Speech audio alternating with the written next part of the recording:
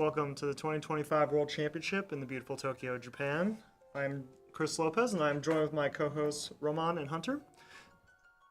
So yes, Romain from Europe, mostly judge, but today streaming. So we're going to get 2 fantastic days of competition with everybody. So 56 players around the world. Some exciting games, I hope. What are you looking forward to, Hunter? Hey, I'm Hunter. I'm also an American player, but currently living in Japan. I'm looking forward to hopefully seeing some new cards that sort of take decks in different directions. For example, there's a couple of different colored warriors now, so I'm thinking it'd be kind of interesting if we see some ice warriors or anything like that that sort of takes older decks into a new direction. Meta shifting stuff. Okay, real well. So yes, we're going to take you through the entire tournament today, and so for this we have some slides to explain the format and the event in itself. So for the next slide, please. As you can see, so the World Championship, as always in the last years, is going to be a 2-deck standard over the span of 2 days. So today we have the 8 rounds of Swiss draw with best of 1. And at the end of the day, we'll have the top 8 players that will advance to the final round. So then for the final round, we have the double elimination round and best of 3 that we'll see tomorrow. So can we have the next slide? And I'll let everyone explain and introduce their favorite players. Yep, next slide. So we have a lot of big names returning here. Hara, of course, the returning World Championship champion from 2025. Mr. Cool, 2-time world champion. Always a big name to be watching. Lots of repeats that we see up here. From North America, we have KP, Sam Prime, Tori Kelly, Ryan Chen, Cody Snodgrass. Lots of strong names. There's some of the other players you folks recognize from multiple World Championships here. Yeah, there's quite a few new players as well, but it is over half returning players this year. This is also the largest World Championship ever. Only a slight difference. Last year was 52, which was at that time the largest. This year we've got 56. Just a slight difference there. As far as players that I'm interested in seeing, of course, I'm curious if Alex, Mr. Cool, will once again make Top Cut, making it so that he continues the reign of top cutting every single world since 2017, which is a little crazy. What about you guys? Anyone else? Well, what I think is interesting is I remember last year, the entire Japanese team were first-timers. Yeah. And now you can see there's a lot of repeating names. Obviously with Eureka, you have AAA, and then of course Hara. For myself, I'm looking forward to Hara and KP, obviously. Mr. Cool, as you said, Alex. I'm going to look out for the Coastal Brothers. That would be Jordy and Mark X that you see on the European side, because I know they're really good players as well. And I'm looking out for the Chinese team as well, because they did have their first top cut. One player did it last year in the top 16. He lost immediately, unfortunately, but they have a strong lineup this year. They don't have a lot of events. They only have 4 qualifying events, but they really practiced hard, and this double deck format really suits them. So I know they came prepared. So yeah, that's quite a lineup, huh? Yeah, it's going to be one of the strongest tournaments I think we will have seen for a World Championship. With over half of the players having been here before, it's going to be some very tough competition. Even the top players are in no way guaranteed of course a safe start to this tournament. So every round's going to matter.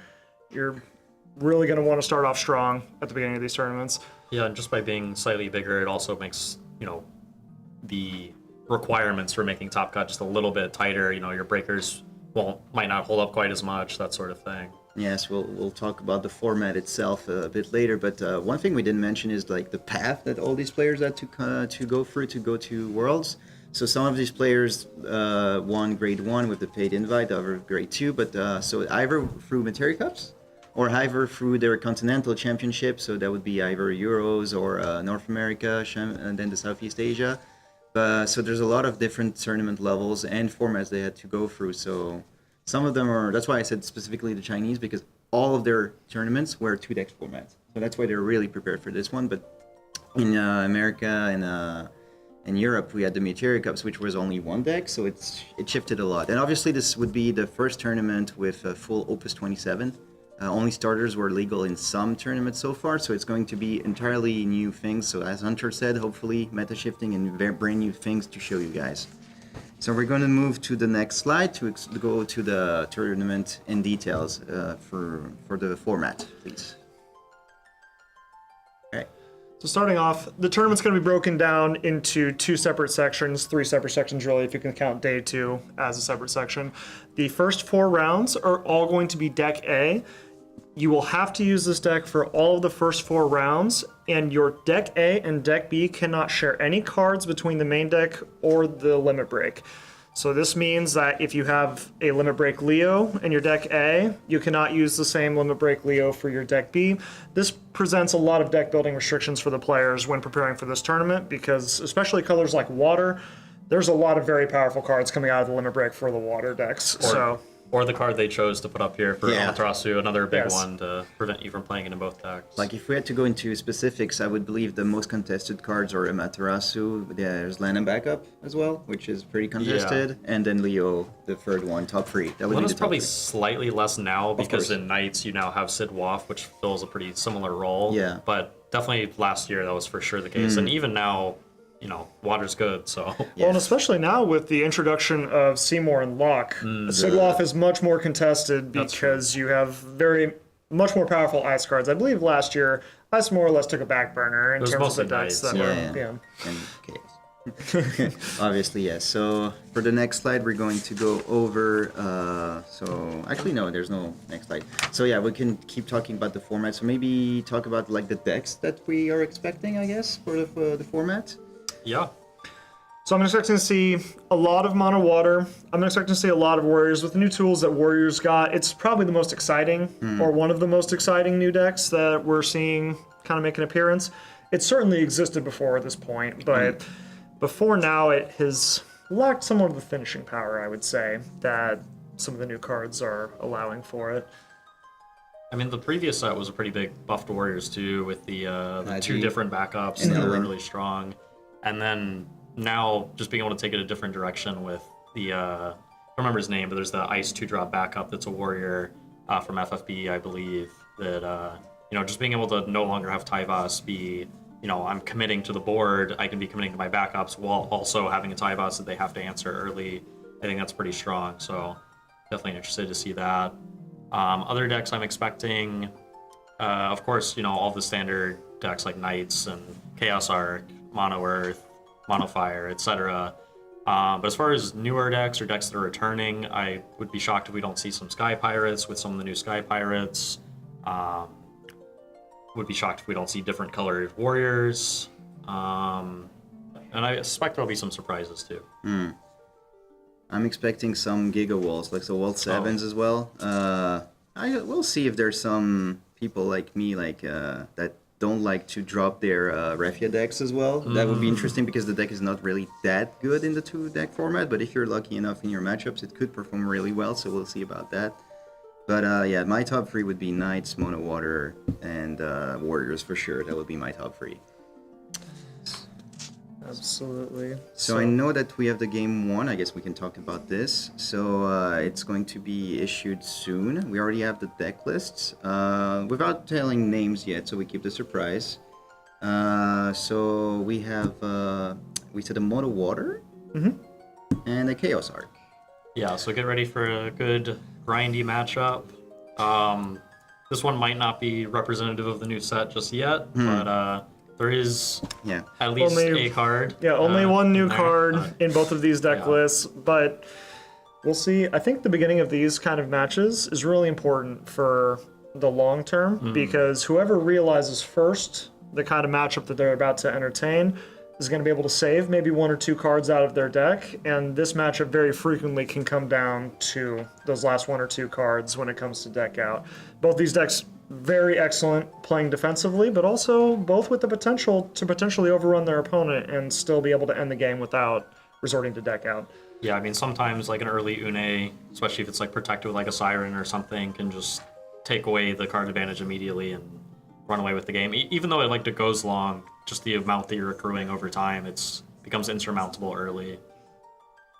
Yeah, and without having 5 backups, there's also a limited number of ways that Mono Water can handle an early Une. And here we have the table. So as you can see, as is tradition, Hara, current world champion on the left side, will be the one playing the Mono Water. And Tycoon William, another Japanese player, who will be running Shark. Apparently, I think Hara decided to go first. I see a Thornton and a Marlboro from Hara, as well as that is the Hagen, Second and it's a Chief. Hagen I think Chief it's as a well. Waka. Yeah, it's a Waka. It's a so it Waka, seems yeah. fine. Okay, never mind. So Oh, he's on the Tycoon, draw. Tycoon is going first. So the interesting thing I'm noting from the Shark disc list is that the only monster hate card he has is Shantoto. He's not running. Maybe you would expect a new XDeath for example, a one-off. So it is really only the Shantoto if he decides to keep the LB, which is usually a strat that people running Earth would like to do against Mono Water, is possible. So we'll see if he plans to doing this or just like, as you said, I'm expecting to see from both players just running 5 backups quietly and see what happens from there. So Tycoon here playing an Ico, which allows you to take a summon from your deck and place it in the break zone. He's placing the Hecaton 3 into his break zone, which allows you to break a backup that costs 3 or more. And here we see that Waka from Hara. Obviously, he doesn't want to drop free cards for the Thornton yet. Let's try and see some options. Unfortunate to miss on a backup here. It looks like, I believe that our Thornton's the only other option in our hand. So I would Ooh. expect either the Blue Worm or the Apku. Yep, so Probably even might play it, actually.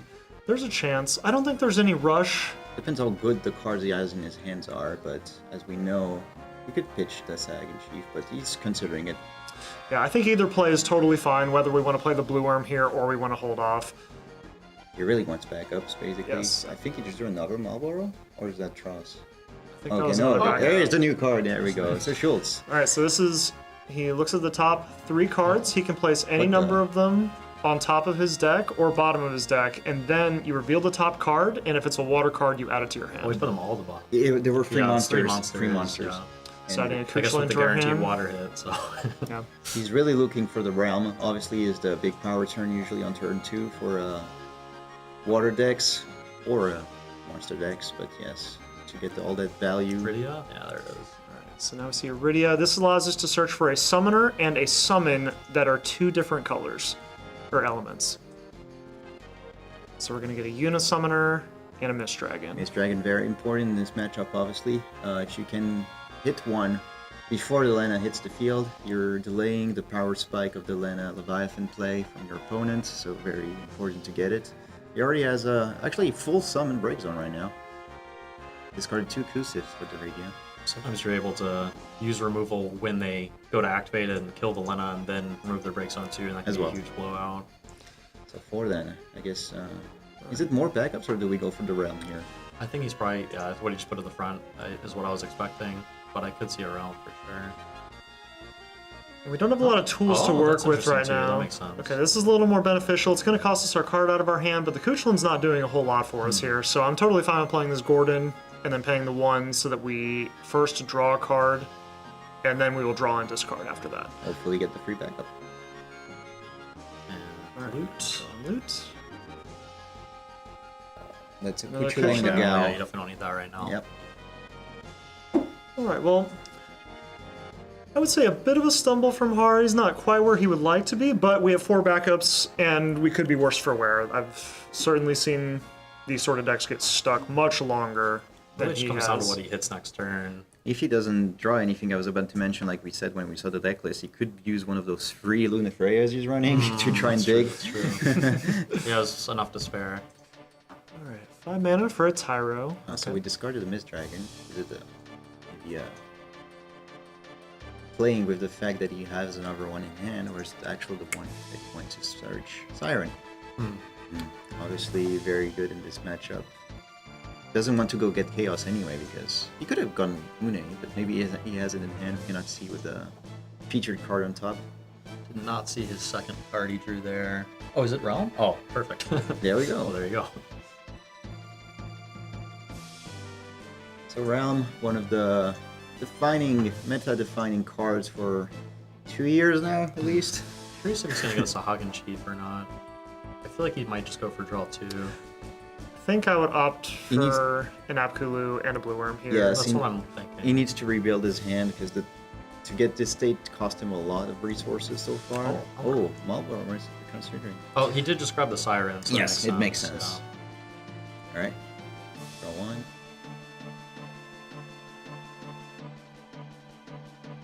I guess he's more okay with drawing the Apkilu and just naturally play him to draw a card than to just draw the Marlboro, play it, and it doesn't do anything also as well. It makes sense.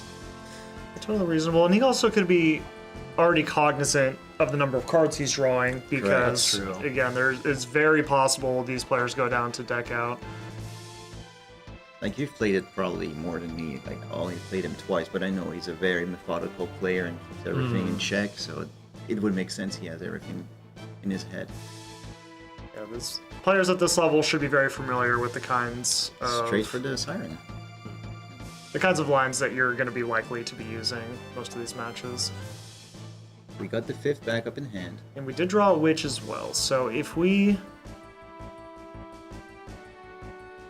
Let's see, does Siren cancel? Summons Okay, it does Enemies, cancel. Yes. But I was curious if it prevented it from being targeted, in which case Marlboro would bypass it, but it cancels it, so you can't just play the Witch and get around that. But there's no reason to rush here. I think Hara, even next turn, if he plays the Witch, he could attack with the Realm and sack the Marlboro that way to cleanly bypass the protection from I the think Siren. he's totally fine also in just getting an Ash X burst if he does get them. Oh, that's a good hit. Absolutely. How many does he run? Honestly, yeah, anything same. that's not an X-Burst is a pretty 2. nice hit. Yes. So that's one of the 2 Leviathans of the Lord of the World already gone. Obviously a key card. Ooh, that's interesting. So Tycoon, in my mind, was clearly prepared for this kind of game, having the off-color win Zidane in Yeah. his limit break. He was ready to come in and start trying to deck his opponent out just a little bit faster. I mean, it is a good card. He did just hit the second Leviathan though, so he does have that whenever he needs it off the Lina. Good. The Zidane makes sense because it's one of the good outs you have against mono decks, which you obviously don't really like to face as Chaos Arc. So here in this matchup, specifically this one, because you draw yourself a lot with mono water as we're seeing right now, it's Let's just see, going to Gal. fervor the mill. We see a Gao come down now. I still wouldn't necessarily be surprised to see this Realm attack here after Hara built up enough monsters to still make it free after the attack. He also probably feels very safe just playing out a ton of monsters now that Zidane's on the field because he doesn't have to worry about Shantoto anymore. He could just swing with Realm and be okay to trade with the... I mean, if Well, the Siren would have been active, let's say, sorry. Well, the Marlboro will shrink the Zidane, so I don't believe it will trade. No, No, you don't have to I meant the Siren if it was active, sorry. Oh. But he would have been fine with trading it if the Siren was active and just getting rid of her with the Ash that he just got. But I guess we're seeing the Witch come out. And we could also see here Hara using the Marlboro to kill the Zidane and then preemptively... And the Siren would trigger, but in a way we're okay with that because that would make Tycoon mill an additional card. So I don't even hate using this for a trigger preemptively. It seems that that's what's going to happen. Just swing and see what happens already. He's asking for the trigger if he wants to put anything else on the stack, but I guess he's not using the Marlboro, so we're just blocking. Yep. So now I think we're going to sack the Marlboro, target the Sirens, so that if we miss here from Tycoon, we're going to cleanly kill both of these forwards. Smart. So Siren trigger. There's also something to be said just for the value of milling them at all. Of course. Yes. So So they're sorting the stack out between Yes. themselves at the moment because obviously the top of the stack. Actually, Marlboro and Siren trigger at the same time, so you should put your stuff first. So Siren's on top, ourselves first, yeah. So and it's It's countered. it's not removed. Yes. All right. So still lost the abilities now. So we're just gonna kill it. No, don't do that. Okay. Ooh. We didn't So discuss. Siren's this. dead, and now the Zidane is now smaller. It's a 2K, and dies to the Realm attack.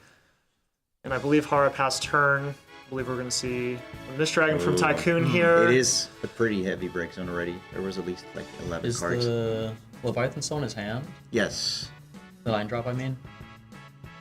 I believe he kept it. I think he did not. I Oh don't no, he s- ditched it. I don't see it. So I think that means that that's no longer a play available to him anymore. But at the same time, I do feel like Hara is pretty well ahead at this stage. Yeah. But I think we're going to see some form of board wipe here, but it's not very good. He has his hand is. Oh, Gal. Mind Flare. That could be good. Oh, it's not going to hit Leviathan. We know that. All right, we see a Len Gal. and Gal. All right. Gal, not exactly the best card when we have no monsters. Lena is not so- also. Well, actually, Lena, maybe you could get up that high at some point. That's kind of interesting. It's good because you know your break zone's not gonna hit, but I mean, it's not like Mono War is gonna hit your break zone. Maybe eventually we'll get to 13 Yeah, cards. I'm curious what the count is right now, but I feel like that's got to be really far away. He's checking though. Alright, so we have the Gao option, we got the two ashes option. And I think Gao is a fantastic play here because it puts the Lena on top of our own deck or bottom, and also that lets us start attacking with blue worms without losing them, at least one at a time. Yeah, definitely be putting it on the bottom in this situation when we're out of cards in the break. And we also have a Lena in hand already, so Yeah. there's no necessity to doing. This is what you like to see as a Mono Water player. You're fully prepared with all your 5 backups and your hand is entirely forwards, so very good. Curious what he's planning to use his backups for. Well, I think he has 5 cards in hand, so there's. Oh, yeah, you're right. So, And he has the Leviathan cancel, so he's pretty set right now. Yeah. although I am Question is, when do curious you wanna what we're start going to be attacking? playing here Could if play- we didn't. Could play Lila Lila, to be honest, if he wants to LB. Oh, he's just going to tide us. That makes sense. Oh yeah, Yeah. Yes. remove the Tyro, I believe. Sometimes I forget the water decks can just choose to obliterate you with Titus when they want to. It puts the backup on top, doesn't you it? know, yeah. So you don't want the it's Tyro on guaranteed top. not to burst. Yeah, so getting Nice. the unit out of there also makes Tycoon's summons cost 1 more again. And it may not matter individually in this specific instance, but it can add up over time. Let's see how many swings he decides to go with. I believe we'll see 3 here. Okay, this is the second one. Okay. And the third There's attack. 19 experts in the deck on the right, so it's a little unlucky, but I mean, to be fair, one of them was guaranteed, but We have lethal set up for next turn, so now we really need an answer from Tycoon. And also, Hara even has the Leviathan, so Tycoon doesn't play the Neo EX stuff, but even if he did, Hara's pretty much covered most of his bases here. At this moment, the only option he has is backup Shintoto, but that doesn't cover the Bullworm, so... it is worth noting that this tournament is not open deckless, so Hara doesn't know that he Yes. doesn't have new X sets or anything like that, but he has such a big hand and such a backup advantage anyway that I feel like even if that were in the deck, it would be a pretty bad scenario. And even if he did keep the Shintoto LB, we know he has the cancel, so that would have been crushing anyway. So He 9 mana, Oh, just casting the Chaos. yeah. It's just desperation at this point. You need to survive. You can just Honestly, I'm considering. I don't think we have enough cards in the break zone to cancel it and bounce it, but I guess we're... Does he play 2 Titas? He plays does. 2, yeah. I think we're fine playing another one next turn. so even if we see an Arc from Tycoon, we still have plenty of attackers from Hara's side. We have an Ash from Hara here as well, so one of these blockers is not going to be around for very long. Even if there was an arc, because he has the witch, he could just kill his own guys and not have to discard too. Correct. Oh, he just got his Levine 6. He could just live a 6 and get rid of both and just swing for game. But we're still gonna see an Ash, obviously Ash the is still- cheapest option. I believe we're going to see an Arc from Tycoon here, which will destroy one of Hara's forwards and cause him to discard 2 cards. Yes, and here we see the Arc breaking the Ash. That's, well, he doesn't know it, but that's actually the worst target. Well, Hara pitched his other Ash, Oh, so he he did. actually doesn't have a follow-up Never Ash mind. for it. Kind of surprised. I think we're going that- to see the left 6. Yeah. Oh, no, he's just discarding for the Arc. Okay. I'm It's just surprised that cards. Hara didn't play the Sahagan Chief to be able to play around that while he had priority. Yeah, the Sahagan Chief first would have been a very high insurance play, low cost, because we want the Sahagan Chief in play regardless. Right. Luna Freya? No, second just tier, going second. to Titus him again. Okay. Yeah, it's always Titus. Yeah, that's right. All right, well, this ensures that another one of our attacks is going to be completely safe. Hitting the second water source from Tycoon And here. since it's his own Titus, it goes to the top of his deck and then to his lower Yeah, on top of deck, please, not or in my bottom of his hand. deck, rather. All right, so All We right. should be a potential lethal string of attacks here from Hara. Should be lethal. You just attack with all the Oh. forwards. Then we got a Remora. That's not going to be able to It's far stop. too late, but That can kill. is The there. Gao is the only legitimate target it can hit here. I don't know how many cards Tycoon has. Oh, he doesn't even have enough doesn't to have kill the enough Gao. to kill it, yeah. And then Yes. the blue. Gao's going to get in, and these blue worms are insured from the rest of the attacks because they're not creatures Right. yet. So And there we go. 7 damage. I'm curious if this game would have gone differently if he hadn't played that Sedan. I wasn't able to see his hand, so I'm curious what other options he had. yeah, I think against any sort of monsters deck, getting rid of the blue worms is extremely important. The main threat from that deck is actually the blue worms. You may think it's the witch. In the the realm facilitates getting the blue worms out, but really at the end of the day, it's that the blue worms are sitting there, and those are inevitable for a lot of decks. Many decks don't play good monster removal, so you see those blue worms coming in to knock in. We saw 4 points of damage coming from blue worms there. Yeah. Usually it's a bit awkward to do the Shentoto LB when there's already forwards plus the Sahagin Chiefs, but here wasn't the case, so maybe playing this Dane, but we don't know his hand. Either way, like we said, on that turn, if he did Shentoto, the Leviathan Cancel was here to Yeah. welcome him, so I he mean, would you have can lost obviously anyway. Dragon back, but the cost is lower, so it's And probably those- not going to work out. And there's a pretty steep cost for Limit Break Shantoto. 5 Earth is a It's lot, a lot. especially for the for a multicolored two-color decks. deck. And I didn't get a good look at his hand for a lot of that game. Yeah. I was playing it pretty close to the chest, but there's a good chance he would have had to go with no shields down to even use the Shantoto to begin with. There's also just something to be said about playing against like a mid-range, slow, single-color deck versus a deck where the main strategy is, well, I hope my opponent's playing a lot of colors. Yeah, obviously. And, yeah. The matchup was not favorable to begin with, and we Right. saw that even though Hara lost his Leviathans, you have so many tools you can still win with outside of this. And honestly, the main strength of Tycoon's deck is not in their forwards. So in a way, Leviathan is not that threatening of a card in the matchup. You're not that worried about your opponent having a Leviathan in play because one of your forwards is a Siren, which can cancel a lot of the triggers just offhand. And the other ones, you're perfectly content to play those again. With the exception of maybe Chaos, just in this matchup, costing 9 pretty much always. And usually when they do the Leviathan or the Lena Leviathan is because there's already a board on the opposing side, which probably means you have Chaos, so you just arc the Leviathan in response, and then there's no kills. So Yeah. I wonder if the Tyro searching the Siren instead searching Une and just trying to Une. go for a more aggressive Une line might have given him better odds. he was at 4 backups already at the time, or no, he was still at 2, I think that and was then he just went the to second 4. backup, Yeah. and then, I mean, he couldn't know. He was just trying to go for a aggro, let's say, approach, but yeah, it didn't pay off in the end. Yeah, I just think pulling the trigger on the Zidane, probably just a little bit too early. Yeah.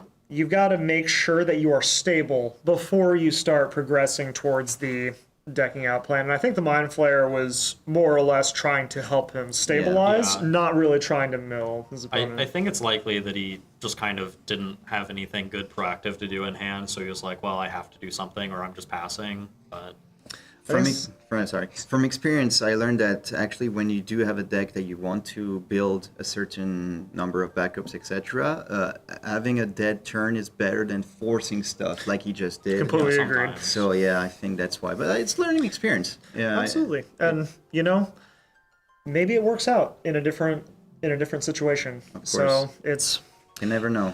Final Fantasy. There's a Yeah. lot of variability in each of these games. These two could play this matchup 10 times, and we could see, a 5-5 result.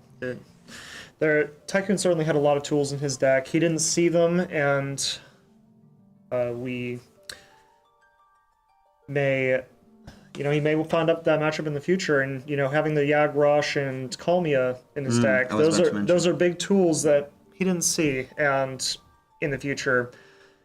May just be looking to get those out a little bit sooner. And I believe he has Thornton as well, Yep. which he didn't find. And that is actually you may not want to pay 5 mana for a backup a lot of the time, but when it gets you the most important cards in your matchup, it's worth it a lot of the time. Thornton's definitely a card that I look at and just think this card is horrible and has always been horrible. And then sometimes I play a deck with it where I'm like, this is like the best card that I've ever played. And especially with Lunafreya in your deck, Thornton presents a lot of additional value. Turning into Lunafreya into a draw card Right. and search your deck for any card, very powerful play.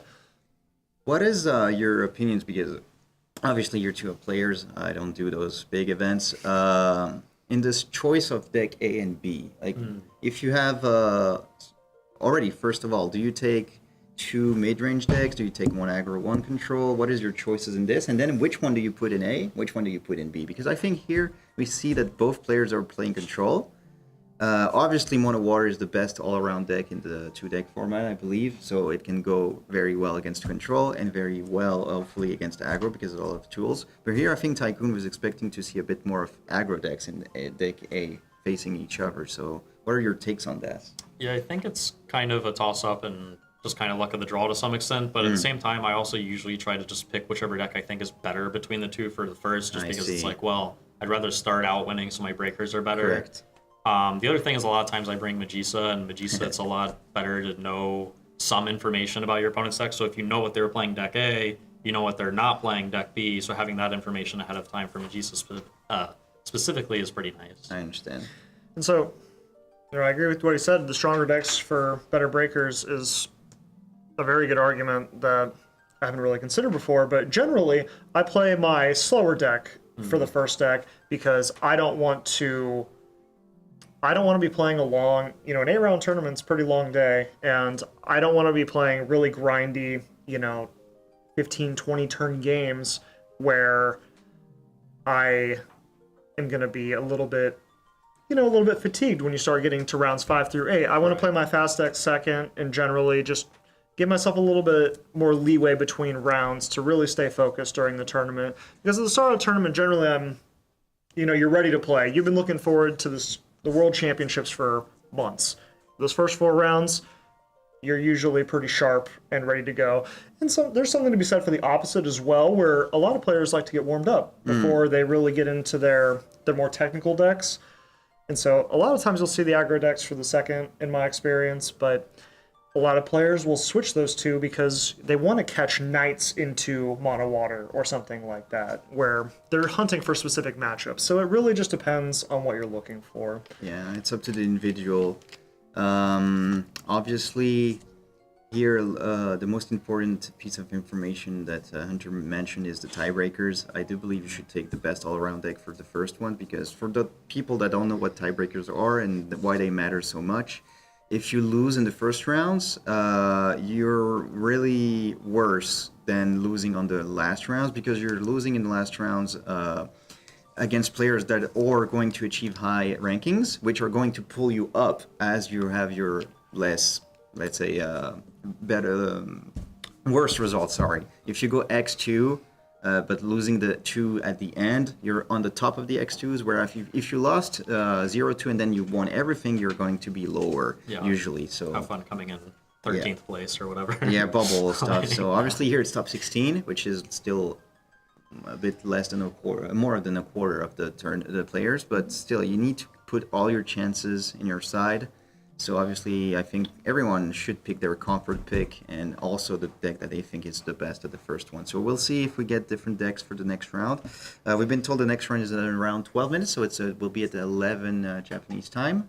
Yes, 11. So just in 12 minutes, convert this to wherever you're watching from in this side of the world, and we're going to see you for the next game. See you then.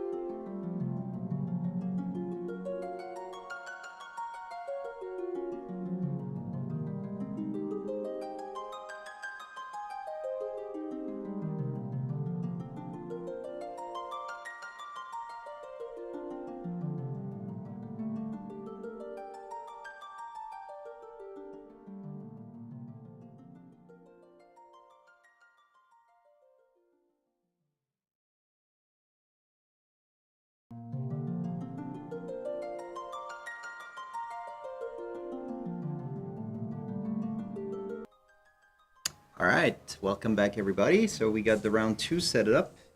This is going to be an interesting matchup. I think we're going to see plays from both players this time. But not that we didn't last time, but it got over pretty fast once the Wonder Water got set up. For here, we should expect some back and forth action and a pretty lengthy game, I believe so. So I'll let you introduce. So this round we're looking at Ice Earth versus Wall 7. So we're going to be looking to see the Wall 7 deck try to play its namesake card, Warrior of Light, to flip over the top 5 cards of the deck and pick 2 3-cost cards to place into play. Generally a pretty aggressive deck, but also can be slanted towards mid-range. If you hit backups, and especially in a matchup like this Ice Earth deck that we see, you may want to look towards building those backups because you're going to need some staying power in this particular matchup. And Ice Earth in particular has gotten a lot of new cards this set, so I'm very excited to see it in action. That said, I mean, Gilgamesh FFBE, if you get that online fast enough, sometimes that can just run over a control deck. I'm not sure how many experts KP has. I don't want to hit on your parade, but there's 0 Opus 27 cards in Gary's deck. Well, that's okay. Yeah. Well, it's okay because KP has making up by having several. Namesake one on the screen there is Kefka. You can pay an Ice, Earth, and Lightning CP instead of its mana cost if you are paying with only backups, and when it enters you can break a forward and then return a backup from your break zone to play that costs equal to or less than the forward that is broken. This card is very instrumental and can turn games on its head very quickly when you're playing that, killing a 5-drop, and then returning something like a Tyro or a Rydia into play can really give you a lot of advantage very quickly. But he's going to have to live long enough to get the backup set up to be able to play that card. Actually, 14 out of 58 of KP's deck is cards from the new set, so it's like perhaps the most heavy new set deck we will see, because that is quite a lot when there have been 27 sets. Yes, there's a lot of good techs I see in KP's deck list. Like we see a Vincent in his hand from the backup, a Ysayle. He has a Seymour. He has a Seymour and a Cryle. Seymour, one of the biggest cards coming out of Opus 27. Yeah. Seymour is a card that I read and think that doesn't seem very strong, and then I think about it more and I'm like, no, it seems really strong. Yes. It's like every turn, but I have to pay 1, but I'm getting 2 things that are like actually good things. The CSR FFL coming out from Gary here allows you to search your deck for 2 Warriors of Light and put them in your hand. Probably already has the 7-drop if he's grabbing those. Yes. Tyro and a Hecaton 5 drawn from Kyle. Heck 5, pretty good in this matchup, bypasses the protection from Warrior of Light. So we could see him hang on to that card just as an additional safety valve. I expect we could see Ysayle and Vincent here, but I more expect to see a singular backup and not 2. I don't know what that card is at the top of KP's hand. What do you think he's going to grab? Block? That's like a dunk. Oh, it's a mana black.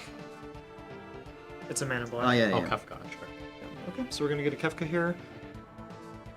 Someone yesterday, the local said that every set there's 1 H that should be a legend, and I guess Seymour is the fitting crown for this one. I definitely wish it was a legend when I played pre-release. yeah. If I recall correctly, you had one, so...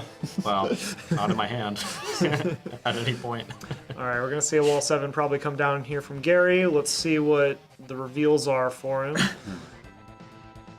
Alright, so we have Zeramis, Gilgamesh, Ferris, Scholar, I believe, and Axstar. Lots of good options from Gary here, and I do like taking the backup, and the Zeramis is going to help us keep KP from getting the velocity off of having that 1 extra mana. Plus, just having an ice backup in Wall 7 decks is a lot of times really important for being able to reliably cast your Gilgamesh later. So your Ysayle remains frozen, pass over to KP. We see a Cindy and a Justalian Empire Sid 6. Alright, so... We're going to need to keep track of the colors that he has in his break zone. I wouldn't mind seeing a hardcast Kefka here from KP, pitching this Cindy, killing the Wall 7. If he specials, it's fine, because the way the Kefka's worded is that Cindy would still get the enter the battlefield ability. I think that's what we're about to see. Yes. Oh, well, he's not playing ice. So. No, I think he just realized that he doesn't have ice in there. Yeah, he's pitching, looks like a Sid. Keeping the Vincent, just in case. So I'm going to say the Kefka targeting the Warrior of Light, going to pick up our Cindy. So this effectively... There we go. So if Gary chooses to special the wall 7 to protect it, this still brings back the Cindy back up. Right. Yes. Because there's still a valid target, and that Correct. information is still known about it. Correct. I think he's still going to do it. I You could also be quite happy to lose it and just play another one next turn. That's Yes, true, he yeah. has another one in hand. I think personally I would opt to just let this go, just and play another one next turn. The Zeramis is going to stop any blocks from happening, so it gives us a lot of opportunity to really put the pressure on next turn. Since KP's pitched 4 cards here and played 1, there's not going to be a ton of cards in his hand. Although I say that, but the Cindy is going to draw him 2 more cards here. So, still, Definitely agree with these plays. It's also worth mentioning that because there's that Zero Miss, he was like never going to be able to alt cast this Kefka, so just dumping it out is like particularly good. So taking Mist Dragon, I think I would take a Terra here. This is just a clean answer to the Zero Miss here next turn. Deals 8,000 damage. I don't remember if the forward needs to be dull or not. I do It does, believe yeah. he does. Okay. It's that or get back to something.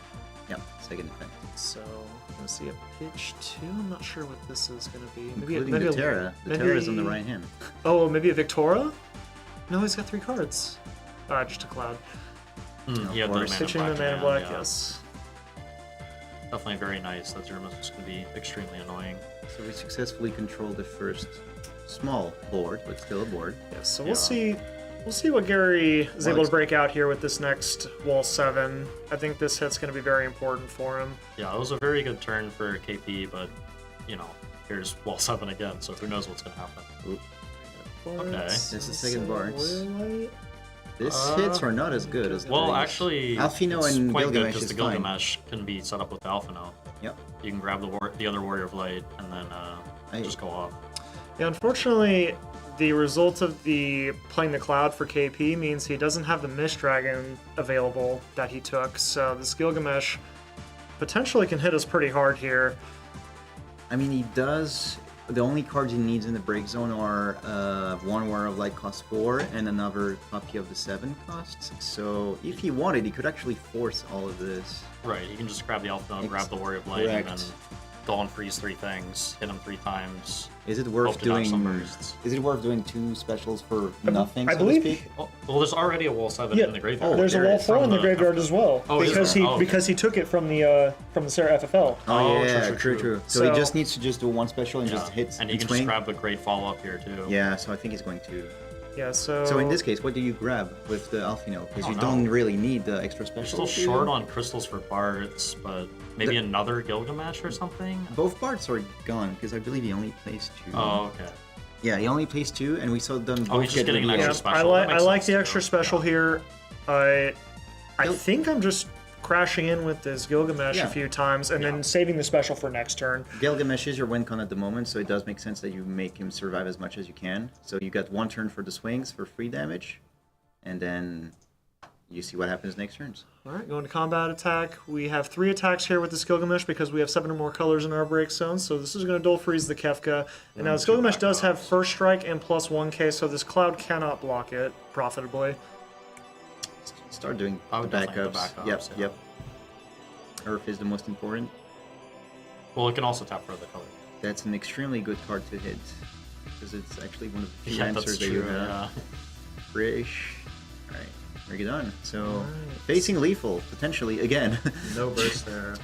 Yeah, so I there's think that thing. I think this Mist Dragon is our only real play here to try to keep us alive. But even then, it's a little worrisome still. If Gary commits any more haste forwards to the board, I'm not sure what he has available.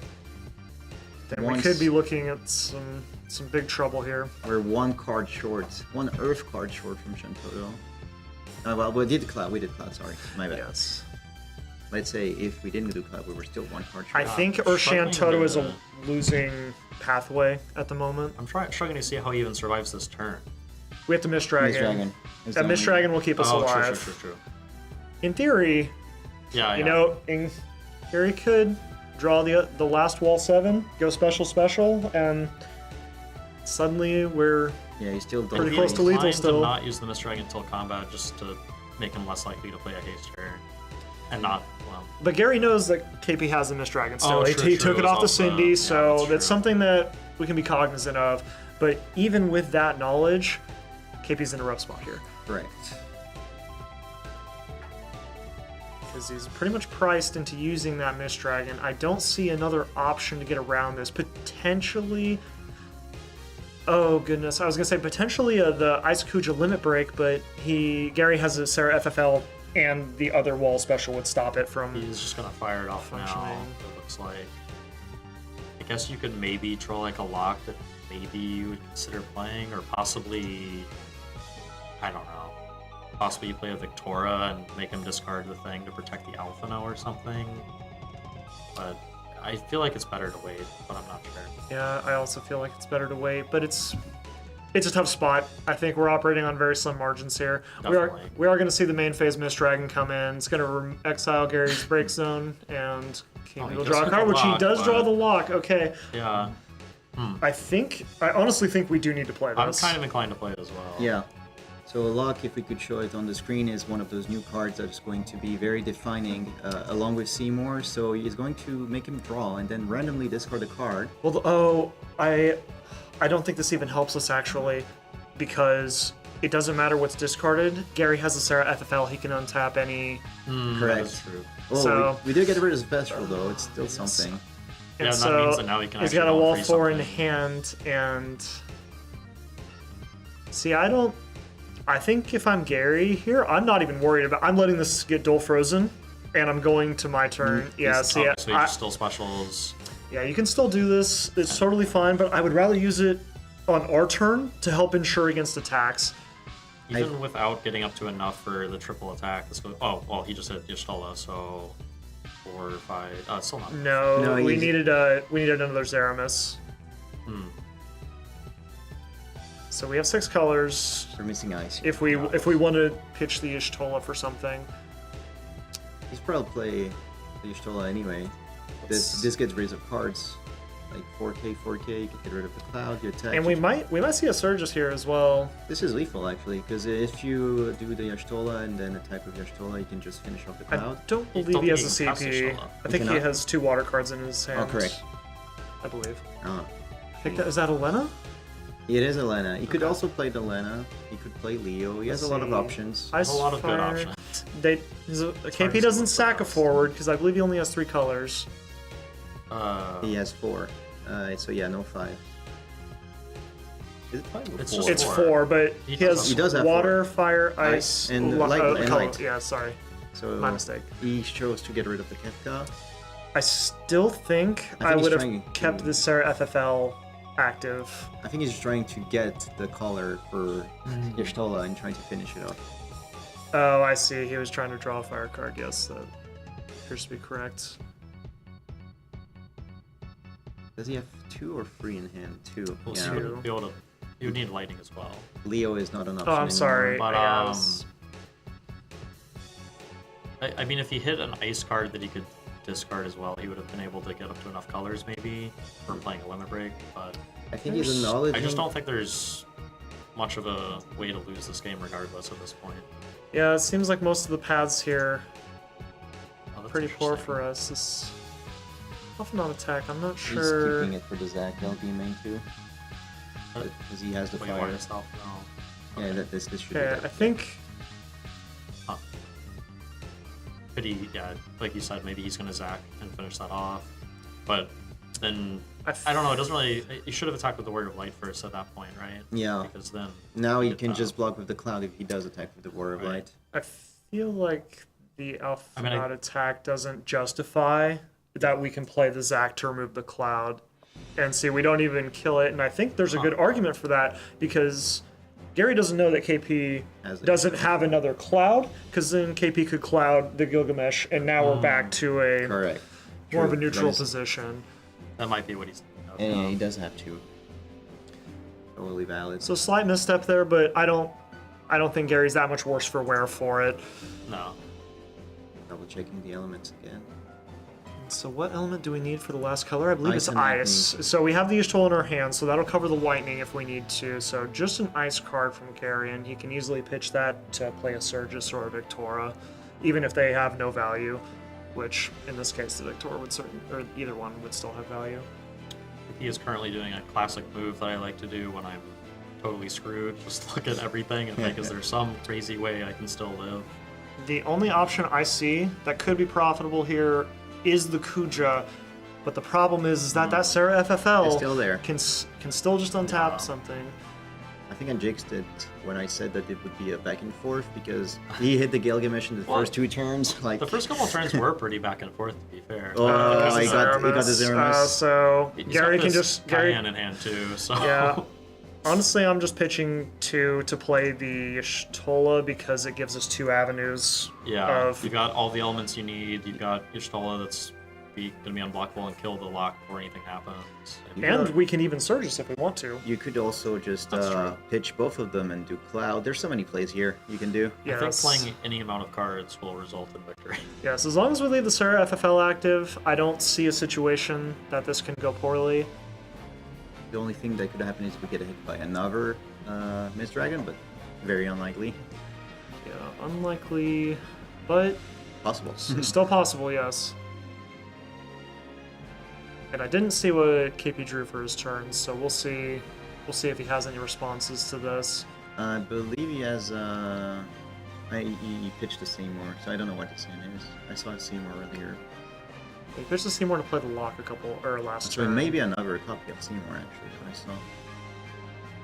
All right, so many possibilities, and he's checking which one he wants to go with, or perhaps he's I don't know, like seeing what is the most optimal way that even if I don't kill, which route should I take? Let's say.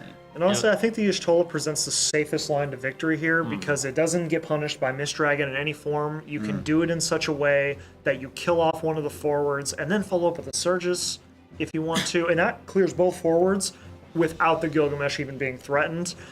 And honestly, if we take that line, I can't imagine what we could have that would keep us alive. Oh, We're going to Red see a Zach, 13. or sorry, Red 13 limit break here. Give all of Gary's forwards plus 2,000 and Brave as well. No, it's just plus Ju- 2,000. just plus 2,000, He yeah. himself has like First Strike and Brave and Haste if you have enough FF7 characters or forwards, which is not the case here. There's the ice missing, isn't there? Well, he can still just play the. No, his but ice card you cancel, already just play went another in. limit break. I Oh, you thought went to combat? I thought I saw the Gilgamesh go forward, so I think he just announced in the combat. But we I don't believe have the comms. I believe we are in combat. If that's the case, then The ice is yeah. missing. Even then, I mean, he won't be able to kill him this turn, but he still has good attack. But yeah, Probably he's just answering to the stack. Okay, yeah. Okay, cool. This is stack. yeah. So, are we keep dull freezing the backups, or are we going for the forwards now? I think it's a- since your guys are huge, I'm inclined to hit the backup. But I mean, if you're, yeah. since we're not killing this turn anymore, I think we should hit his resources. Why do you think that he did not commit for the kill since he knew he had it? Is it because he really maybe respected the fact that he had Mist Dragon? Because it's kind of the only answer to the zero miss pitch at this Well, point. it kind of seemed like he was pushing the Gilgamesh forward like it had Brave, so I think it might have been a, you know what, I'm just going to play this limit break and then I'll have all the elements. But Just a slight misstep. yeah, forgetting just like, that. oh, Oh. right, in order to do that, I have to do that. We just saw he has the Matthias Express 2 CP in hand, so he could technically kill the Gilgamesh right now if he wanted to. I think he's keeping it for insurance to make sure that he's not dead. And so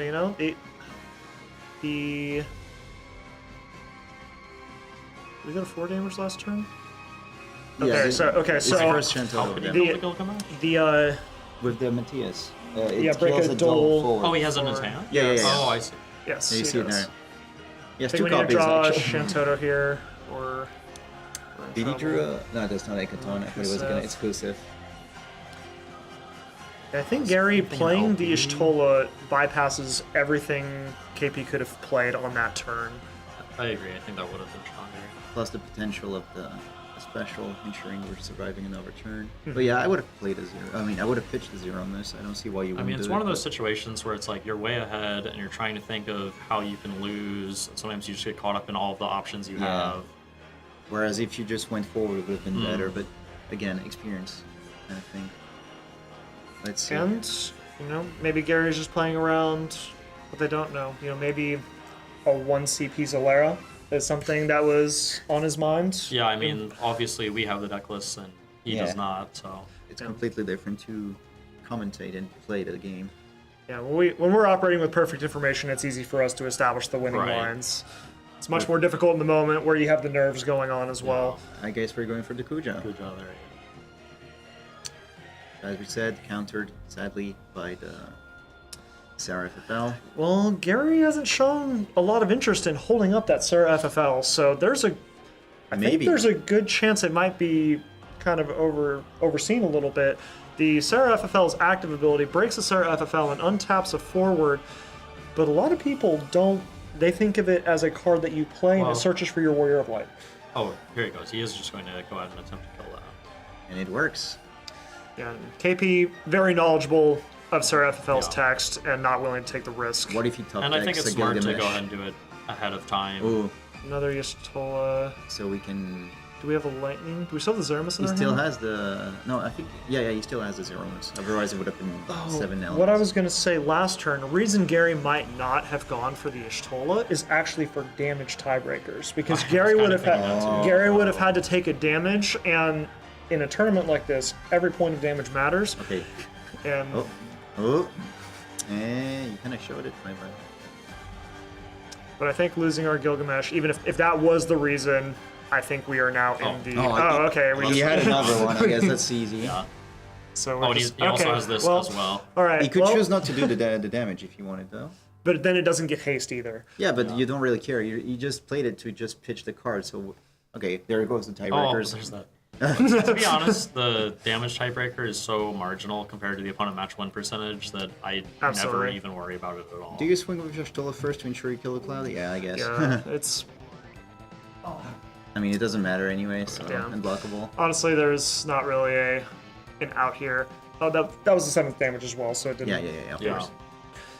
I Situation. think there was like a turn or two there where maybe if instead of taking damage the Shantoto, if he drew the Shantoto, maybe there's a world where he can come back. Yeah. But even then, Gary did just have a lot of good cards left in hand, so I'm not sure. It was kind of an embarrassment of riches for Gary. Really had a lot of different avenues to win that game. KP just behind from the get-go. Cards just didn't quite line up. And how did the first wall 7 die? The Kefka killed it to get back the Cindy. That and that's opened. obviously, I think, the correct play, but didn't quite work out this time just because Gary had another one in hand already. Yeah. Now, I think Gary drew that. I don't think it was. I think I remember seeing it in hand at the Was it time already that in was hand? happening. It's just a hard position to come back from that sort of play position that early in the game. You really need a board wipe to kind of solidify you in those sort of games. That's why we saw 2 of the damage were backup Shantoto, and there was the Hekaton 5 cost chair, Hekaton yeah. Higher, so that were deadly hits. Yeah. Both those would have been very huge draws. But obviously, yeah, wall 7, when you hit the Gilgamesh early, and we saw that he still, in the end, got all 3 in the first half of his deck. And he also played through a Mist Dragon as Yeah, well. and He was through- able to refill his break zone and get all 7 colors back in there. And Quite quickly as well. Yeah, like you said, getting the the full color Which- wall with the Alfino mattered Yeah, in the end, yeah, a to lot. his credit, that definitely mattered, having that extra one for later. So I don't know if the records of the players we're getting sent is always going to be XO, So but maybe they I know won. KP lost last round. Okay, Oh, really? so it was I didn't a realize that. 0-1 game. Okay. Yeah, and It could also be. Oh, it could be a tiebreaker down because there's half. potentially, but- Yeah. yeah, and I think it's because KP, North American National Championship winner this year, and second place finisher in the World Championships for Last year. 2024. So, a player that a fan favorite, you might say. Lots of players looking forward to see how KP's doing any given tournament, and still not out yet. An 0-2 start is very difficult to come back from, but Not ideal, of course. More than a couple people have still finished quite strongly at tournaments, losing the first 2 rounds. But safe to say, not any room for mistakes moving forward now. What do you guys think about the Ice Earth choice for the deck? Is control heavy, of course, new cards, but how does it fare in the current meta Well, I of the think 2 the sticks? lock is very strong. The Seymour and Kefka are very strong, but I don't know if it's like as good as some other control decks against aggro. Like Chaos Arc, would be way better certainly in that matchup, for example. But I want it to be really good because it looks cool. Of course. Well, having helped KP playtest and having seen the decks for at least a week or so now, the Ice Earth deck is very strong in those mid-range matchups. You can play off two backups pretty easily. Seymour and Locke together, and especially if you have a Unalesca, it is extremely difficult to play the game at all from your opponent's position if you get those three cards online. Yeah, just keep trading the lock every turn. Yeah, and Multiple times maybe. yeah, and if you're freezing their backups, which the Seymour pay one, you can either have your opponent discard. You choose two of these four. Your opponent discards a card, dual freeze two characters, reduce the cost of a summon by 4. It can become 0.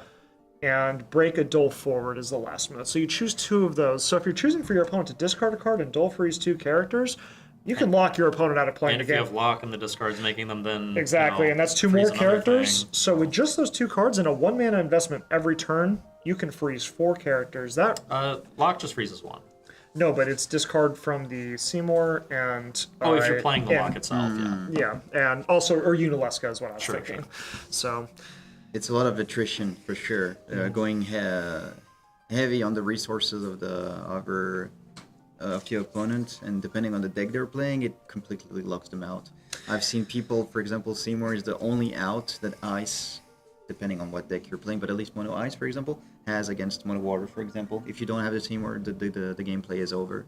So yeah, I like how the chat pointed out that another card that he had, that he just drew on the last turn, that also would have allowed him to win was the Cyan.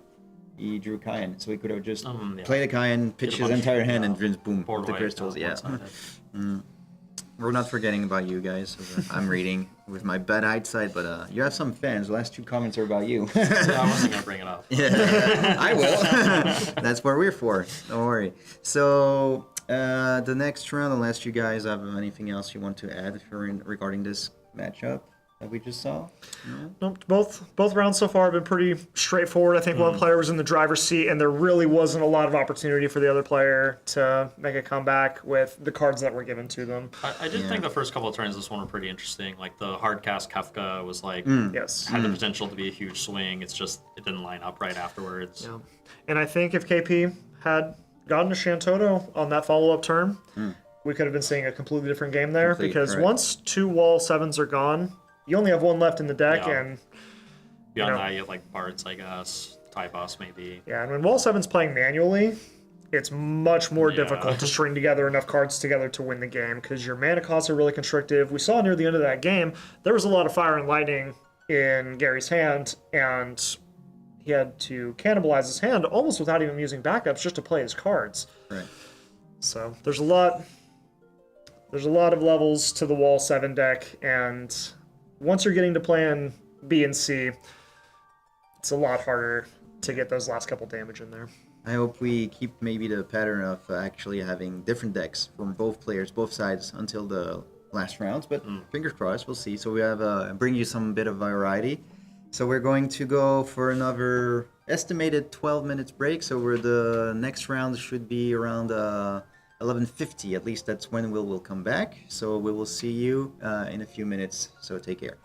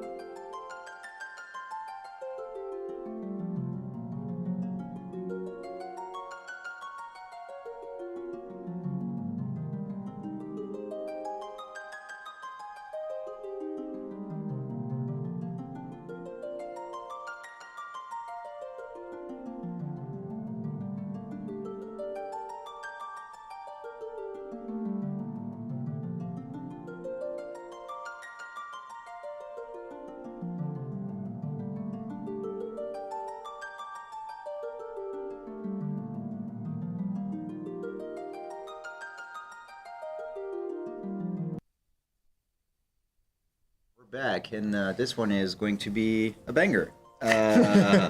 I'm going ahead of myself, but we have two aggro decks. So obviously when two aggro decks go face to face, there's always sparkles and things going everywhere. So So we have the two-time world champion himself, Mr. Also- Cool, facing off against John C. here. So we have a Knights versus Versatile matchup for you this round. The Versatile deck is one of the more interesting ones I've seen in a long time. I really like this deck, and it's the signature deck of Alex so far in this opus. He has played it at every Materia Cup that he went, and at the Euros as well. So we'll see how he's going to fare. And John, also a European player, originally from the Netherlands, very good friend. So he's also one of the tops. So they know each other very well. I think they're traveling together actually, as well at the moment. So they know each other's deck list probably by heart. I wouldn't be surprised if they placed this against each other. So we're gonna see if this affects their plays in any way. I don't expect any changes in Alex deck because Versatile deck is pretty much I'm playing with the hand I'm dealt with. Whereas with Knights, it's also kind of the same, but you still have options in what you can do with them, especially like the Warp Ramza versus Hardcast, etc., etc. Obviously, Versatile doesn't have that many summons or cancels, so John will be very free to do whatever he wants. It's just what am I going to be hit back with afterwards that's going to matter. So Versatile being shown on the screen, if you don't know this card, it's a very old Opus 11 card. Whenever you play it, you flip the top 5 cards of your deck, and you can add up to 3 cards that cost 3 characters, sorry, of cost 5 or more. So basically making himself free, even if you hard cast him and you hit everything that you're supposed to, and then refilling your hand and then playing more stuff. Ooh. And with the stylized hard 12 there, It's also something to be said just for looking at 5 cards and getting selection out of them too, so you get the best ones for the given scenario. And here we see the second piece of the deck core is Arden. So Arden, when you play him, you can put 2 backups you control in the break zone, and then when you do it, you flip 2 cards that are not card named Arden, and you get to play them for free. And I then, believe we see an Arden in Mr. Cool's hand as well. so obviously you don't want it at the beginning. He's probably gonna pitch it. The best cards you can get at the beginning, or obviously Versatile, and maybe Yadolas. Yadolas is the new backup for Opus 26. So water backup. You can play a cost 5 or less forward in your break zone of from category FF15, which obviously Versatile is. And there we go, I just said it. So yeah, there we go. You just discarded 3 to get 3 back. It's always interesting when, like, you know, a kind of older strategy like Versatile comes back because of this sort of new card like that. Unfortunately, he does not. He has Linoa, and he has Ultimacy in hand. He could very possibly do the Linoa right now and just do Versatile again. That's true. The second card, though, is What is that more card interesting. under Arden? I can't tell. Zodiark. Ah. And he actually decided to not take those 2. Well, he didn't have the option for the Renoa. Oh yeah, of course, yeah, it's 5 or less, sorry. Trust me, the Versatile decks would absolutely love it if Renoa plus 1 more mana. Yeah. Oh, here we're So seeing. showing again what was been picked. Here it makes sense. He's just waiting to get the 4 down next turn, get the 2 backups, and he's gonna let it fly on the next turn afterwards. So let's see what John has in hand. Not. I'm not sure whose turn it is. Says John? I think. already? Yeah, I think he has drawn. Okay. So he did He pass. passed, yeah. He does have that 1 Garland backup in his hand. I noticed he has a graph.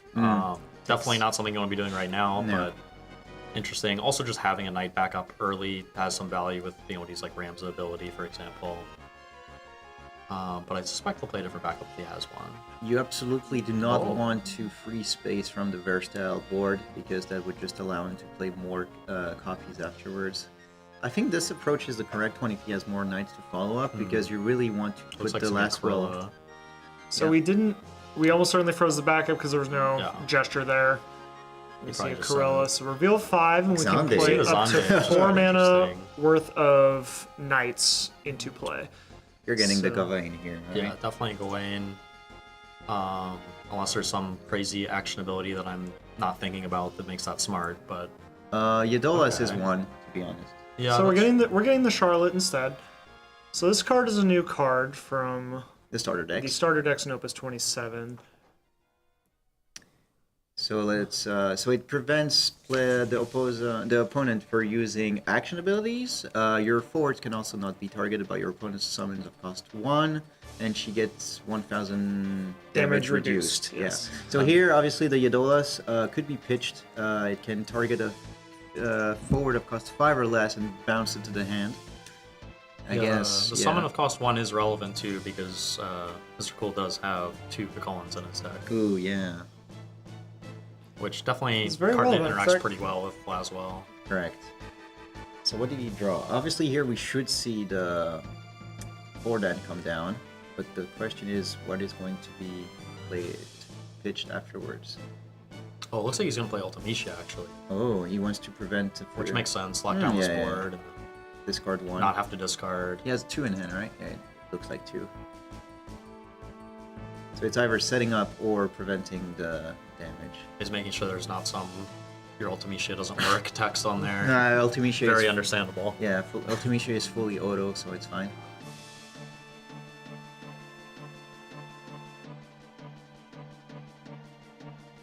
A lot of considerations here. Alex can play almost every card in his hand. And especially with a Thornton in hand, you have your entire deck as an option, so there's a lot to go through here. Is John's hand small enough that you can Victoria him also? Because that might just He be has the- 2. Yeah, so that might just be the way to go. Well, at least the backup is already dulled, so we're going even. I think he's probably about to Victoria. Yeah, I odd believe costs. we're going to see a Victoria here. And So we should remind him that the Yadolas should be active in this case because. Oh no, you got all frozen. It's all frozen. Oh, I forgot. Yeah, Sorry. there was 2 My bad, knights my bad. played. All right, so obviously get rid of Shintoro. I don't expect we are going to do Mat, but you have 2 Leos into the. Yeah, he has 2, so it makes Leo. sense. Just keep all the options available. Get rid of the last well. And pass. Yeah, Garland. That's a Charlotte. He has Gawain in hand, so I wonder if that's why he favored the Charlotte, but I'm not sure. Probably depend on it, if he drew the colors or not. We're just swinging. And That's the a good Charlotte hit. is also a free attack because the Yeah, the Charlotte gets reduced That can damage be and the used, Victor which is is not nice. larger. Oh, it can be used on his own. That's true. Little unfortunate that we didn't have a Sidwaff there for John to help mitigate some of the potential value from those EX bursts. Oh, he drew a Cindy too. He has a lot of backup options at the moment. We're definitely going to see Arden this turn. I believe that he just sets up a Seymour sort of situation too, just since his opponent's like kind of stuck. Like if he just freezes both these, makes him discard, you know? Based on the cards that we've seen flipped, plus the fact that he mulliganed, the chances he hits a good card with Arden are very high. But this again is depending on the player. He needs to play a backup regardless. So we're gonna see if he plays Fordan or a Cindy. Cindy could be an option, so you keep the Idolas active, like you said, and then do something else with it. I also don't feel like we're under any sort of Yeah. significant Super big pressure, yeah. so we have all the time in the world to really start this game on our terms. Well, if he does play the Seymour, there's no way he's getting Ramza next turn either, which makes it very unlikely that the Seymour dies. It could get like Dolan frozen if he hits another Laswell or something, but Pitch free for Seymour can be a play right here, yeah. Just Yeah, all three. pitch 4 effectively to pay Well, for. Oh, sorry, well, you he has just the have the backup backup, up. yeah. Sorry, it's unfrozen now. Yeah. You just need to pay the 1, then they'll freeze both forwards and discard 1, and just keep repeating this process every turn. This seems like a very good idea. But And especially taxing a card from John's hand, I think, has a ton of value here. It's going to be very difficult for John to cobble together a productive turn once the And- Seymour starts eating away the cards in his hand. and we're going down the road. So And also, this play keeps the Carilla in play, which is very valuable because Knights has a Very very true. difficult time going wide as long as the Carilla stays in play. And Seymour is fantastic at keeping the Carilla in play. yeah. we're completely removing Also, we're the. choosing- Oh, he's Break a actually duel breaking it. That's forward. interesting. And then make him discard. Yeah, because there's no. He can just take a hit from the Krill if he wants, so it's fine. And he's still off from the Ramza by doing It does this make anyway. it so that if he hits a Laswell, it's pretty bad, but it is what it is. Oh, and he did just hit a Ooh. Laswell. The Garland. well, So Garland will allow us circuitously he hit a to pick Laswell. up Yeah, the yeah, last yeah. one from our break zone. And John really needs this because this Seymour, unchecked, will take over the game by itself in just a couple turns. So if he does have another ice card, then that means that he's going to lock down that Seymour and make him discard, which is pretty good turn, to be honest, but I still think Mr. Cool is definitely ahead overall. Yeah, with all the options of the cards that we have in hand, and even just having forwards on board. What's interesting is that now he committed because he really pitched the 2 Ardens, so we're not going to see this anymore, I think, in this entire game. So it's not a Seymour game, really. I think he may have been concerned with taking the turn to play a backup and then also playing the Arden in the same turn, and maybe he just wanted to keep the resources and didn't want to throw everything into the break zone yet. So we're going to see the Laswell enter. When Laswell or another knight enters the field, he's going to choose one character, dull and freeze it. So the Seymour's going to be dulled and frozen, so we don't have to worry about the attack trigger next turn. Here we're going to see a Gawain, so we're going to dull freeze another character, certainly the backup. And we're going to go get 2 more knights here. I'm curious if he's going to warp a Rams off this. You could. Yep, seems like the play. Well, he might just grab them and save up for later, but I'm kind of inclined to start warping just since... Well, I don't know. I'm just worried we don't have good targets in our break zone, and if Alex just kind of bides his time over the next couple turns, then the Ramza could enter and give us a not very valuable card. Charlotte is fine. Yeah, it's also just like if the Laswell's still around, then it's just getting 2 bodies is huge anyway. That's true. And we're also taxing a card he's every not single taking the turn. Rams off. Or at least considering not taking the Rams off. I'm curious what water card we'd be looking for if... Oh. Oh, just a Garland instead? Okay. Okay, I mean, this guarantees him to have a knight next turn to lock down the Seymour again without having to go into playing his Limit Break Beatrix, although I kind of don't mind getting Limit Break Beatrix next turn either. So. I think the Ramza was the safer play, and also I think we are going to need to start getting some proactive business going. I think he's foreseeing that there won't be the if he does warp the Ramza, I think he's expecting actually to close the game before that even happens. So Maybe. we won't get free. Yeah, just try to close it up quickly. Yeah, exactly. Ooh, that Ultimatia's... Oh, does he not have ice in hand? I think he might not have any ice cards in hand, but if he does, the Ultimatia's quite good. It looks like it's all water and earth. Okay, so this Regis was actually one of the reasons also why he pitched the Ardens, but now it's out. Still don't have 2 backs up anyway, but this Regis allows you to play FF15 cost 5 or less, again 4 from your break zone, even 2 when you have damage 5, so it's also another way to revive either Versatile or Arden. So that's one of the 2 of his decklist guns. Doesn't have a Kuja, does he? No, it's not a Kuja. No. Even a Renault would be a very good play here. Either blinking the Versatile or blinking the Seymour, both quite profitable options. Oh, speaking of Renoa. Taking the damage by John here. And Exante again. Full attack is Alright, interesting. well now we're approaching a scenario where John also has to be concerned that he can't... Just dying on the Yeah, ground. he can't just take every damage that's coming at him now, so we'll see what Alex comes up as a follow-up here. I mean, the scary thing is because he has that Garland, he should be able to play 2 knights next turn, pretty much no matter what. Yeah, the Ultimecia is going to pretty much guarantee that we have lethal next turn, unless, of course, he plays nice. I don't think we have ice. We do not? I'm I pretty don't sure he believe does not so. have ice. Otherwise, it would be, yeah, pretty huge. He does have an Une that could maybe be kind of beneficial. Yes, Cindy, that could go get ice, but then he's 1 card short from the Ultimecia, sadly, because the backup is all, all this matters.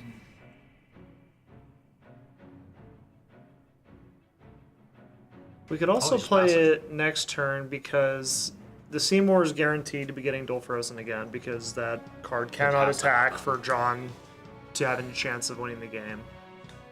Alex is basically asking him to burn as many resources he can to put knights to dull freeze, and he's just going to wait, hopefully get his ice, and then lock his board. That's true, and then maybe able to do it next turn.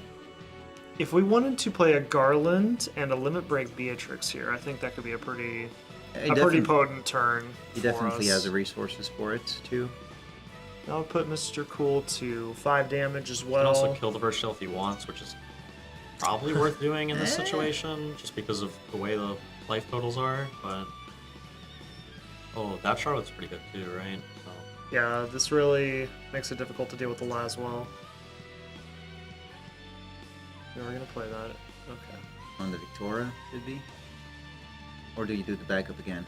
He's considering both. I think at this point you need to hit the forwards, no? And he's We're killing it with the Garlands, so that's fine. Oh, never start. Did John keep one card in not hand? gonna Ooh, be that Thornton is... That's What your is ice. gonna Scary. get? Ice guaranteed. Just any ice card. Oh, he's... Or Oh. oh, he's at damage 5 now, so. Oh, yeah. So now that the Versatile's died, we can resurrect two.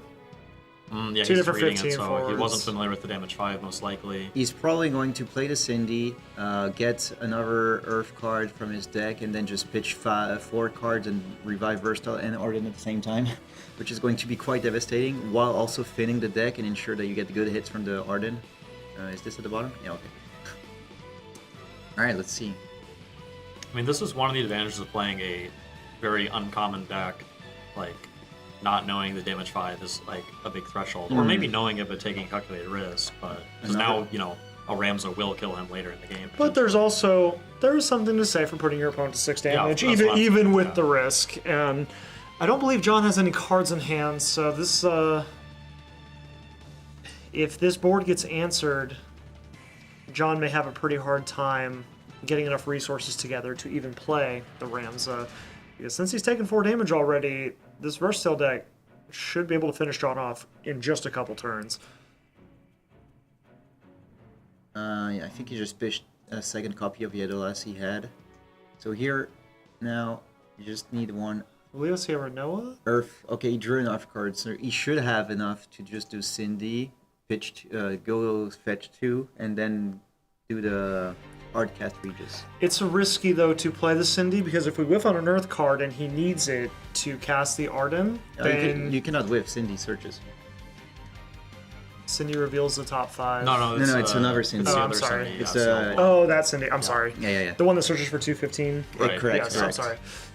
Too used to seeing the Kefka decks these Right. days. Yeah. Let's see what we're He going to might be just playing the forward outright. Not worrying about the Arden angle. Yeah. Which makes sense. I guess you could just Versatile and get more cards for... put more forwards, and then just Ultimecia and threaten the board. But He also the has thing the is... Renault in hand now, so that's pretty big if Renault is the... Oh, he has Ignis also in the break zone. So yeah, you can just kill something if you wanted. So we're resolving our Versatile trigger first. You obviously take the ice here Yeah, because did you it want 3 to... cards that are not the dark cards. That's nice. Yeah. Hello. I just rolled a replay, but probably not. No.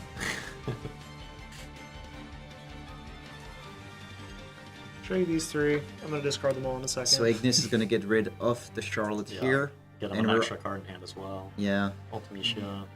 Yeah. He already has the lethal now. He's just going to play Ultimecia and then Dull Freeze the entire board, and there's nothing Well, John can do. Lethal for next turn. Of course. Yeah. And Alex may be able to keep the Renoa in hand as well, and that would be able to blink the Ultimecia again. I think the only thing he's considering now is he attacking or not on this turn to ensure that there's no X-Burst, that might give him value. I would not attack. I would just wait for next turn, to be honest. But here, yeah, you need to pitch 3 for Ultimecia. I think he's just considering which cards am I keeping, like you're saying, and Elena one's good with one. Okay. He's still gonna attack swinging, first okay. If he's gonna attack. I think 1 attack is very low risk, Yeah. and I wouldn't do more than the 1 attack. Especially she's 10k right now. He has Yeah. 0, so... The only way I could see us... There we go. Honestly, I don't see how we could lose this game from this position, but it would start If with it's- something like a Garland Burst. So you're going to see all Yeah, of get like a John's burst. characters. Get 2 bursts and play a Clive or something. Yeah, which, no, it's we know impossible. that isn't there, but So yeah, Alex is going to surely win this. So we'll see what John can pull out, but honestly the most certain thing I could see is like a limit break Beatrix, and that's not going to keep him alive. no. This Seymour has spent the entire game dull. Yeah, yeah, that's true. I mean, imagine if he didn't. That's the point I'm trying to make. So it's like, And here I think we can kind of see the kind of cascading effect that we didn't take that Ramza, we didn't warp it, so we're Yeah. approaching, I believe this turn is when it would have come off of warp, yep. and we're just a little bit far behind now. And honestly, we've taken so much damage already. Oh, no, he's okay. Wow. Okay, he heard you. He's warping it. So yeah, Even if he had rammed it earlier, though, he did need to draw either a knight to play, which is not realistic, or well, I guess since they have the ice card now, it's almost guaranteed to be able to play the. Oh no, he would have been one card short, I think. Yeah. So you would need to draw a water card to have been able to lock down the Seymour an extra turn, which is critical. So it is a risky play to warp it earlier, but It is it's an risky, option. but I think we needed. Yeah. I think we needed the Ramza. I think we were far enough behind that it was like we need to be planning for that probably. I think maybe I don't know if because we saw him read the card. Perhaps he actually really didn't know that Regis had a Right. damage 5, but I think that's stopping what damage four matters is, the like, most. Maybe a consideration Correct. too. Yeah, certainly an uncommon card. Not a lot of decks play. This is a versatile deck. One of the coolest parts about it, in my opinion, is that you bring a lot of cards out that see no play outside of this deck. Right. You know, this Arden, a lot of cost, losing 2 backups. Most decks want to get to 5 backups as quickly as possible and really sit on them and just get extra value from them. But this deck, you're fine with 1 or 2, and then even throwing them away as soon as you get there. So it's very easy to make mistakes like that when you're not familiar with what you're dealing with. If it was a mistake. 'Cause, Yes, it sorry. might- If it's even a assuming. mistake. Going to damage 6 is like super reasonable for knights in general. But one other interesting thing is Alex choosing to attack with Verstale, which did hit like the worst case scenario of hitting that Garland to bring back the Laswell. Because if you're playing the Seymour, the one thing you're afraid of is another Laswell, and it's like, but then that gave him that, so it's like maybe there was like not worth taking that risk to wait. But obviously, it's easy to say that when the worst case scenario did happen. Yeah. But yeah, I don't know. Well, I think the upside of not attacking is a lot better than the downside of if you attack and you hit Yeah. it. So I think I would have held back there just because I we was don't inclined want to to too. even chance your opponent giving them additional resources to deal with the Seymour, because again, I think we're all in agreement that Seymour, if it was able to activate, it was over. going to take the Yeah. game by itself. That said, I mean, he obviously knows the deck way better. He knows like setting up a board and then ultimate-ing and then your life total actually really mattering to be able to just kill you in one turn. So Absolutely. it's kind of like the Ramza Warp versus damage 6 thing, where it's like, well, there's value in both sides. And even though the forwards are 5k, it hits you for a point of damage. Yeah. It doesn't need to be big to kill you. True. But yeah, we basically saw the plan of the versatile deck, which is with minimal backups, you can still put forward, just chip at the beginning, and then Ultimisha is the finisher. We'll see if I'm assuming. I think some people might try the deck, but I wouldn't be too surprised if Alex is the only one that brought it, to be Yeah. honest. But I really like the Probably. style of the deck. I mean, he's been playing it for quite a while now. Yes. But he played it last year, right? Worlds, I Uh, think. no, no, One of his it was decks was just that, one of his decks was Wall 7. I don't know what the other I one think it was was. at the event that he won in Europe. He was yes, playing the Win. He was Materia playing Cup, Wall yeah. 7 and Win last year. Materia Cup he did. But yeah, obviously if I assume, I'm just going to take a peek. Yeah, like I said, if it would have been this deck, which I'm not going to name, it would have been an entire different story because there is one specific card that counters the versatile deck super hard. Which, I'm curious. But, I mean, but no, it's fine. is this one? Oh, sure. That makes Yeah, sense, it would have been a different story. But yeah, it's now 2-1 and 1-2 for the records for them. We're going to see at least we are keeping the track, like we said, different decks so far on all turns. We expected to see Knights at some point, right? But there were still some pretty interesting choices, like the Xande is time free. I Yeah. was not expecting this. Xande, Kuchelin has been a staple card for a very long time in the game. So Xande existing is a very good card in a lot of situations. The biggest weakness of the card is obviously that it dies to Amaterasu Yeah. and loses all value for the card. But your opponent doesn't always have that card, and it's not always in their hand even when they play it. It's kind of a hybrid of Clive and Kakolin while taking up only 3 slots in the sense that, like, if you draw multiple Zandy, you can ping extra times. So obviously not being able to do it on demand is pretty big, but it's But also, you interesting. don't need to attack with it. So there's a lot of upside to the card not needing to attack your opponent. I mean, the burst that we saw there, that Thornton, I don't know how much it made the difference, but it certainly Wow. gave Alex a tool immediately Yeah. to take care of what he needed to. He still drew another Ultimecia in the end per turn, but it guaranteed that he had the ice to play it, so it did matter. Didn't he take Arden off of it? Or is that a different? Or was that a different Off card? the Thornton, he took the was- Regis. so it was pretty Oh, big. okay. Yeah. Yeah, like Knights pushing the limit, 6 backup deck. Yeah. Going lower and lower every time. Yeah, I think John did suffer that game from not having the Sid Waff. I think was it 1 or 2 bursts. There was Yeah. Garland. You did have the Torden. option to play the Garland backup, but Torden also and, Garland backup's a Kuchel. little risky because it can make your Gorillas whiff if you hit the other Garland. So Yeah, just the versatile deck, in my experience, and I am nowhere near as accomplished a versatile player as Mr. Cool, but you need a lot of cards in hand to make that deck function because all your cards are so expensive and they get you more cards, but if your hand starts getting taxed, suddenly you're playing a card every 2 turns, sometimes every 3 turns. Yes. So it's very difficult once you start losing a lot of cards, but John wasn't able to keep the Laswell alive long enough to. I think he got 2 discards, maybe. I One- believe one or just two. one. He One or got two, Victoria yeah. the next turn immediately. the second Laswell, I think, Also caused a discarded? discard, but Okay. it wasn't the same one. Okay, Yeah, okay. I don't think. All right. So we're keeping the track. I don't know if it's the timings of the games or it's just we're so on schedule, even though in our brains, but we're not aware about it. But another 15 minutes wait for the next round. So scheduled at 35 for us to come back. So once again, take care and see you in a few minutes.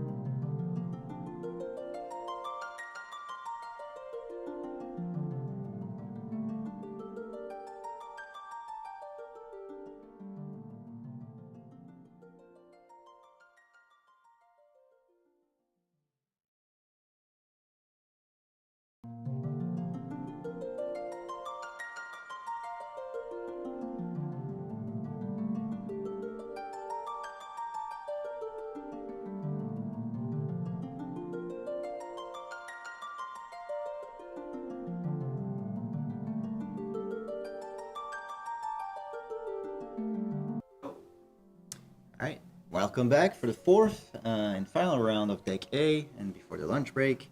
We're continuing the streak, different decks.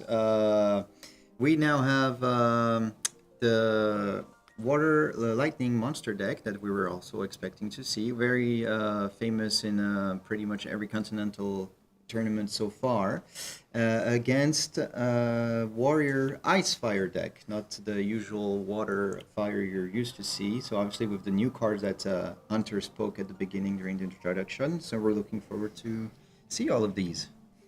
Yeah, it's also got lightning. It's three colors, so like it even has lightning backup. So gonna be an interesting one. Some older Lightning Warriors and some newer Ice Warriors, so we'll see how that goes. Definitely.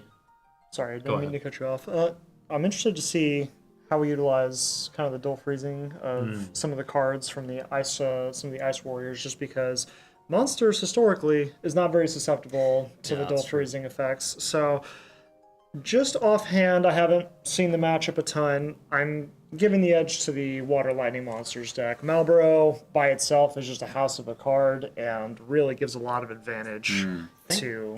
I think he does have the counter, the Water Amat, so that can be pretty huge against a Realm. So. Absolutely. If you commit a bunch of resources early to a Realm and get Water Amatted, and then the Warriors player follows up with a Tyvus, it can get downhill pretty quickly, because the Monsters deck really relies on that Realm if they commit the resources to it for it to actually get its monsters out to help keep its hand size. So as far as the players go, we have Shonen, who is the current European champion, and Alexandre, who I'm assuming is from Canada. No, he's from California. California, okay, so just the French way of writing it. Oh, the good thing that the mirror got put, this is a one-off that Shonen has. He's been using it to basically have a tech against the opponent's realms and stuff. So it's a very interesting card that he runs on one copy of. He said it during his interview. He believes that the monster ice ice. I'm keeping saying ice. Lightning and water deck is the best deck of the format in his opinion, because it has the most versatility. You can go either very aggressive or just take your time and set up. So he has a lot of confidence in this deck. So it's obvious he chose it as the deck A. So Alexandre, very aggressive compared to other monster decks. And I'm guessing that Alex is going to choose to be on the play here. Yep. Given that that's pretty standard. Obviously, don't want to give the tempo of the realm to the water player, the monster player. They have their own 5-cost in Tyvus that they also want to play on their curve. So very important to get the first.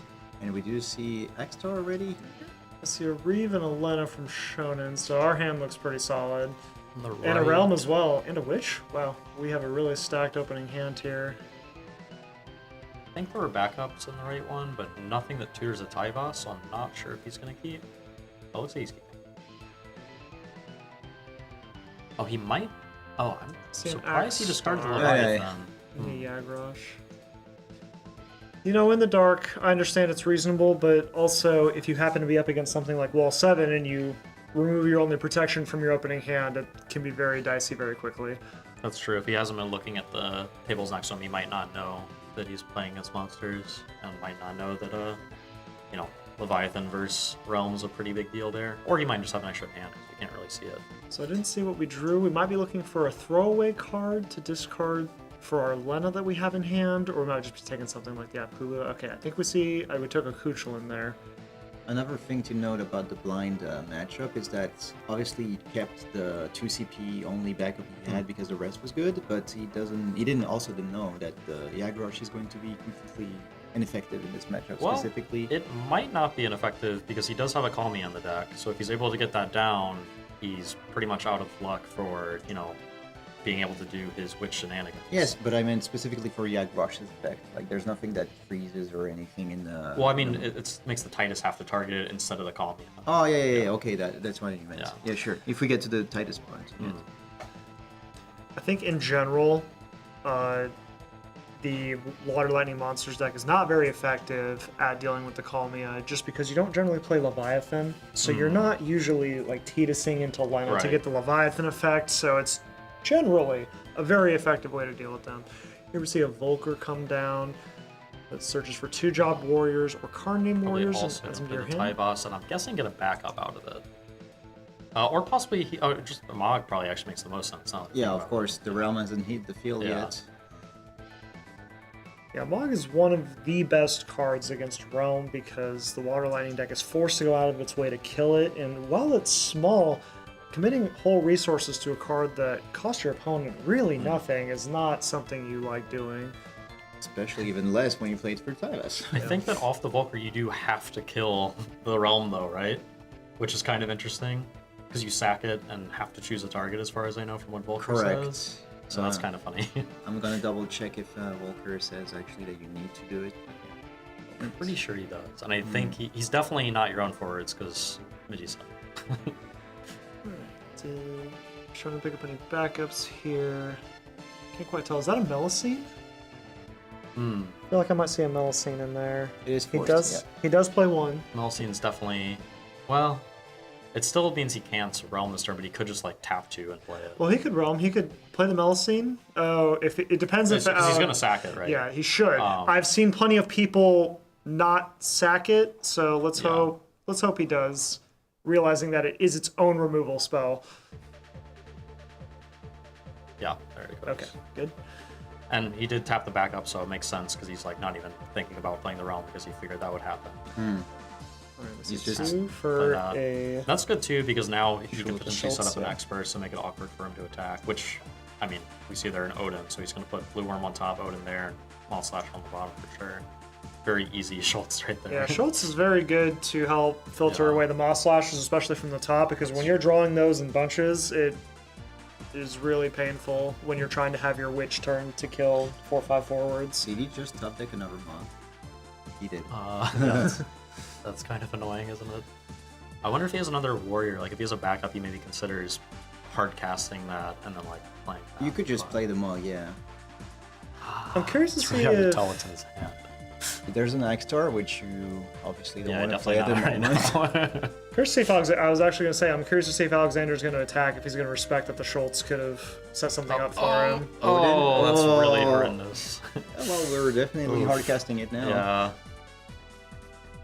I mean, it's actually better that we didn't play it, otherwise they Oh, No, that's, okay. Well, it actually okay. doesn't hit anything, but Not the 9 it's, cost Odin. it's the 5 or sending a less. message that matters. Yes, this Odin only breaks a forward that costs 5 or less CP, so cannot break the Volker there. And now the Mog of Shame after. Yeah, I think given the context of him Yes. looking at the top 3, there's no question that the tie bot should have been used pre-combat if we're even attacking.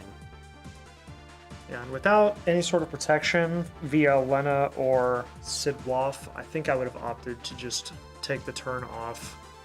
If he did play it, both would have died, so like, tragic. Yes. Yeah. So Like that. Melusine activation. Oh, sure. So Melusine becomes a forward with 7,000 power, and when it is targeted by your opponent's summon or ability, they must discard a card or that effect is cancelled. Which So is a lot better than just if it targets discard because clouding? it can't be the Yeah. last card. Yes. So, everything, all the resources to get rid of Mog. Yeah. We're just going to keep chipping away at all these Mogs. Eventually, Alex will be out of Mogs and Yeah. Shonen will be able to play Realm, and that's when you're really going to start to see this game swing in Shonen's favor. Yeah. Top deck the third one, I dare you. Well, it's possible you could have a Leviathan as well, but And we saw Shonen remove the Graph from his limit break there, Yes. and that's because he only plays one Melusine. Correct. So there won't be any yoinking and then removing of your opponent's forwards from this point on. So he does have a Naji, so Yeah. he could grab if there's Discard. a third Mog. Oh, there's only 2 Mogs actually. You can just discard 2, get the Tyvus, play Tyvus, get Mog. That's it. No, We're there out is of another Mogs. Mog. There's Yeah, only he's 2 only got Mogs. 2, Okay, yeah. okay. limit break. Lightning is a notable multicolored forward from the Water Lightning Monsters deck, so you really want to keep track of how many Lightning forwards, as in the card name Lightning forward, and also how many Odins are in the break zone. Lightning can be used with combination of Witch to sometimes attack for 2, 3, 4 damage in a single turn, if your mana allows for it. Asking for a trade. Interesting. Yeah, I mean, with the extra cloud in there, or is there an extra cloud probably? There is a second cloud. Okay, So so this yeah. opens up us more options. Here we see Definitely not a guarantee. A lot of people play the one cloud, or they'll do like the split of Tonberry. I didn't notice if he. I think he put it back like flipped in the LB. I don't know if it's face up. Might have been me, but I believe it is because the I believe Graph's a 9K, and I'm seeing an 8K at the top, so it should be a cloud. So I only see two Well, although he overlay, would have but flipped 2 cards, right? So Yeah. it's hard to It was a tell. Leo, the other one, I believe. We'll see. Maybe not. So the Naji went for Ivas. Standard. I was considering saying that he could have, if he wanted, do Tyvus into Axstar into Pyrian if he wanted to, but he might not be committed for this kind of play at the moment. He's not in lethal yet. It's not a great card to not have in your deck. I'm pretty worried about our position as the warrior player right now. Yeah. If this realm comes down, and even if Shonen just plays 2 backups, I'm very worried about what's going to happen to us. in Is the there a follow-up. Leviathan? Oh, Realm is finally hitting the field. If there's not a Leviathan, this is... Oh, there's not a And Leviathan. there's not, Yeah, okay, well... So, Moss Slasher and Apkulu hitting the field. So, Moss Slasher, when it dies, it will search your deck for another copy of Moss Slasher and put it into play, and Apkulu just a 1-mana or a 1 CP monster that draws a card when it enters. Mod Slasher also has some secret bonus decks that no one knows that makes you win sometimes. Yeah, so damage 3 Moss Slasher gains 1,000 additional power, which can, like Hunter said, sneakily climb over something it may not have been able to. Yeah, and important to note, it's only a forward during your turn. So during the dodges, rest, yeah. dodges all the sorcery speed removal, dodges Axe Star, which is Yeah. very relevant in this matchup, especially since at damage 3 it can attack into the Axe Star safely. So we'll see what Alex does to follow up here. He's going to need a pretty strong response. The monsters are reaching a critical mass for Shonen. And we already reached the 5 limit for a realm too. Oh, that's true, yeah. So, like, limit break cards could potentially be going away for free. As you play, yeah, it makes sense. You play 1 copy of Cloud because he has access to the lightning cards, which might be actually one of the reasons why he's doing it. So, I think he's considering the cheapest option to get rid of. Do you want to get rid of the realm? Celia Zuki in our hand. I haven't been able to pick out much Yuzuki's else. useless. Are we playing the 5-drop Cloud? I did not see it before. No, there's no cloud. Okay. I see a Furion as Tyvus. well, which is hitting the Okay, base, well, he does so- have the 3rd Tyvus, that's good. And Oh, but this we see could call in. Well, there's no Yeah. way he's not going to have some amount of warriors to put in. But... Yeah, I feel like it's greedy to cast. Oh, he's not the even casting Kusan the here. card. That's Yeah. discipline. I mean, I think it makes sense because he doesn't have backup in top. But... Also, I believe Shonen's so far ahead here that there's no reason to pitch the card to cast it. Yeah. You know, even It's also so likely that he has a warrior that you're not really accomplishing that much anyway. because like, what's the most threatening thing Alex can get here? The I'm kind of surprised he ordered the Furion, to be honest. the thing is, like, he's probably getting the backup because the Furion cannot be played because he only has 4 characters. Like I was saying, the only way he can do this is playing the Axter first, which he doesn't want to do because there's nothing super threatening to do. He's keeping this for a bigger board to ensure the 5th character for the draw. So that's why he's not. He has the Furion in hand. He discarded it actually I already. think I know Alex. what the other I think Alex really needs to worry about a lightning here because if the realm bounces the Tyvus again, I know we wouldn't necessarily mind searching for another warrior, but you don't really want to pay the CP to get that back into play.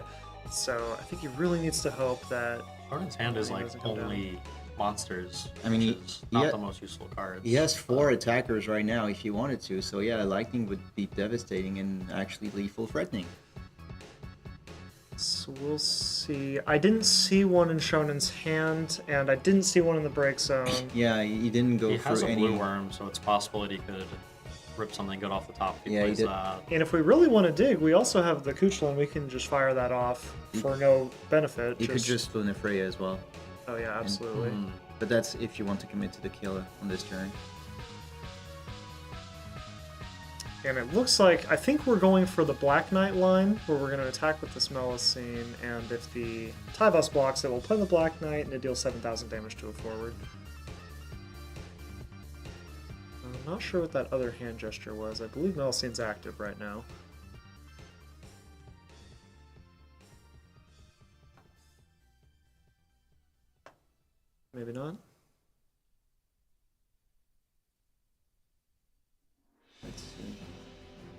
This is one of those where it's like, okay, here. 5. CP buys us. Oh, Cetus, yeah. of course. Again, I always forget you can just annihilate your So opponent. Wait, 1, wait, wait. 2, 3, 4, 5. He activated the Melusine, right?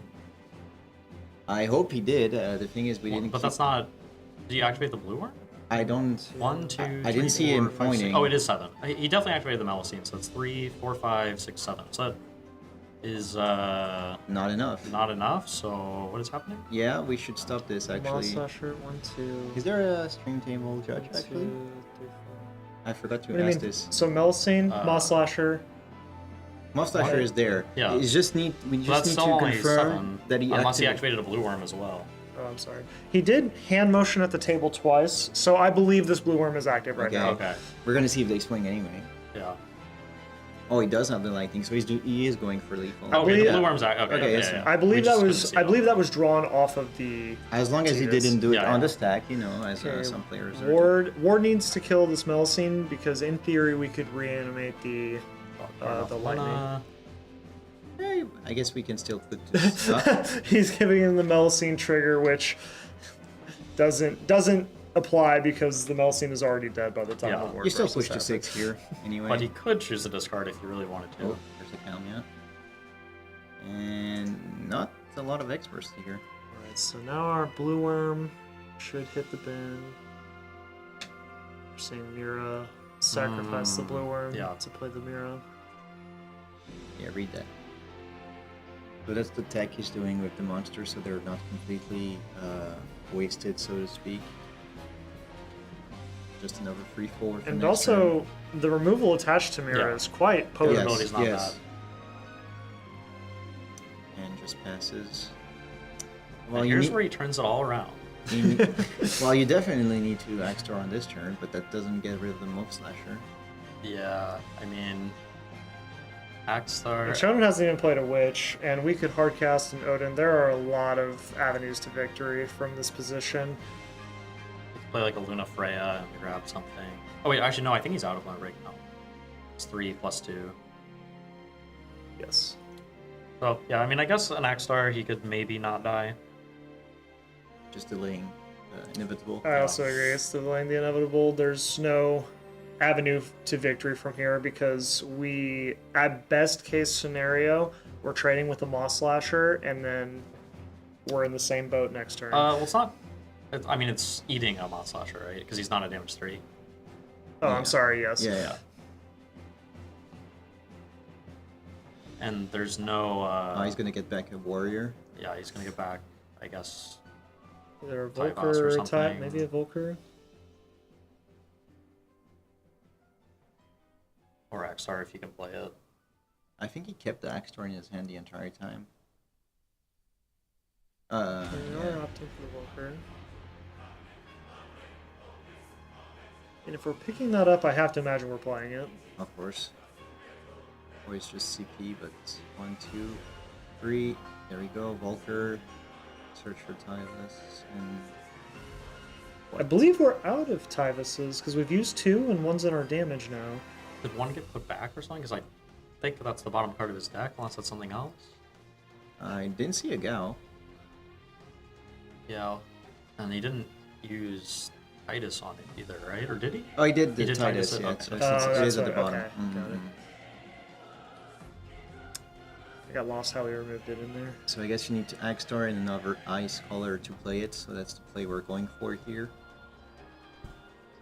Imagine he realizes that there's no more warriors ice he can go search for. Ward. Yeah, he can play the Axstar for free, put the ward in, and then there's like a fringe possibility he doesn't die next turn. Hmm. So with the ward, you're going to kill the... The thing is, the Mira could force him to break stuff as well already. So Axstar, okay. And I don't think there's any need here. So, unfortunately for Shonen, he has to decide right now if he's breaking this Axstar. That's Yes. active player and then non-active player for triggers, so the Axstar's ability will be underneath the Mira's ability. Alright, So we're looks like no resolving the response. freeze. No response to the Mira. Putting the plants forward. Ward comes down.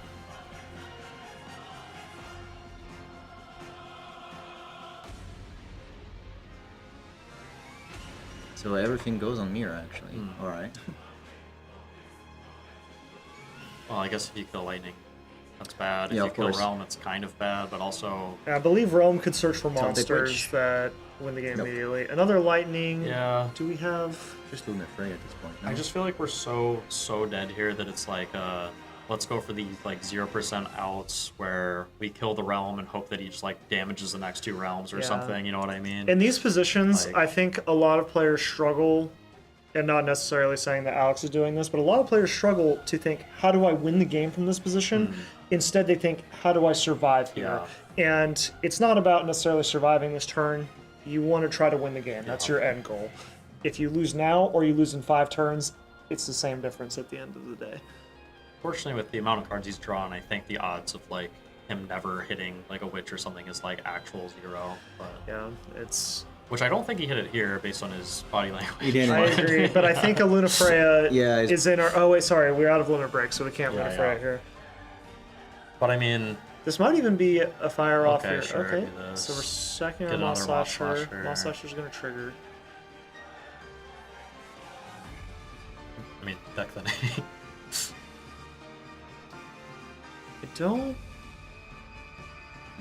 I don't understand the purpose of this. Well, he's at 6, so just having a body period is something. The Moth Slasher is that. And if you don't have the witch, it's not like the Moth Slasher ability is doing There you go. anything yet. Because his end is legit unplayable. The only playable card he has is a Quick Lane. Yeah. All the rest is duplicates. I do think there's a strong argument to have just fired off the column I and see if you certainly hit think something I would there, have, but- because there's a fair number of cards in our deck that win us the game Yeah. on the spot. He so- can still kill him the next turn, so I guess he's trying Yeah. to withhold this for the longest time he could. Just one witch could seal the deal here, but struggling to find it.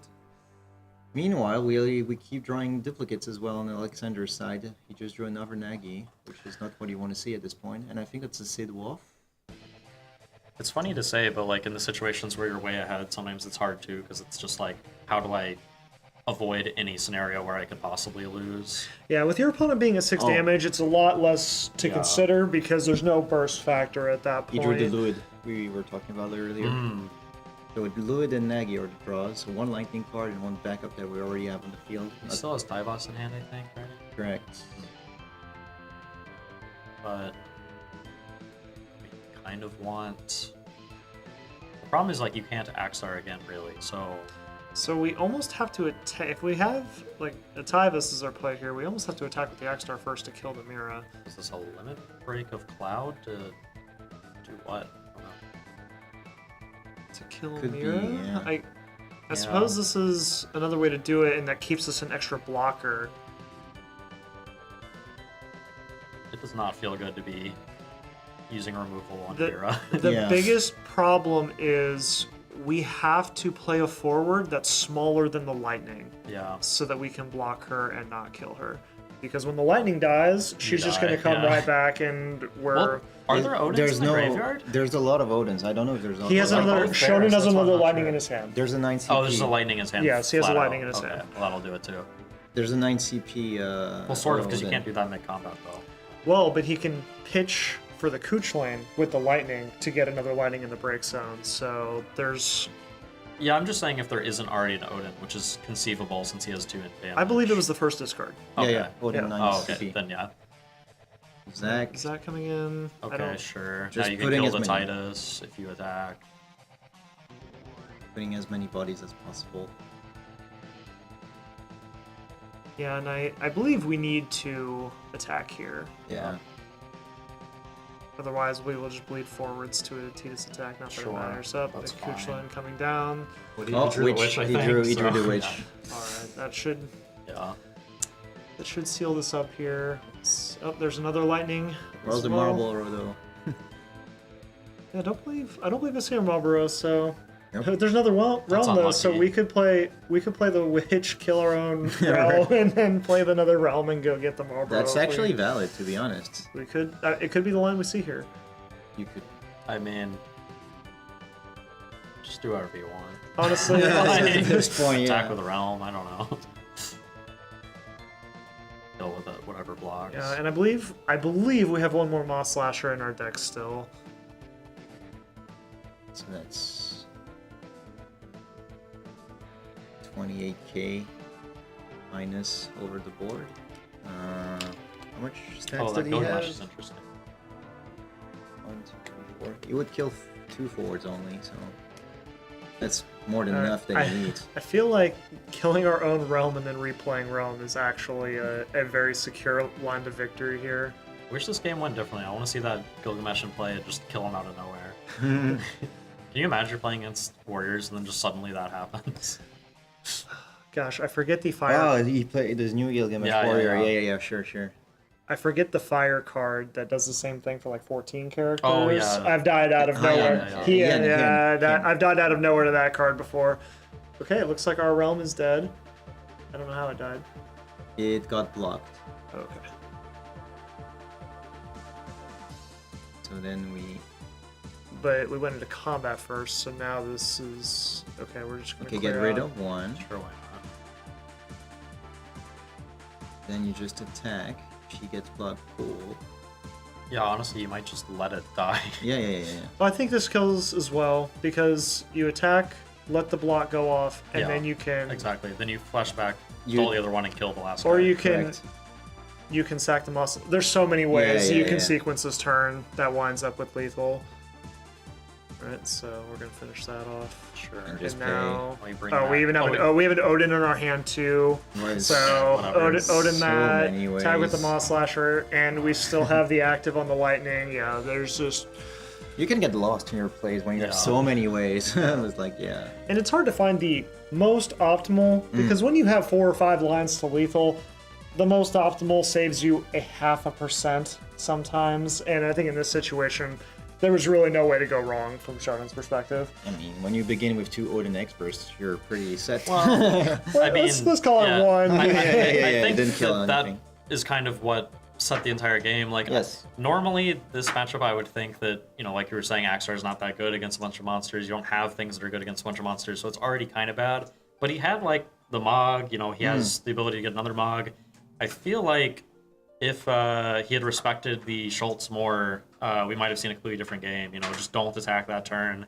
There's quite a few experts, including removal experts, in that deck, so it's like, quite likely that he put an EX on top. Yeah, and so. especially this Water Lightning deck is not a new revolutionary deck. It's only got one new card from Opus 27.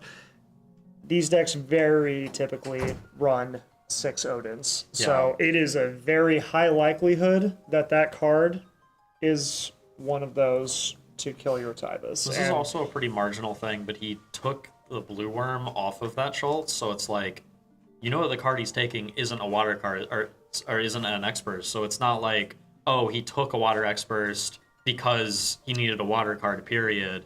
It's like, he took a water card, and then there's, it makes it more likely that it is an Expert. Yeah. And also, I think the upside of that attack was very marginal. Oh, yeah. There was, the one extra damage that you're getting in really is not going to swing the game all that much. And we didn't even see worst case scenario. It could have been 5-drop Odin, 9-drop Odin. Yeah. And then I think Alex more or less loses the game off that turn. Yeah. And his opponent's also not, like, the way the Lightning water deck works is, like, until you've realmed, a lot of times you're not really doing hardly anything. Sometimes maybe you're getting in with beats with, like, Moth Slashers or something, but I feel like if you can just keep that off for long enough with the Mog while you're still accruing value with the TIE boss, that might be your way to possibly have victory if you can dodge X-Burst. And especially because I think the Warrior deck actually has some of the best answers to Witch, just in a vacuum, because a lot of their forwards are 8Ks that still kill the Witch, you don't have and that's Malboro. and that's what you want. Yeah, once you get Malboro involved, everything gets really complicated, and that card is very, very strong with Witch and can overcome most of the bad matchups with that combination of cards. But I think we could have afforded to play a slower game from the Warriors' perspective there. There was no rush. It wasn't like we were breathing down 5 monsters yet. And the realm hadn't come down yet, and our opponent was still in the process of dealing with all of our Mogs. So I think we would have been perfectly content to just accept that our Mogs are going to eat our opponent's limit break and then we play the game from there. That's not bad either because they have a really strong limit break. So getting that out of the way is nice. Either way, so this is going to be the lunch break, like we announced. It's currently 1:20, let's say, in Japan, so it's about to be for 1 hour. So we're scheduled to come back at 2:25. So in around 1 hour and 7 minutes. We'll see you then. We'll try and get the standings, maybe for a bit of everybody. If we could get that printed and update you on the current situation on the players. But anyway, see you in about an hour. Thank you for watching and see you soon.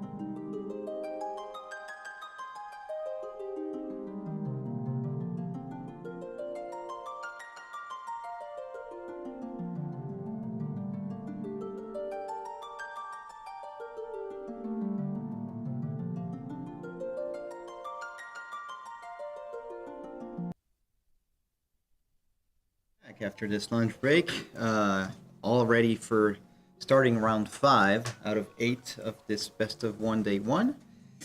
So we have now a bit of a similar decks, but not quite. So both players are currently playing Fire, Water, Warrior. It's just one of them also plays a little variant that includes monsters, so Realm and the whole package afterwards. So that's a similar deck from what we saw last year. Arrow win with the World Championship with. So it's going to be interesting to see if the differences between the two actually do matter for the monster hate being present or not. So I believe this is the first time we're seeing Clive Efrit in a deck today, actually, and yeah. that's pretty surprising. As a card that's been defining a lot of decks over the past year or so, That's whenever they true. came out, it's very surprising to me to see them, but the card quality has gone up to the point where just removing forwards has become less and less efficient over time. So for the players, we're continuing the pattern of the champions or national champions. So we have Ryogi or Xiao'er, so from China, currently representing as the national champion on the left, and Shido, so a very famous Japanese player on the right. Yeah, and this is the 3-1 bracket. Yes, Ah, the beautiful signature Unlucky. Clive. of course. Ryogi going first. Let's see the hand. I believe I see a He's Myrtle got Web. a Larsa. Is that a Larsa? I thought it was Yeah. a Myrtle Web. Oh, I think he might have both. Oh, yeah, he does. Okay. He has Merle and Larsa. Shido takes a mulligan. I think I saw it back up there on top for Sid. Alright, let's see how we start this game. In a vacuum, do you usually Larsa, or would you Merle Web off the first turn? I don't know what is in his deck enough to say. I'm sure there's like intricacies of what you expect to be able to grab later versus not. I mean, like in Knights, a lot of times it's a question too. I think the Realm with Larsa into the Merle with 4 Witch makes sense, I guess. You want to set up your monsters, see what your opponent reacts with, and then you see if you search for the Witch. Otherwise, you can just go get, like, what does he have with Water? You can go get Gao, you can get Ophidian, so there's options. See a low brick coming down for Sid. Alright, I see a bomb drawn think- for Ryugi. So Yorogi was telling me during the break that he faced 3 Sky Pirates FF12 decks in a row. So he was not really looking forward to facing more of them. Wait, which one's he using? He's- He's using the Amat or the Water Amat? Oh, he's pointing at the water Because they're one. both valid choices, right? I think he's pointing at the water one. Yeah, he Yeah. doesn't want to kill it, obviously. Yeah, it makes more sense to not kill it. Alright, so Just pass. we're going to be pretty low to the ground this game. I think both players are on a similar level, playing with a low resource, low backup count game. And that's not to Realm. say they can't continue developing here. Since we're pitching the Lena, I imagine that means that we have another one in hand. Or, similar to earlier, we may be cognizant of our deck count and not wanting to commit the Lena. Just hit the field. This is definitely one of those cases where losing the die roll is pretty painful too, since you had to pay that extra card for the Water Amat. Where you already overpaid the low for it as well, too. Oh, Nemiac's Burst, always nice to see. Well, okay, now it's not as painful. Now he's back. Alright. Ace. So, yeah, he got all the anti-aggro in his hand. He had the bomb, he had the ace, so he's just going to set up his backups. He also has the Vivi. He has Which the Vivi will kill his own. Oh, no, it doesn't. It can't target. No, he cannot. Obviously, I would play the Magisa. Alright, looks like... Leo? For a second, I thought he was picking up his deck, and I was very confused. Alright, so we're Totally looking come for down. answers. I did not see what that was drawn. I thought it was another VV, but it No, could have, he put- could have put moved it on top of yeah, it. Yeah, Is that a realm? I believe I see a realm. It's a small thing, but it might have been better to Yeah, Leo it's another first realm. mains in case you draw a Lena. But Okay, so we're pretty much set on the right. Playing it immediately, discarding entire hand. And imagine we're going to see a Fury in here just to help reset our hand Fury count, or or we Mog. could see a Mog. Yeah. I think I would opt for the Fury in this situation, just because the Realm's already in play. Right. He's Give some effort considering to get rid of both. it. Yeah, look at that. New Tyvus tech, it plays both. Like, yeah. Alright, looks Okay. like we're going for the Mog. Goes with the Mog. I guess, what are his counts? And I know there's a 3 Fury and 3 of each. Yeah. I know there's a Fury in the break zone already for Sid, so Yeah, and he does have the Lina, but of course, comes in tapped unless you're gonna discard a water card. So now the Merle Whip. That's been discarded anyway, but still in case you can play another one's being negated. so I believe we just picked up our third copy of Realm and Also just- Ifrit. If then he might just play. Okay, Oh, no, okay. we have That our was own. pretty good. I believe that was the one card that we didn't see that was drawn Yep. previously. Combat. Yeah, and then second main, he can just play that VV and ping the Mog. That's quite strong. Ooh, And that's it's Homos. how many copies? I 2. believe 2. So yeah. there's still 1 if the realm somehow dies. Unfortunately, that's mainly just a Oh. pitch card in Oh. this deck. Ooh. We have an expert on the right. Yeah. So obviously here, I guess you. I think I would just bounce the Leo in this situation. Yeah, and you can take back your opinion. Yes. Hmm. I don't think that bouncing the Fury accomplishes anything, and obviously you don't want to bounce the Realm unless your Obviously opponent not. would play that. So keep getting +1 cards with this Flex Bursts. BB taking care of the Mog as we have anticipated. So back and forth. We finally have our back and forth game. We're Yeah. settled. Although now getting to be able to put that Furion in is pretty strong, because earlier it was kind of a choice between the two, and why not just have both? He can even art cast it if he wants, but apparently chooses to use Tyvus effect for it. 4. What are we playing for 4? Backup? Lunafreya? Lunafreya. I believe Lunafreya.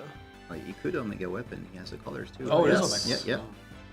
So Omega Weapon gonna effectively kill 9k. Well, if he stacks correctly, 9k on Realm and just ask the Furion to be sacrificed.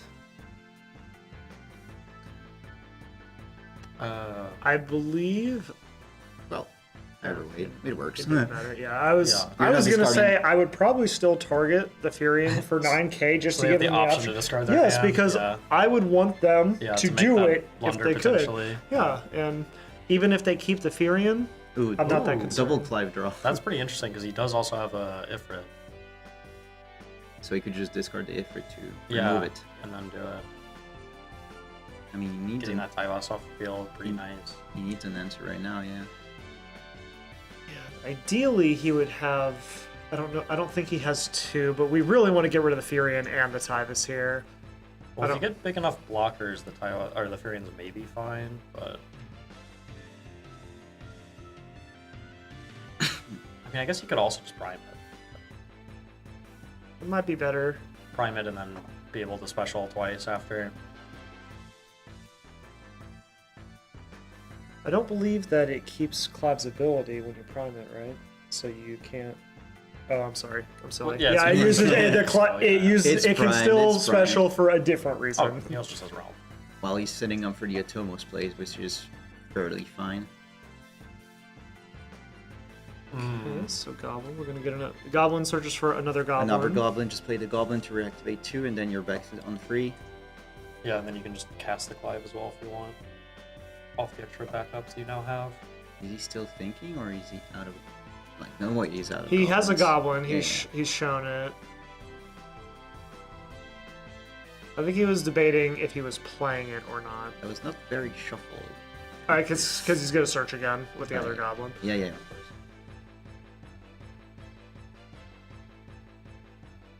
Okay, the third one. That gets rid of the Tyvus, at least, in itself.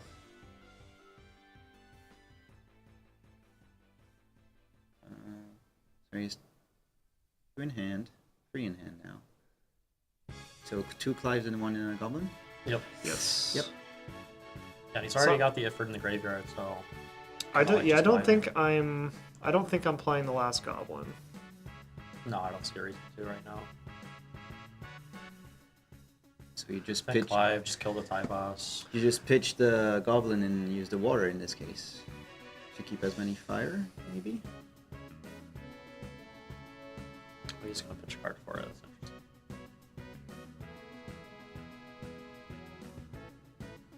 I was gonna say a play we could do is shoot the Furion with both goblins and see what he see does. if he discards. And then you could Zac or something. Yeah, see, I don't play the think goblin. there's a necessity to play this goblin yet, unless we are planning on shooting with it. So he's gonna search for the Ace Goblin.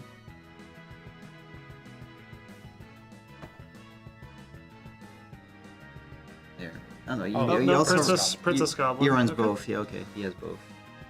So Is there a light card in the deck? I believe not. I didn't don't see think one. I saw one. No. So probably just gonna.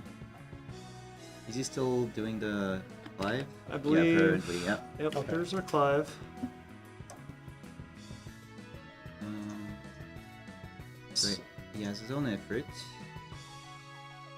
Doesn't look like he's targeted his own yet. Looks like he's actually Oh. gonna remove Was that a opponent's Fury? cards. Yeah, it was the Fury. Okay, to me this says that we're priming.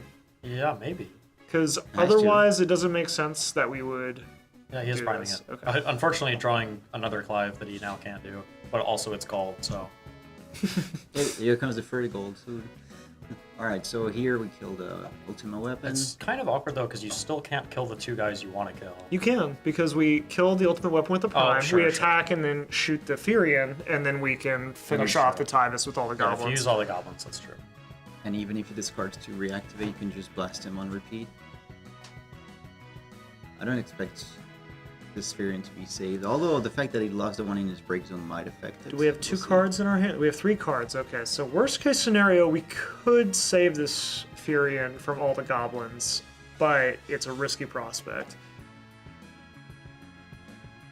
If we have multiple dual element cards, though, it may be worth untapping this Furion to try to ambush the Ifrit here.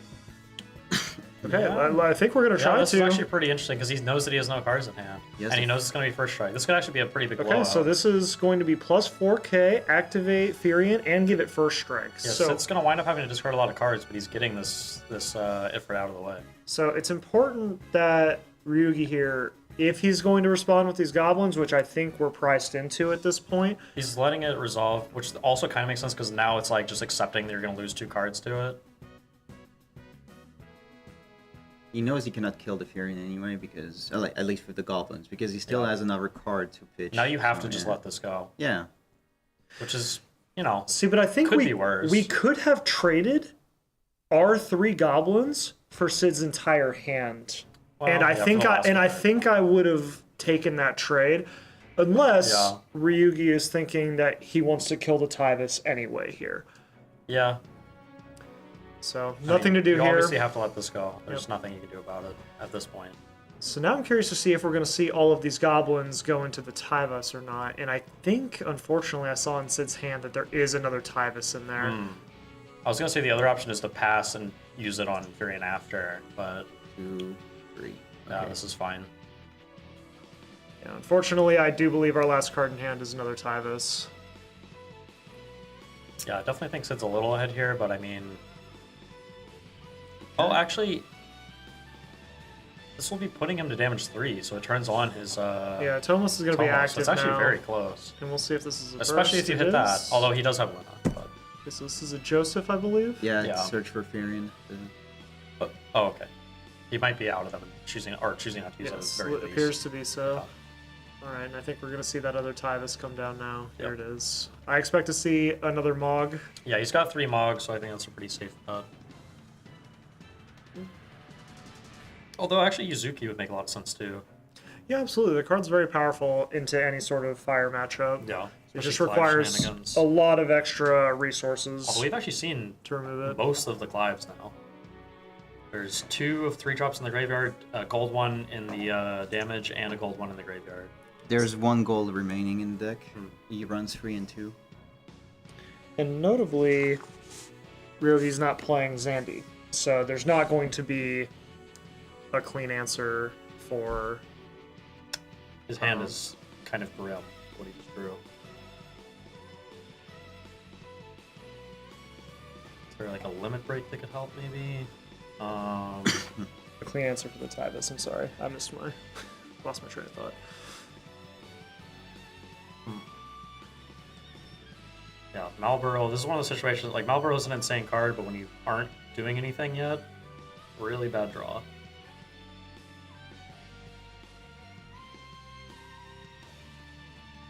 Still might play it. Yeah, Just he for the... might play it in a, like, maybe like Zach or something? I don't know.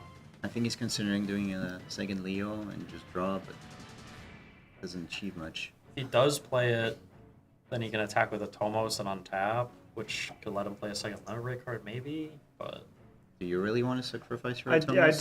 don't think we need to No, lose no, I'm saying if you use the our- Malboro, it wouldn't be a sacrifice, right? Yeah. Or I guess it would be a trade into a tie boss.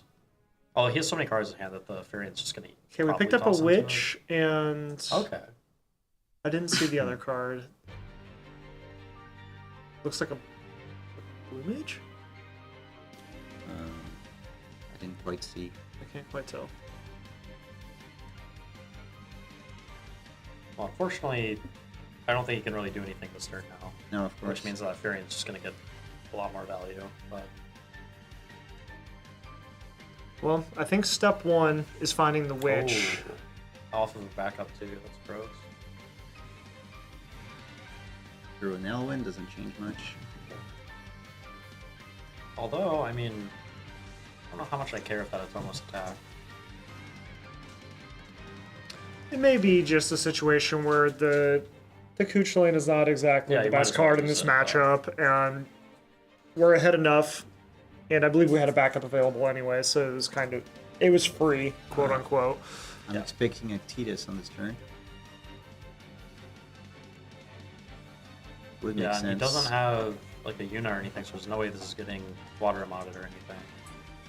I don't think there's any removal he could have that would matter either.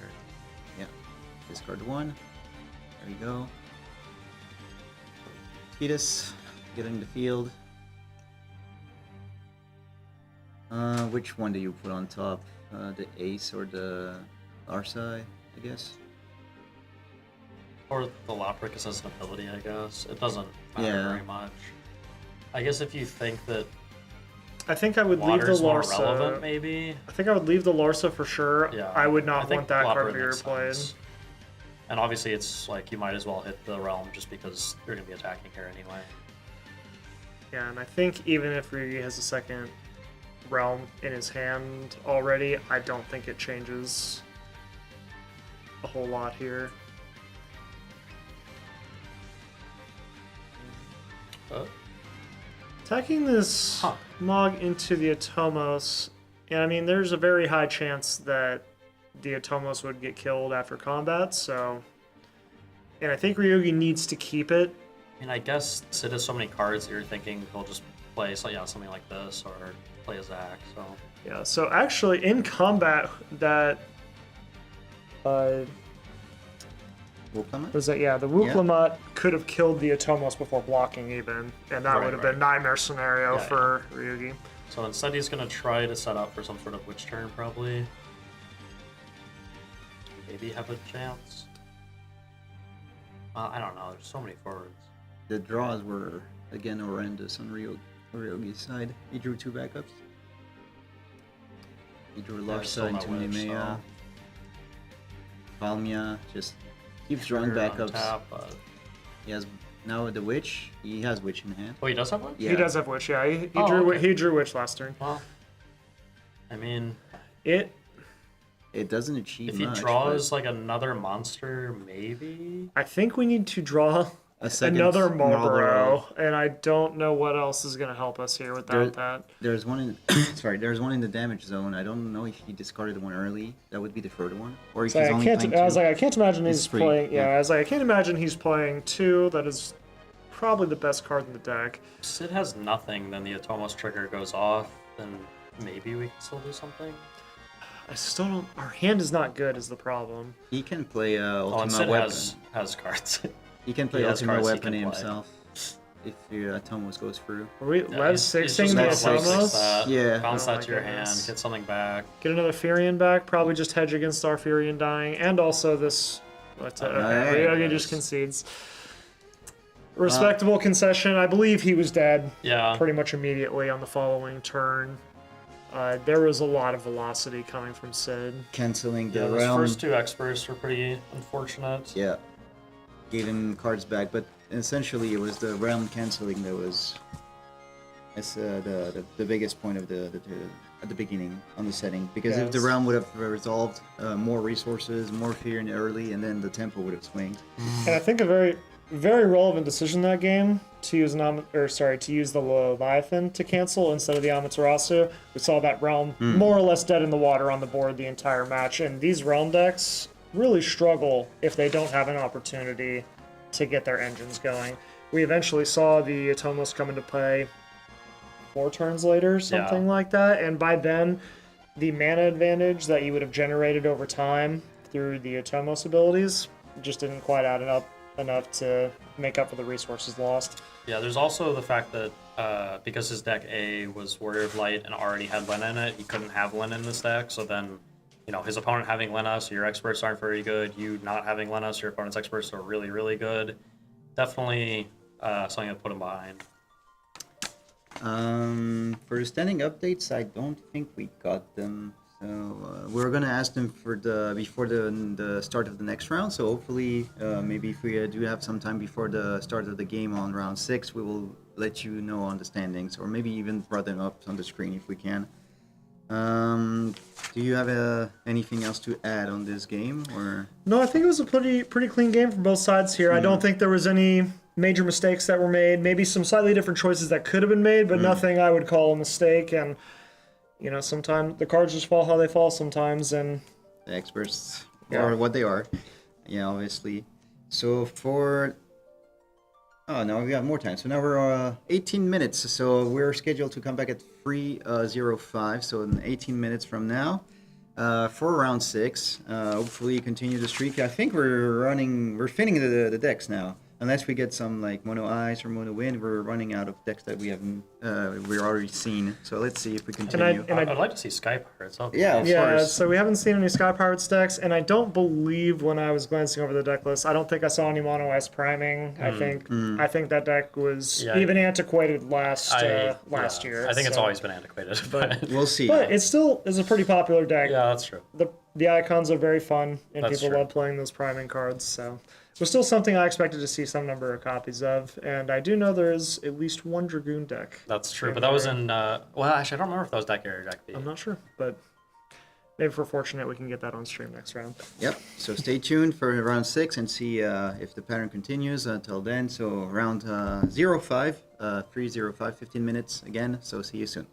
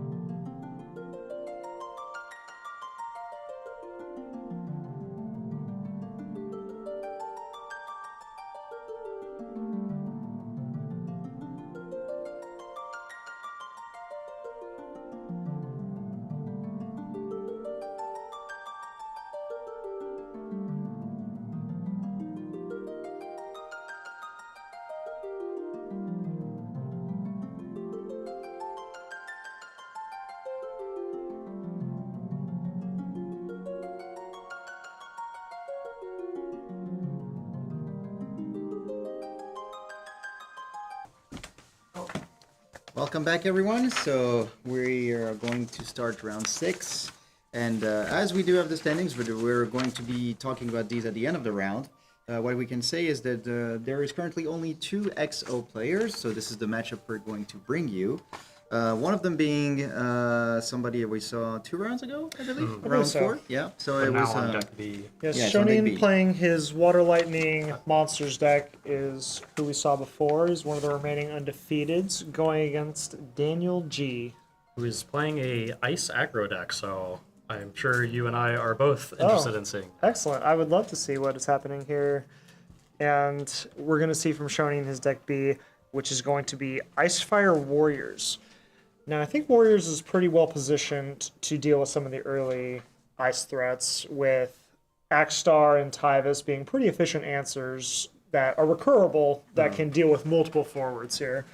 So Daniel was present yesterday, 2 days ago at the locals, and he was playing this deck, and I saw other people playing it. So it can do quite a lot with very few resources. Again, like we said with the Seymour, but there's also the lock times 3, Yeah, the the new Opus lock's 27 really lock. powerful. So combination of the two, we're going to see. Snovlinka is very Yeah, interesting times, as well. Times 1. So yeah, Mono Ice, we finally have it. And Kind of sad that there's only one land, but We're also playing Anima Icon of Icons. Are we Yeah. playing the? Are we playing the backup? the one that gets rid of their hand. Yes. no, I think it's just that like a strategy people use against ice in general Imo? is go Yeah, all Imo. in, so yes, she's not there. Yeah, Anima is just a very strong card. Dual freeze all your opponent's characters, I believe, if your opponent and you both have no hand. looks So- like ice will not be going first, Yep. which is pretty big. Also feel like Axstar deck may be a little bit favored just in the aggressive creature matchup, but it's hard to say just because being able to attack your hand can go a lot of different directions. So I think we can safely assume whoever is going to win this is guaranteed to go day 2. Yeah, that's most likely true. Yeah, now. 6-0. Almost certainly a lock at 6 and 0. Several. I think we currently believe no X2s will miss. Currently, but it's up in the air. Tiebreakers, double losses can change all of that in a single round. Last year was a clean cut, but that was 4 players less, so I think there's a chance that somebody wouldn't make it, but we'll see. Let's start with the Naji first. Naji Tyvus. Cool.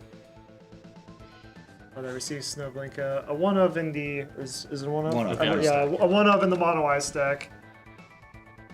He does a lot of things with the model, and the more damage you took, the more powerful she becomes in being able to do 2 abilities instead of 1. Usually you mostly do the ace and the double damage if it's free, otherwise you can remove Just the being forward. an efficient haste double damage. Yeah. It also does double damage to forwards as well, so you can Correct. trade up into things as well. It's just pretty good hasty body at So- the small cost of it being a Emina. one of dark card. We're gonna see an Anima and Italian Empire said discarded to play Emina. And looks like we're grabbing Sidwoff. Emina, a Sense. very fantastic tool for Yeah. these ice decks. There are so many good 2-cost ice backups that really take advantage. And we just pitched Matthias. Alright, so expect the Tyvus to be thrown. Is that Joseph? Yeah, that's the 5-cost Joseph. Oh. Yeah, that's actually a really, really strong card. Obviously not now, but he's keeping it for maybe next turn. Does He's he playing have now. Minuet? Yeah, he does. Okay, yeah. I mean, this is just really strong because now you get to lock down one of his backups and, essentially play a fat chocobo with, not the upside of Chocolate giving you counters, but the upside of locking down your opponent's resources for 1 turn and having a pretty relevant action ability later on that blow. Also, I guess in this deck, I don't know how many other rebels he has, but technically Joseph has other text as well. He does not have any other. He probably has Furion. There's only Furion. Furion, So yeah. that's what I mean. Yeah. Besides the Furion. So it's a nice pass, nice curve for next turn also for the Tyvus. So we'll see if Daniel will continue looking to develop backups here, or maybe tries to want to put some pressure He on. has a lock, so that's definitely coming in. Question is, does he also make him discard more times after this? I saw Seymour, so there's a chance he considers that, Was but it's a there? little bit redundant. I don't think Yeah. there was one. Oh, 2 6s. That's not the moment to read. Alright. Okay, 1. Oh, he got it. Don't freeze the ice. Obviously, it's the only color. He might just play Unalesco as well. Yeah, I think getting Oh, he's Unalesco, just passing. okay. Interesting. You know, just wasn't want to give up the mana efficiency, I think, here. Oh, that's an Edgar. If he has Furion in hand, Edgar could just play the Furion, but I don't think he has the Furion. I think Shonin's okay continuing to develop backups here. So just Tyvus. Oh. Yeah, Tyvus into Furion. Furion or Also Ice very- Backup possibly. Pull the Vincent. I guess I could also see a world where you just like ward or woke Lamont and get rid of the lock too. Just so that you don't have to worry about, because like clearly it's an ice deck, so you might be making you discard a lot. But it does go with the mod. At least a hand. Could play something else. Okay. Oh, board off the top. If he has another fire card, I would definitely consider playing that. I believe we do. Nope, I don't think we do actually. Okay. Alright, so let's see.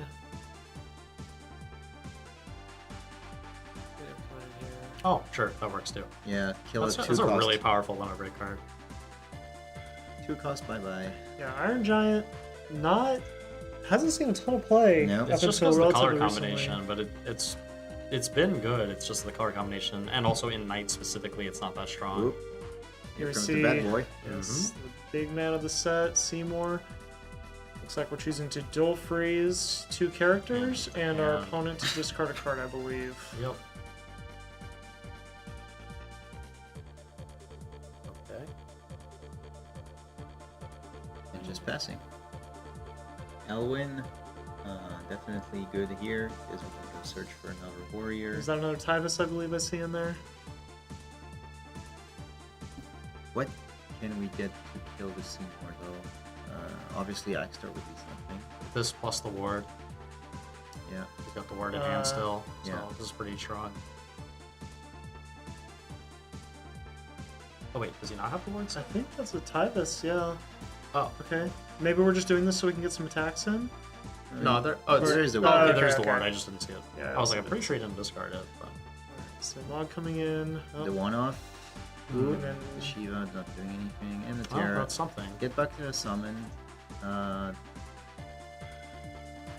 Okay, so another Matthias. And I think this ice deck is not really built to operate off the back foot. It really wants to get your opponent's hand empty and forwards on the board. Yeah, there's quite a field difference right now.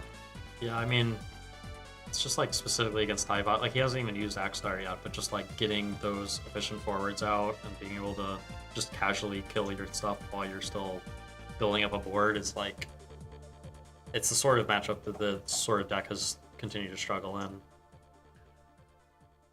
Yeah, Tyvus has been a thorn. Although he has for one card ice in for a hand, you long can chant time. Toto. That's interesting.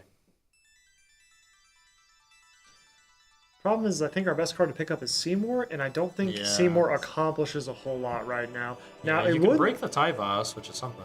Argoth. Okay. So yeah, we can break the Tyvos. I'm expecting to see the Shantoto come down here. Do we have enough cards to pick up Seymour and also play it and use it? I think we do, but it might take our whole hand. Okay, we're just Oh picking no, it he's up to... playing. Oh, Anima. Okay. That's true. You can always do that. Okay. Do we have Renoa as well? Don't think no. so. Blink no. one? Okay. He could just choose not to do anything and then his turn. But even so, if he doesn't draw a warrior here, this is like a pretty solid turn. Imagine if Snowlinka was not in the damage zone. Yeah, really. He would. Actually. Oh, he hasn't damaged him yet, has he? No, So I guess it would- no damage. So not under a threat of Oh. dying. Was that a Zolera? Zolera, yeah. Oh my goodness, that is Okay. that kills everything. Okay.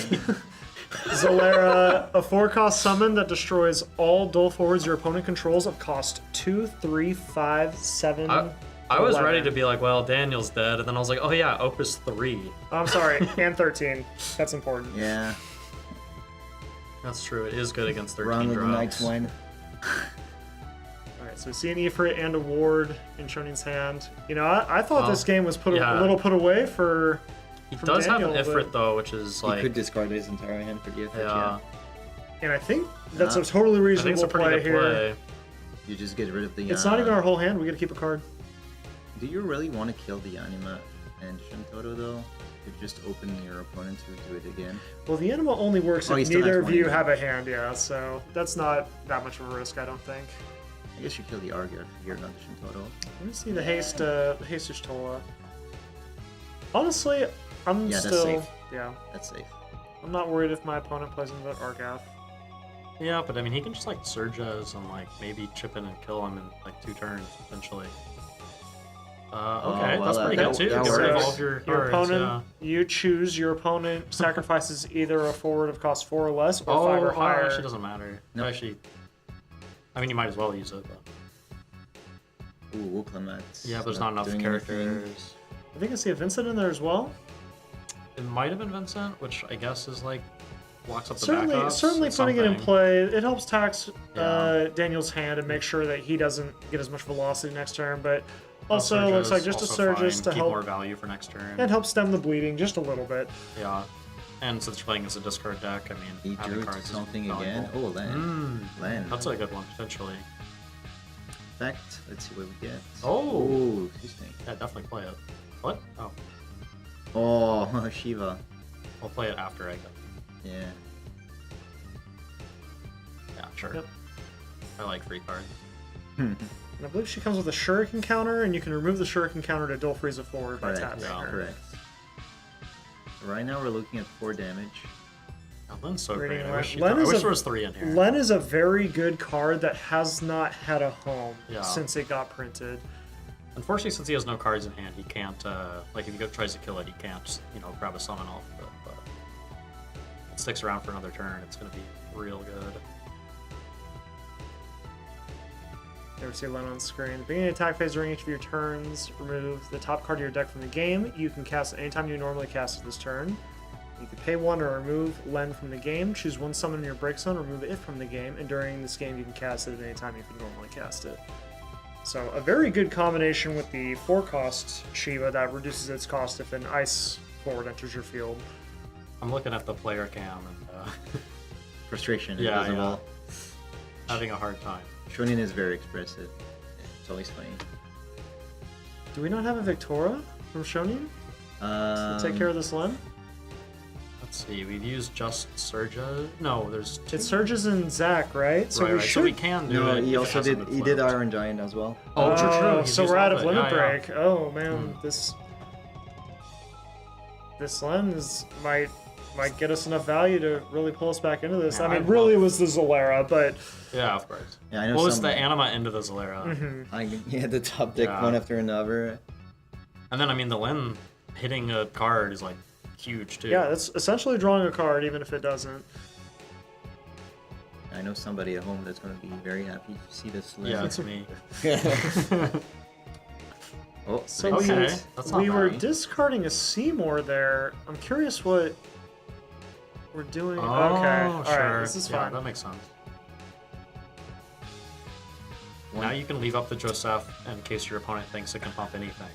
I feel like I would have still played the Seymour, broken the Shantoto, and locked 2 backups, and let my opponent get the Len trigger. I think getting the Seymour in play has a higher upside long Yeah, term. that's possible. You need to Victor the Wooklamats here. Yeah. Because just one character and then this thing is a 9k beater, so it's not good at all.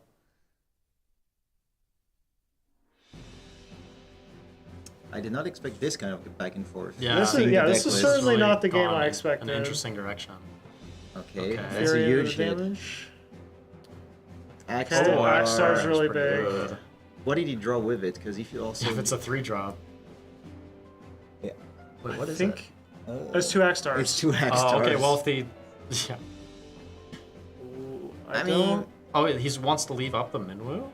it's still fine though, Okay. because that's only 3 cost forwards and only 4 costs, so... So I think, honestly, I'm okay if we don't kill either forward here. Do you have to? Well, you can't kill the Victoria. She's 10k. Yeah. so you need to Well, know. but that's what I'm saying. You could shoot the Victora Right, and right, leave them yeah. both in play, because I don't necessarily want my Yeah, opponent getting I mean, Shantato. now that he has the Minwu up, it's going to be tough for him to not die. Well, he has the Shuriken counter, though, so maybe... No, I guess that won't matter, because there's too many forward. Well, it's not like mono ice. You know what he should play? Anima. That would be pretty good. Yeah, an animal right here would be pretty brutal. If Valinka was available, that was lethal. That's the worst thing, but That's true. maybe Shintoto, maybe he doesn't know. Can Shintoto only grab ice characters? No, any- I believe it's any character. So Shintoto would Maybe. also work, yeah. Oh no, it's in damage, isn't it? That's right. Yeah, that's why. It was the only out, because otherwise there's a Y'shtola for haste, but still that's only 6 damage. Shame. We need to play another Victora, but that doesn't... Obviously, there's still one in play. And even then, I don't think it cuts it. Does he have a second anima? He does, actually. He's just in draw this time. What are we seeing here? I'm Oh, assuming this is a Surge. Surgus. Surges. Okay. Freeze the Vincent because it has an ability and the other Surgus does not. Fortunately, that doesn't stop the Axstar from killing things. Well, you Well, do we have have... the Sea Snake. Yeah, we have the Cisne, so we're okay Yeah, from that's that. true. So we're not, Yeah, potentially not dead. in theory, not dead. Definitely see. don't want to crack the Minwu right now. This is going to be very top deck dependent. And I think he's debating doing it right now. Honestly, I don't think there's a lot his opponent could have to stop him from doing it right now. You should do it there in his main phase. Otherwise, the freeze is wasted, so to speak. No, because it saves in a whole turn. It's- It's still the same turn It's the cycle. same either way, it's just you'll have more information if you untap. The only thing you gain is that your Joseph will be untapped. So, I don't know. No, I'm saying the Cisne on the left. Are you guys talking about the meme on the other side? I'm So, talking yeah, about the yeah. Minwu. We're talking about the Yeah, Minwu. I'm talking about the Cisne, that's why. But yeah, this should be done now. Sure. I think I would keep it personally. I think I probably would too. So Dual Freeze, the Surgus. So we're still... Let's see. Honestly, we still got 2 attackers here. This is totally fine. I don't think there was a lot that we were scared of. And we'll see if there's I mean, a 1-mana card that can save He could- Daniel here. he I mean, he have- could have that one cost Shiva. Yeah, that 1 cost Shiva is very, very good in I mean, this deck. surely that's in his deck. Okay, 2 mana. Oh, there you Oh, go. Okay. That's Oh, that's Matthias. Matthias. Still. Oh, but still he doesn't dead, have enough mana to unfortunately. Cisne and Mateus. Wow, that was the closest was a game good we've one, seen yeah. all day. Yeah, excellent game. The Anima into Zalera really Made almost pulled that one out of the void. Very, very cool game. I haven't seen that Zalera played in quite some time before Seymour. He does only Came have out. one of that one cost Shiva, which surprises me. It surprises me as well, because historically, that's been one of the staple cards for aggressive ice decks, especially mono ice decks, because it's essentially 1 mana, remove 4 cards from your break zone, which you have very Yeah. little way of interacting with, to just duel and freeze. It's a character, isn't it? So you can Yeah, even it is, you yeah. can even mess with their backups if Yeah. you need to, and especially with the Kefka meta right now. And And I mean, just me personally, I would play it over the Mateus, and just the fact that it happened to line up that way, that Yeah. it was Mateus that he had there at the end. It's like, yeah, and I think yeah. I think if Daniel drew that Shiva, I think yeah. he still wins that game definitely. because he had a lot of cards had- in he had his a lot of break zone. backups available, He probably yeah. could have cast it 4, 5, 6 times easily. for sure. But that's not how it broke, and honestly, he got pretty lucky to survive the early game with top decking the Anima into top decking the Shiva, or not the Yeah. Shiva, the Zalera. So, you know, that was an exciting game. Yeah. Happy to have been able to That watch was that way one. closer than I thought it was going to be from the way it started. Yeah. So now we see Shonen moving to 6-0, so he's the only one at 6-0. Daniel remaining with 5 wins. Not a lot of 4-2s. I mean 4-1. Sorry. Afterwards. So Xavier was also undefeated before at the beginning of round 5, but then lost apparently, unfortunately. So we have Air and Shido, so both Japanese players that are also at 4-1. Then Alexander that we saw a bit earlier was also at 4-1. Alexander Early from America, not Hancock's. Yeah, sorry. I should just say Alexandre. I was like, so Connor J, 4-1 as well. Fujikawa at 12, and then Fabian, so the Materia Cup Germany champion at 4-1 as well. And then there's let's try and count 1, 2, 3,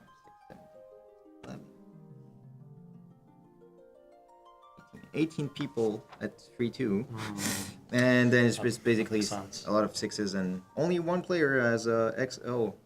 Yeah. I mean OX. Sorry. Well, Well, there's another drop, so in theory it could have been two, but Yeah. So yeah, and then some big names are in the 3-2 categories. We have Alex Hancock that we saw earlier. We have Jordi Costal. We have Arika, Petinyan, Mark, AAA, or Yogi that we saw earlier. Anthony is also pretty known. So there's a bunch of people that are still surviving. Obviously, the results of this run are going to matter a lot going forward.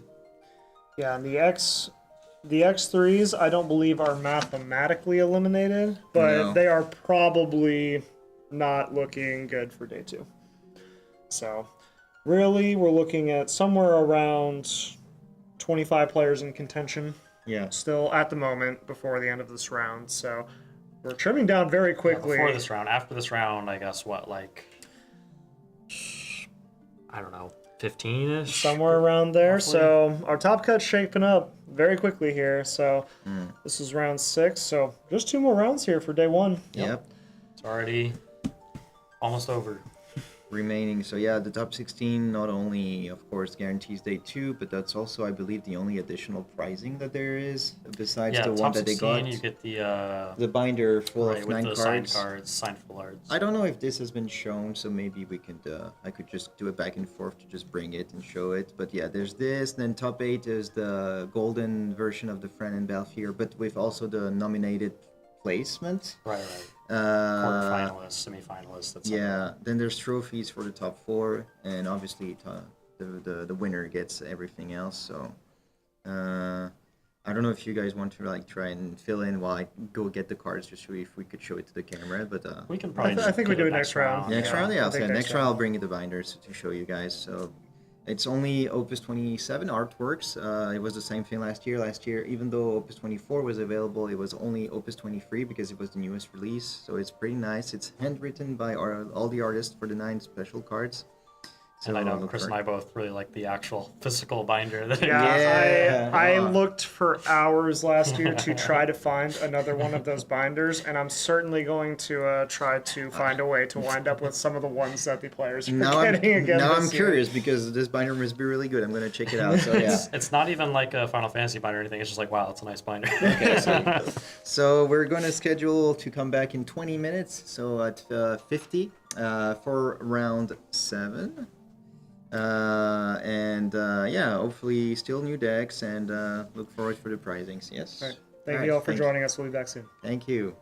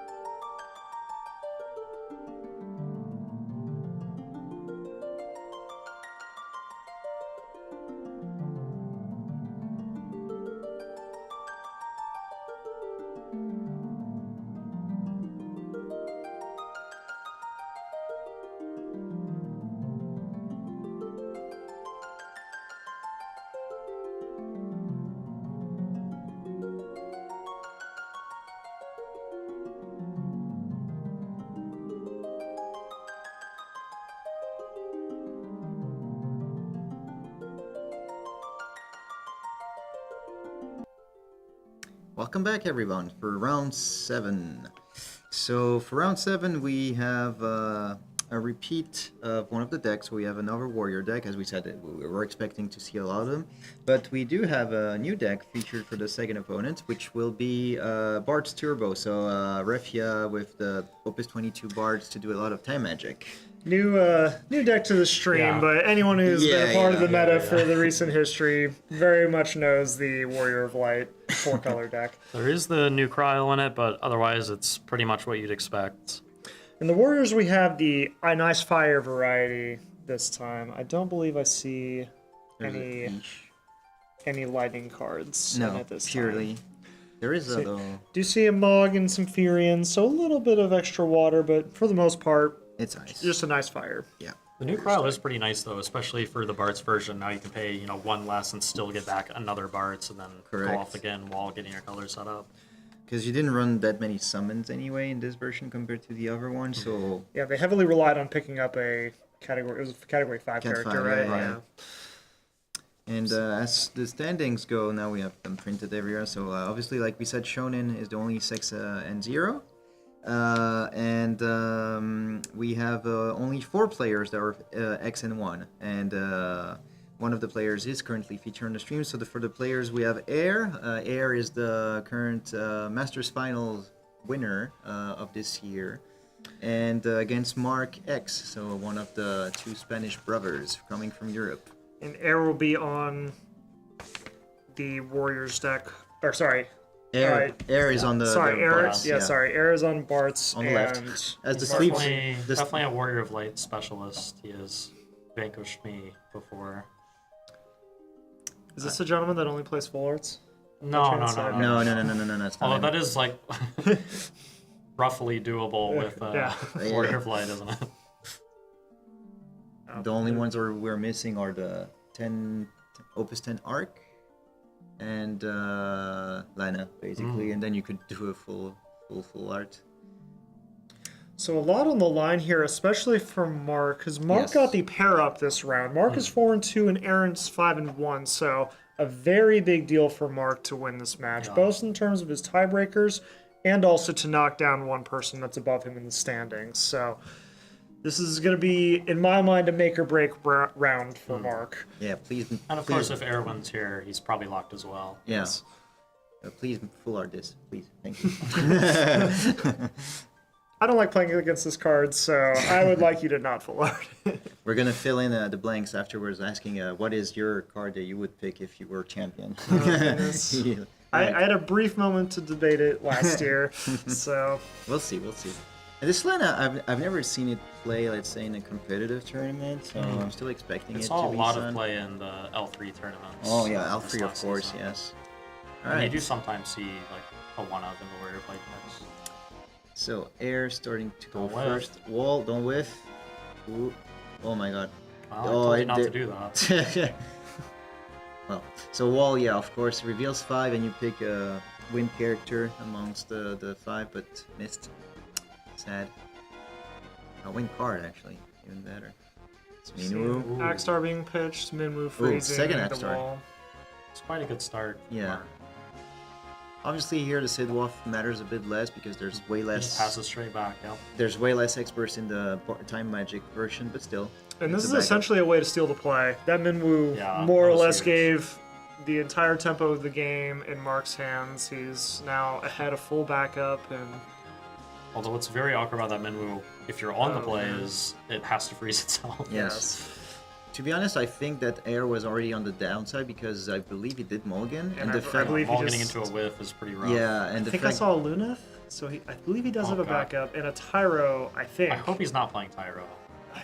No, he's got a cryo. He's got a cryo. Okay, I thought that's one of the cards he put. He has to face overpay for it, but the Vincent isn't like the strongest card in the world anyway, so it's kind of fair. The other way around. Yeah, there's the He is in fact playing 3 Tyros. I mean, it is very important that, this is 2 Warrior of Light backup, so he is starting to get set up for the Refia setup regardless. Now, Mark is going to need, in my mind, to get some pressure on quickly because when the Warrior of Light deck starts going to late game, very few decks can hang with the card advantage that the deck this was hurting my eyes, but I just realized what was happening. He's playing with the Magians and Bards for the main deck, I believe, or something like that, and then he's playing the LB deck with the other Bards non-sleeve, I think. Oh, they just look similar. I see. Yeah, so weird. I think so. No, it's his hand. I'm done. Oh, okay. I'm done. Okay. Because I was like, he has so few cards in hand, but he's put it so far away. So the land being searched, I'm like we surprised said, he got Lena. I think he needs to color, basically. Yeah, well, I thought he was gonna get Bards and start trying special. I think the Bards is already kind of slow here, to be honest. He probably took the Lena to maybe do Lunaferia on the next turn, if this is not frozen again, to be honest. We're gonna see. Alright. So this Vincent's probably going to wind up doling to freeze a character. Oh, no, no, we're we're attacking. attacking. So I'm thinking that we're going to play maybe a Seymour here. Yeah. Okay, Oh, there it is. That to makes freeze sense. the two characters, Yeah, because this is otherwise really the strong. yeah, keeping the discard free. I almost feel like we have to, but if we don't have a power play the next turn, then it doesn't matter that we saved our backups. It's definitely also like, you know, you got the Sid Waff. You don't really care about the experts. It's like a nice spot to be in. To be able to actually Discarding a be attacking. Luneth, I'm a little, Oh, yeah. I'm a little surprised. A little surprised to see us abandon that backup, but I suppose, well, even still, Arefio, even if all of our backups are frozen, Arefio can bring us right back in the game. Which is another reason maybe why you want to search for the Lena. Maybe he does have the Refia. Discarding free. Okay, Oh, Sarah there- FFL. There we go. He has a So, almost certainly we're going to go get a Refia here, and I expect to see... He had a Lunef. Wait. Hold on. Okay, I was Okay, I thought he, like, we search for yeah. 2 forwards, so... If you can get like fire forward, play the Luneth, and then be set up completely on back. Does he have another Luneth? Because he I- discarded the one. Oh, did he? Yeah. Okay, then maybe not. And that's why I was a little surprised, especially if we had the Sarah FFL already. Oh. Okay. We're getting... Okay, we must not have an answer to the Seymour. Oh, okay, I thought we were drawing a card for that Bards, and I was like, that does not work. Okay, so So this is post-combat, so combat untapped it. Activated all of our characters there, because all of our characters are Warrior of Lights currently. Now he'll be able to get rid of the Seymour in combat, which is pretty nice. Yeah, Mark also stumbling. We haven't seen any of the Warrior package come out. Yeah. It's like this. Yeah, it looks like he's playing him on ice. I was about to say the same thing. And Except I for the do- extras Alright, here's up the there. Yeah, it Tyvus, looks like the so- Tyvus, and And you know, he will be able to just eat up this Refia quite easily, which is nice. Probably will out since he looked at the 4. Yeah. Pokemon coming in, Yeah. dealing 7,000 damage to the Refio. And I'm guessing he's going to freeze instead of it. Well, We said the same thing earlier, and he still did it. Well, Well, I would that's 'cause he certainly, had the, I would certainly yeah, still yeah, so he's doing freeze. it, Yeah. earlier he had the Seymour to freeze it, so it's like you might as well attack. when I you would have Sid Waff. froze the Sarah FFL though to try to prevent another Refia, Okay. because if a Refia came down here, I would. Yeah, be he still slightly wouldn't sad have about enough it. to activate it before the untap though, so it's not the Sure. end. There would be no world, but- card draw, but at the same Yeah. time, it's not where you want to be. You're seeing a Bard's active effect to break the Tyvus. You're only scared of the wind once damage free is Oh, he's being got hit. Clive. It is. Oh, not- okay, that's also good. It's though. weird. All right, Yeah, we're getting into the lock area. this is what I like to see. Oh, this is at this point it's pretty much over unless experts come into Well, play. he's gonna have to discard if he uses it, which might still be worth it to get a card out of the deck. Yeah, I think just to get Elena out of the deck is Yeah. worth it, because Lena's or Ferris. Yeah, and I suppose Ferris isn't doing you any good either. You just remove outs you don't want to draw. Yeah, unfortunately, I don't know how we get out of this before we die. So, yeah, the fact that the Seymour is just gonna be able to continue to do That its was Seymour thing super is fast pass. pretty rough. You could play the. Does he play the Article Knight? Yeah, you could just play the Article Knight on his turn if you wanted as well. Well, he's already gonna freeze 2 backups, so I don't. Yeah, I mean, yeah, to because push with the Vincent, might as well to ensure that you don't need to duel the Vincent. but I think we only have 2 cards in hand, so it would be the same thing as activating the Seymour, Yeah, if that's the case. true. So, Still freezing two. Oh, did he not make him two discard? backups. What did he choose? Yeah, he just Oh, told he him just to did it out discard of it. order. I think Air has some nerves Yeah, going he's on right visibly now. shaken. Yeah, and it's a lot of pressure, and it's Oh, that's a pretty rough hit. losing another Ferris. Refia and another Ferris. Both of these cards are very key for Air having any chance in this game. Yeah, I'm not sure how I felt about tutoring to get rid of the Ferris, but at the same time, I guess it wasn't helping. I don't know. It's hard to say. It's just you're so behind because of the Seymour that I don't know what's correct. You know? Gosh, we have to do something this turn, and there's just nothing that stops the flow that's happening right now. Yeah, the value from Seymour every turn is just so strong if you can't answer it. Yeah, and especially because one of the best ways to fight wall over time has always been to interact with their backups and never let them activate them. Especially if the Refia is being killed consistently. I was gonna say if he has another Refia, he can at least stop the Seymour, but It's the last I think Refia he's too, just done. because one's already in break zone, one's in damage. And I don't see any bursts that can save us here. No, there's No. Brynhilder, but still it doesn't kill anything. Yeah, I suppose if our top two damage is Brynhilder Well, not if and he Mark attacks does, properly, it's like if yeah. Mark attacks properly, then it still doesn't change anything. So discard. he could have something he's gonna pull. No, okay. I don't see any cards in Wow. his deck list. That I guess doesn't. you can use that. Yeah, you might as well get a non-burst out of your deck. Again, I don't see anything that saves us here. Yeah. And Warrior Light's certainly not doing anything at the moment. And so we're gonna see a discard from the one of Sid these. Waff. 2, 3, 4, 5, The 6. last one on the right. Yeah. Yeah, it wasn't enough. It doesn't matter, like we said anyway. It's supposed to be Another damage 6. coming in to and the 7. 6 There you and go. 7th damage. Alright. Seymour, like making Yeah, this the I one. like seeing that Seymour super doing some excited. tempo-y shenanigans. Makes You me know, want to play a Seymour. And this sort of matchup, Seymour almost specifically, makes me think if that's why we're not seeing a lot of the Warrior Light decks at the top tables, because Seymour, every mode of Seymour very good against, especially against Warrior Light. It's basically Lastwell on steroids, where Lastwell already with Knights was doing the same job, but here you're also making discard at the same time and targeting 2 with no condition, so to speak, where Lastwell needs to keep digging forwards to have his effect. So yeah, obviously very, very good. Yeah, part of the problem with Ice against Warrior of Light historically has been you eventually run out of ways to freeze their backups. Seymour solves that Yeah, problem you never run because as long as you are killing their forwards, Seymour's going to take care Even of if it. they kill your Seymour, you could potentially play another Seymour. So And even if they put a Refia, you could always dull the Refia first and then just use the mod that kills the dull forward if you wanted to get rid of her and stuff like this. So obviously a very versatile card, and showing here the strange once it's set up and you have no answer to it. So yeah. it's another deck using the Joseph Minwoo package too. We didn't see it that game, but it's just really strong. Yeah, Mark, certainly stumbling. I mean, we were very happy to have those two backups on one, but we didn't see a single fire character for what? He was sort of 4 or 5 stumbling turns? for like maybe a turn, but also his opponent whiffed turn 1, and he Minwooed Yeah. and made his opponent pass on turn 2. So Stumbling's all relative, you Yeah. know, compared to his opponent, was not stumbling as hard, and Right. also just having the Seymour was enough advantage by itself to really take care of pretty much that whole game. I think we can attribute to the Seymour yeah, there.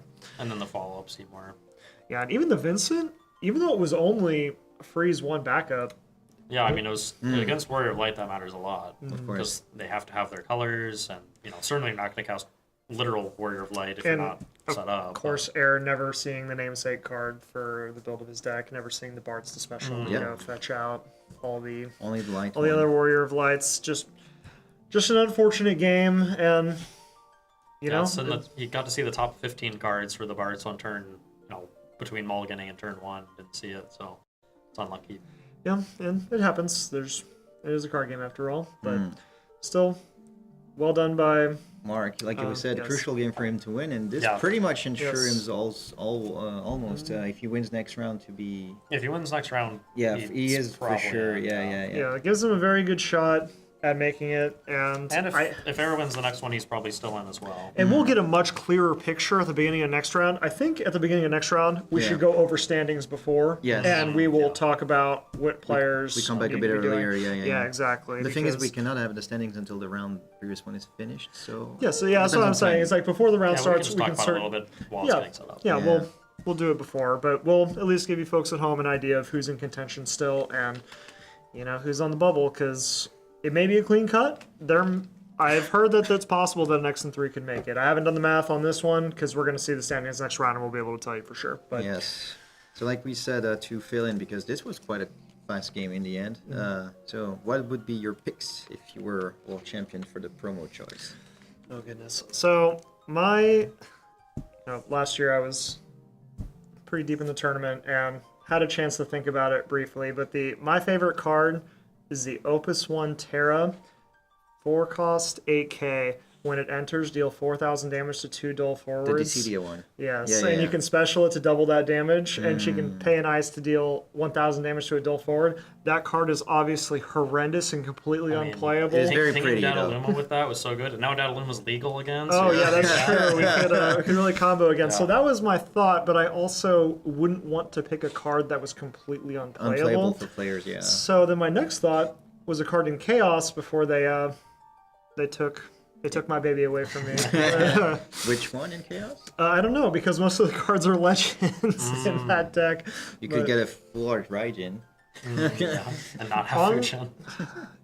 Oh, it feels weird afterwards. Maybe you could arrange it. I probably would have picked the Earth Chaos.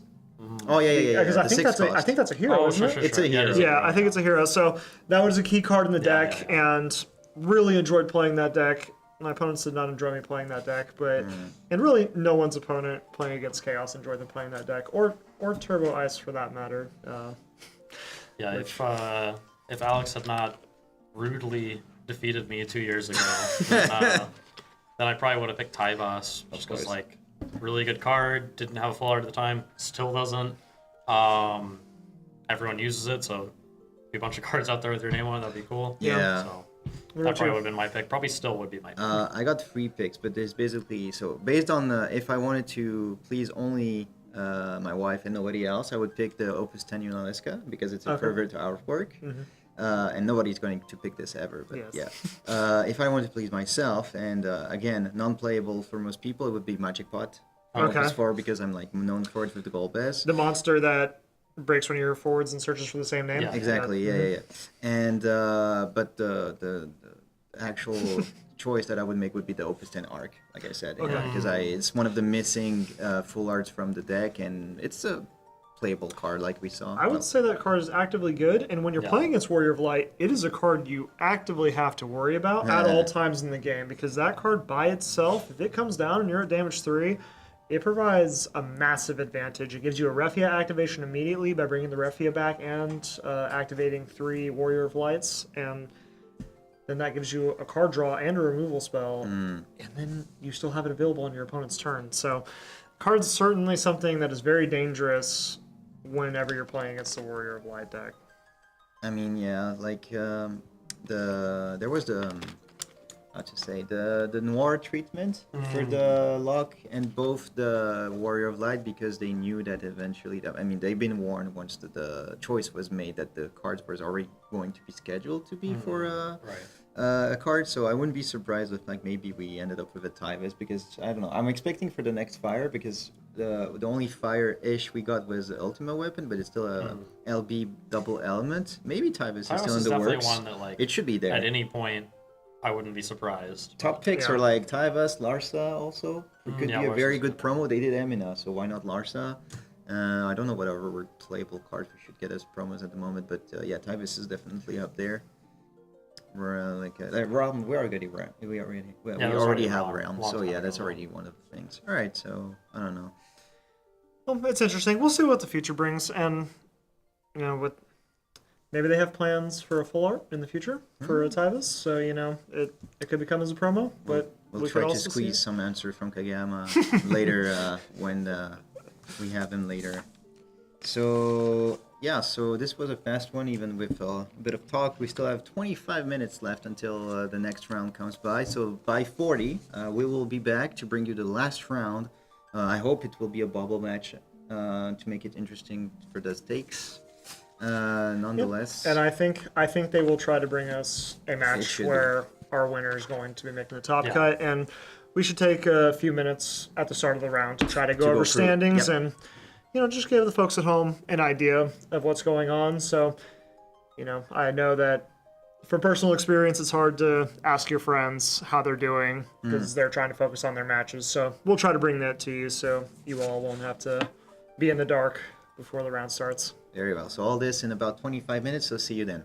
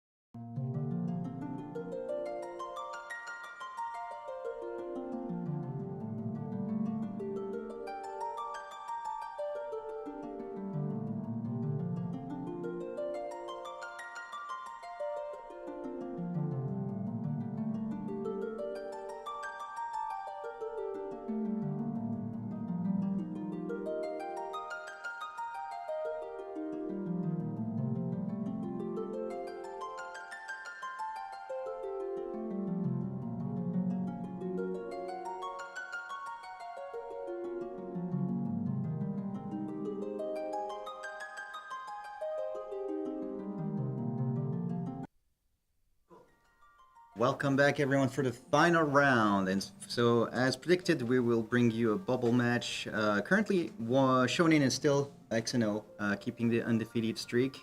Then we have Connor at 6-1, and then all the rest below are 5-2 until the 14th place. Which so it means that we will see some people that will be X&2 actually moving forward. And maybe a couple of X&3, 1 or 2. So there will be a One. pair up/down this Yeah. round. If the lower record wins, Wins, we there's will chance, see an yeah. X&3 make the top cut. But otherwise, this will be a clean cut.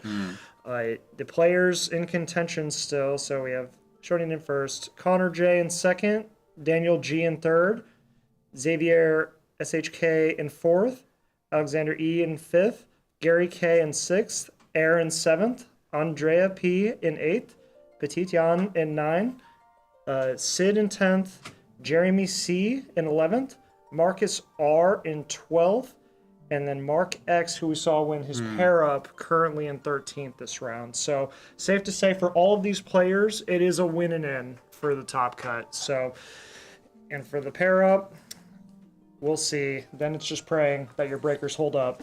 And right now we have the middle of the bubble matches. So this is current 8th and 9th place against each other that we have on the screen. So Petit Anne from Japan and Andrea P from Italy. Two interesting decks. Yes. We've got Cadets on the left and Sky Pirates. Well, FF12/Sky Pirates on the right. So a lot of people are not going to be super familiar with cadets, myself included, unfortunately. But what are we looking to see from the cadet player here? What's the typical game plan for cadets? Set up as many backups as you can. Well, this is typical, but obviously because you want to color fix, there's a lot of different colors you can go. You can either run the fire wind, or you can go also wind lightning.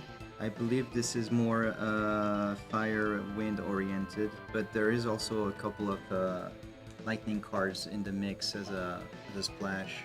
So here we already have the kites. So kites reveals free. You pick. Fran's pretty big. You Pick up. Yeah, you pick up like what am I saying? A sky pirate from them. So we just pick the Fran. Then if it's a 12 character, we activate kites, which allows you to then play the Fran if we have the Earth to play it. There we go. Very strong start already. If this plays a Larsa, this is pretty huge. Alright, Joe. Still not bad. Yeah, that's good. That's nice. Gonna go get the sister, or you could go get another friend if you want her safety. That's also valid.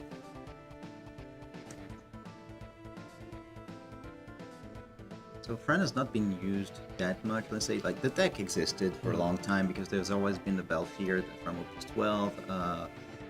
Stuff like that. Opus 150, maybe I'm mistaken. But yeah, I was about to say, First turn. this Bash is what brought her back. So Bash costs And only he's got 2. that. And a Pinello. Yeah, Although he doesn't have no Sky Pirates, right? no. So Pinello, Bash costs only 2 because there's enough FF12 characters to reduce this cost. Then you have multiple mods, but you almost exclusively are going to do the reveal free and then just pick on the 12 character, and then the rest goes to the break zone. You can situationally give the Brave for your attacker because with a nice boost as well, but obviously you need a bigger wolf for here. And Pinello, pretty new card. Pinello is very important in the deck as well. Like brings some utility, brings the draw, brings the cancels. Oh. Very nice. Oh, Aerith off the top. That's interesting. Seeing an Aerith Limit Break here. Yeah. So it is the lightning wind variant here. I don't know what to expect from what's happening. I don't either. Enters the field, you may search for one card named Cloud or card named Zack and add it to your hand. I believe he's playing the Cloud backup.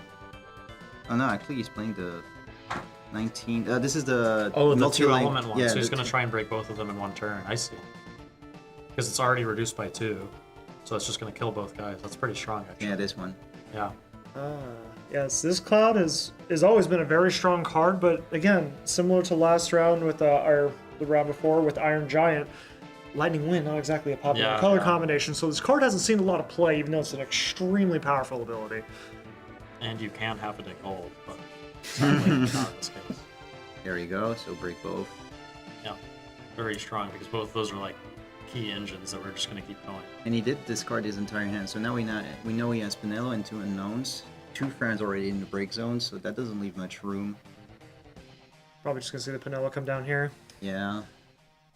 No, Oh, free that's Alexander to cool. break That's the a pretty nice draw. 4-cost Alexander. If you've played a wind character, or is it forward? Wind It's forward. Wind forward this turn, the cost is reduced by 4, making it free, and it has 2 modes. One is break a monster and draw a card, and the other one is to break a forward that costs 5 or more.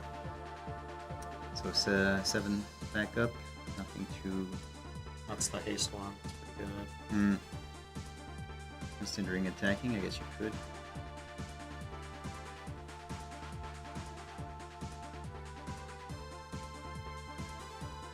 Not sure what bursts are typically to be worried about from the 12 deck. Do we play Kuseth? There is Kusiv. Kusiv is 12, so it's like fits perfectly in Oh, the deck. wow. Yeah.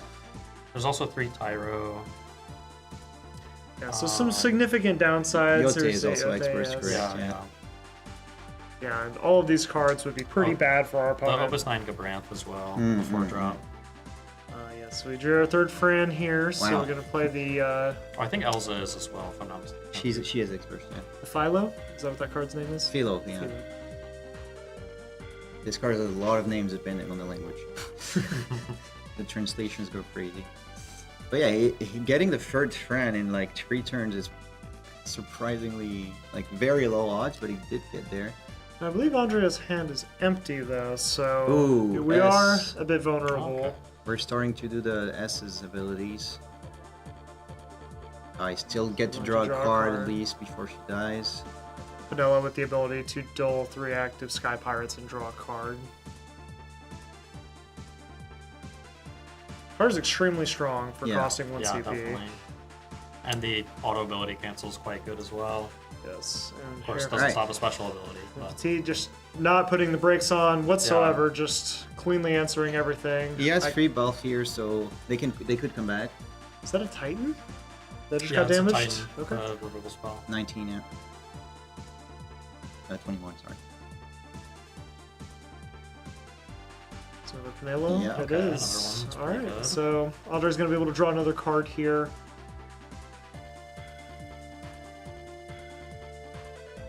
But we're not seeing too much build up yet. The TN should try and put more backups, okay. but there's the 8, so aced. It's a new card. Yep. So when he attacks, you reveal the top 3 cards of your deck, and you can add a cadet, drop cadet from them to your hand, and the S ability. But obviously here we're just going to try and go and get ourselves some more cards. Yeah, if this kind of card goes unchecked for very long, whether it's a... what's it? Is it Stinian? Is that the Scion? Yeah, yeah, That does Scion. the same sort of thing. We hit the 9. I'm pretty sure the Cadets player is 3-0 also in with Cadets, by the way. Yes, So- the Petite has gone undefeated so far in the second half of this day with his Cadets deck. I don't think that's like many people expect it to be. No. Oh, honest. certainly not. It was not on my bingo card. I draw Never one. s- I couldn't tell if I saw an indication for a block there. I did. Hmm. I'm not sure what...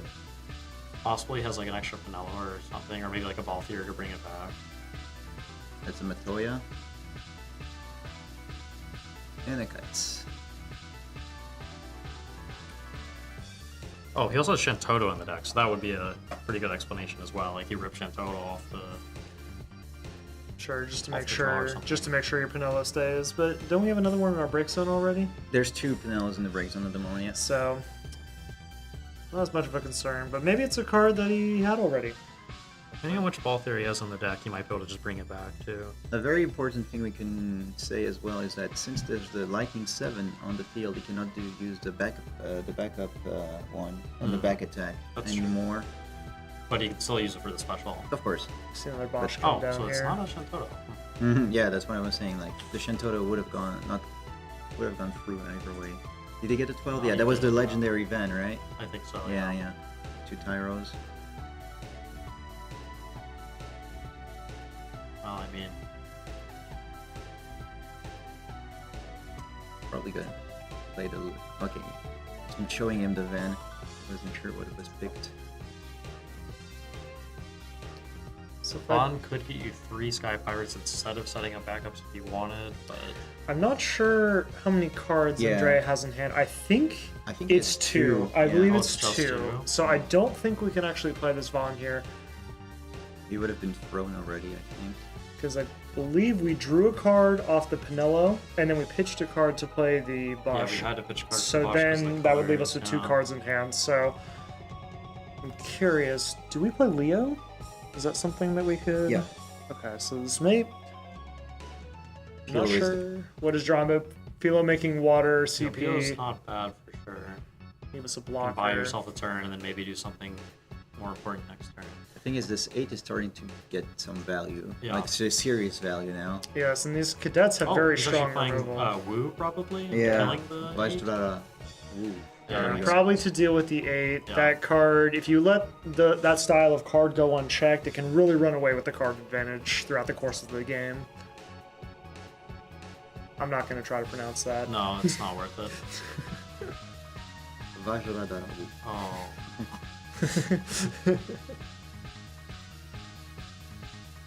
This is another example of card that, depending on the localization, the name changes Yeah. drastically. When I saw the Japanese name, because I translated for the L3 deck list, I was like, this Mm. is not all what it means. Like, it's so weird. Alright, so I believe we have 4 cards in hand with Petit here. So another... Oh, no, never mind. I was going to say another Cloud would be really good here, but Bosch costs 5, even though its cost is reduced. Yep. And was only paid 2 mana for.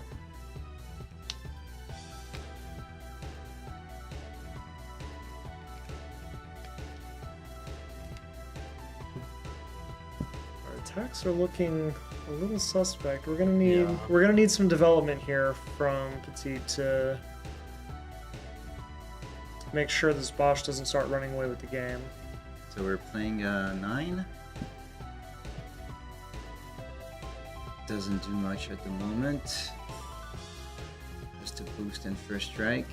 Like, Queen would be nice here, but you already discarded one. One tricky thing you can do with the new Chaos Walker, the wheel in this deck, is he can hit his own cloud to get the Storm Cloud. Is it the 1 mana Yeah, you Chaos Walker? remove it and search for another copy. So we're here, he's sorting the breaks in front of us. We can see how many cadets have gone through. So there's like 2 queens, 2 douche, and that's Catter, I think? Yeah, and then there's 1/7. So a lot of cards already run through. It's douche and Cinque, sorry. Thank you for the correction. Cinque is one of the most valuable cards for the playing cost, as you can see on the screen. It's a shame that there's already 2 gone, but you had to pay all those lightning cards for the 7 that was more cost efficient than play for the cloud. So all those lightning cards went really fast. Never seen another reveal from Bosch. Yeah. That Take Balthier is Balthier. pretty nice. Yeah, I'm inclined to take the Balthier because you can get the Mellow back, but at the same time, the Ash just makes your guys just really hard to deal with.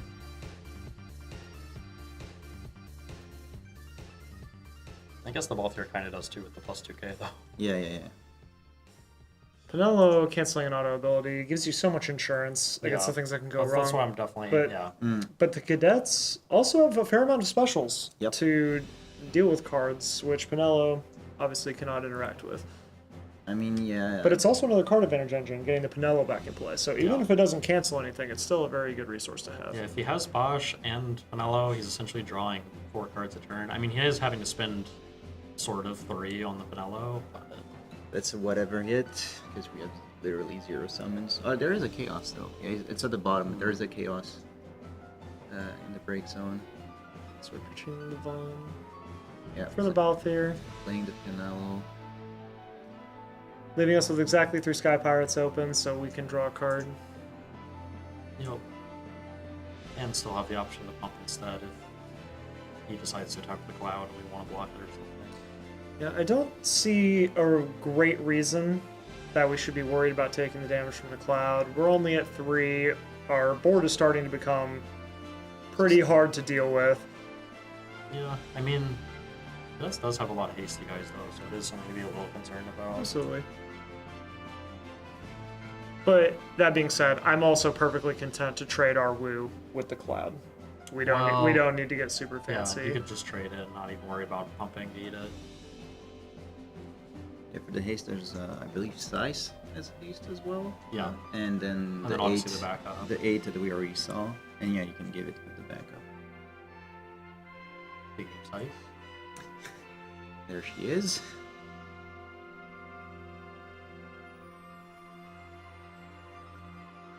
So cost 1 because we have 2 drop cadets, and we can choose a forward. Cost equal or less. We can break it.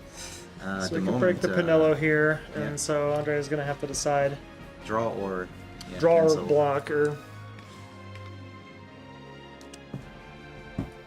I mean, you could just cancel it and use it beforehand to pump, I guess. it's the same difference. It would wind up with the Pinello in the break zone either way. It's either draw or pump, basically. I'd say. Yes. Right, So we're going to see the draw. Yeah. And I think this is fine, again, because our Woo can trade with the Cloud, and taking 1 damage here is not the end of the world. Oh, Oh. that's a Does he have changer. cards left in hand? He has 0. Okay, well at least he's not, completely threatening. So the Lightning Ace, not the most played usually, but I guess if you're playing It does this just draw you combo a card color, yeah. immediately, right? So this will be a draw, but then we will get the discard ability.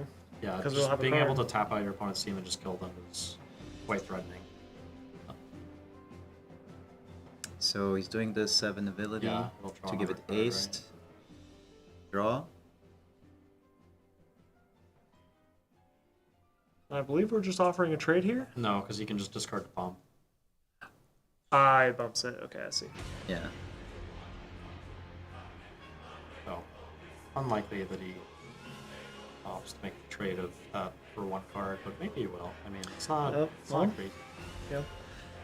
I mean, your opponent's Cognizant already of, at low cards, I mean, and it's like that Ace's ability is going to continue to be scary regardless. So, forcing him to use it isn't. Using Ace's ability to dole the Woo, which doesn't accomplish anything because it's blocking and dying in combat. Should swing with the rest. Yeah. Yeah. Another Bosch, and then Cloud will take an Okay. Alexander. The thing we know is that we know most of the experts are gone because Yeah, all those those Tyros Tyros, were yeah. already thrown by Bosch. And there's just not that many. I mean, there's like 9 or something, maybe 9. less. And we only have 1 more damage that can be a burst, a relevant burst. That's one of the thing with 12 is that they don't have much AoE, let's say, or RAF effects to get rid of a lot of forwards, once besides He's got Shantotto. Shantotto and Montoya, but Once again, going to combat, Bosch revealing the top 3, adding a 12.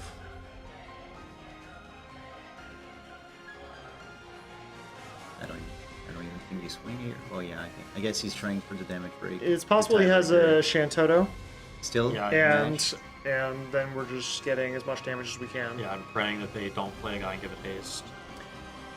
Yeah, it's a very scary position to be at, especially the turn. hitting this round. Oh goodness. Yep. Yeah, this screams Shantotto to me, or some adjacent board wipe.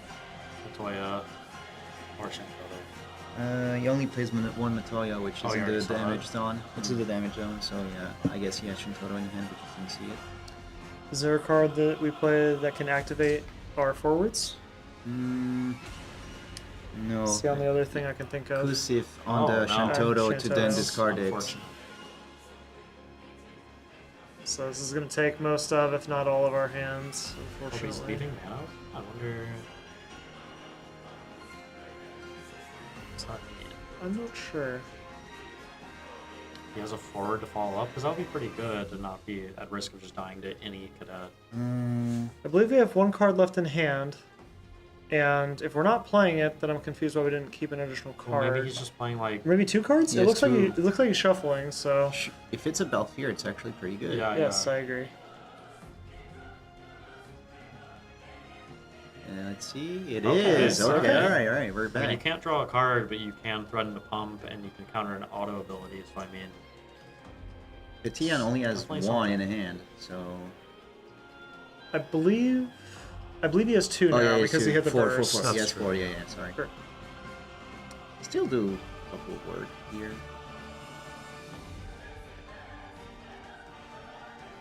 Oh, wait, Ace is Oh, back. I believe the ace You is got still... it from the Ram. You got Yeah. it from the Ram. I believe the ace is still very threatening here. So let's draw a card. Huh. If he has, how many cards does he have? 3? Yeah. 3. I don't think he can play 2 Sky or No. Cadets. If he had Size, he could play Size for 1 and then try to see. But there's the Pinello to cancel anyway. Actually, no, Size would have made it. You play Size, you target. You could actually target the Bell here. Pinello is going to cancel it, say, and then you use the remaining card for Ace and Doll, and then you get swing. But we don't have haste, do we? No, the Size does, I but see. not Ace. Okay, gotcha. Yeah. oh, Actually, doesn't have Slice Ace. doesn't have haste. Never mind, but I was wrong. He didn't swing the previous one.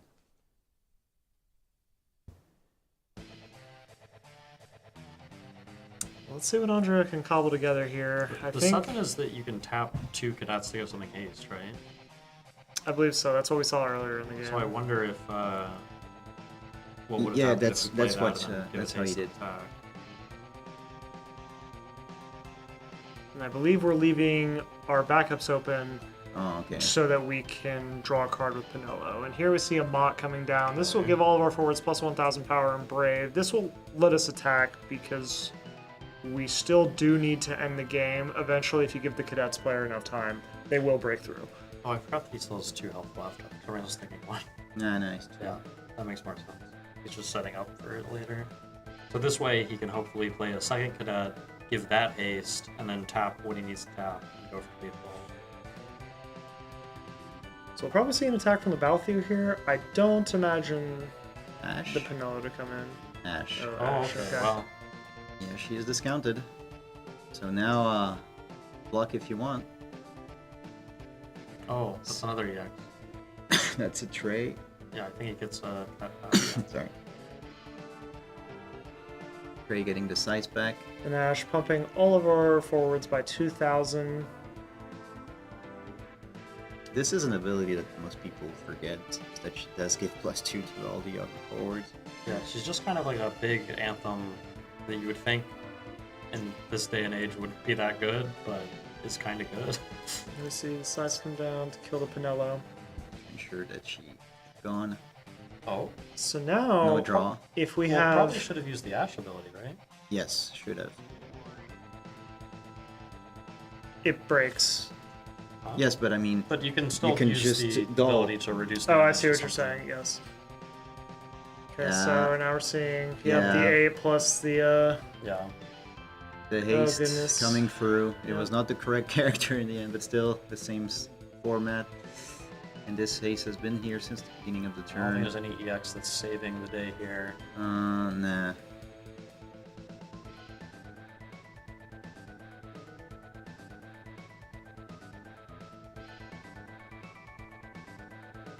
I'm also surprised we didn't draw a card if we have no cards in hand. I mean, I don't think it matters either way, but... Well, the Pinello was already dead at that time. Remember, he killed the Pinello first. Oh, you're right. But even then, we could have drawn Kites can break himself to reactivate Sky Pirates. We forgot about this. a card. The problem is that Petita's another... Oh, wait, Oh, it's two? It's two. It's two. Oh, it's 2, okay. So now we can block Well, and just pump. is it Sky Pirates or 12s? Because Ash. I 12, don't think 12, is a- 12. Okay. 2 characters actually. I think this no is restriction. I think this is the reason why we didn't see any card draw. Yeah. And we just lost the 8 like this. Maybe Petian didn't know about the Kites either. I certainly don't.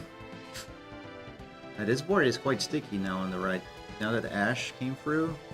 Now we're also going to have to... Well, actually, we don't have to block because we still have the... Gosh, I keep forgetting her name. Sides. The AK. The ace is already The ace. pretty big, right? Ace, you mean which side of the board? Sorry.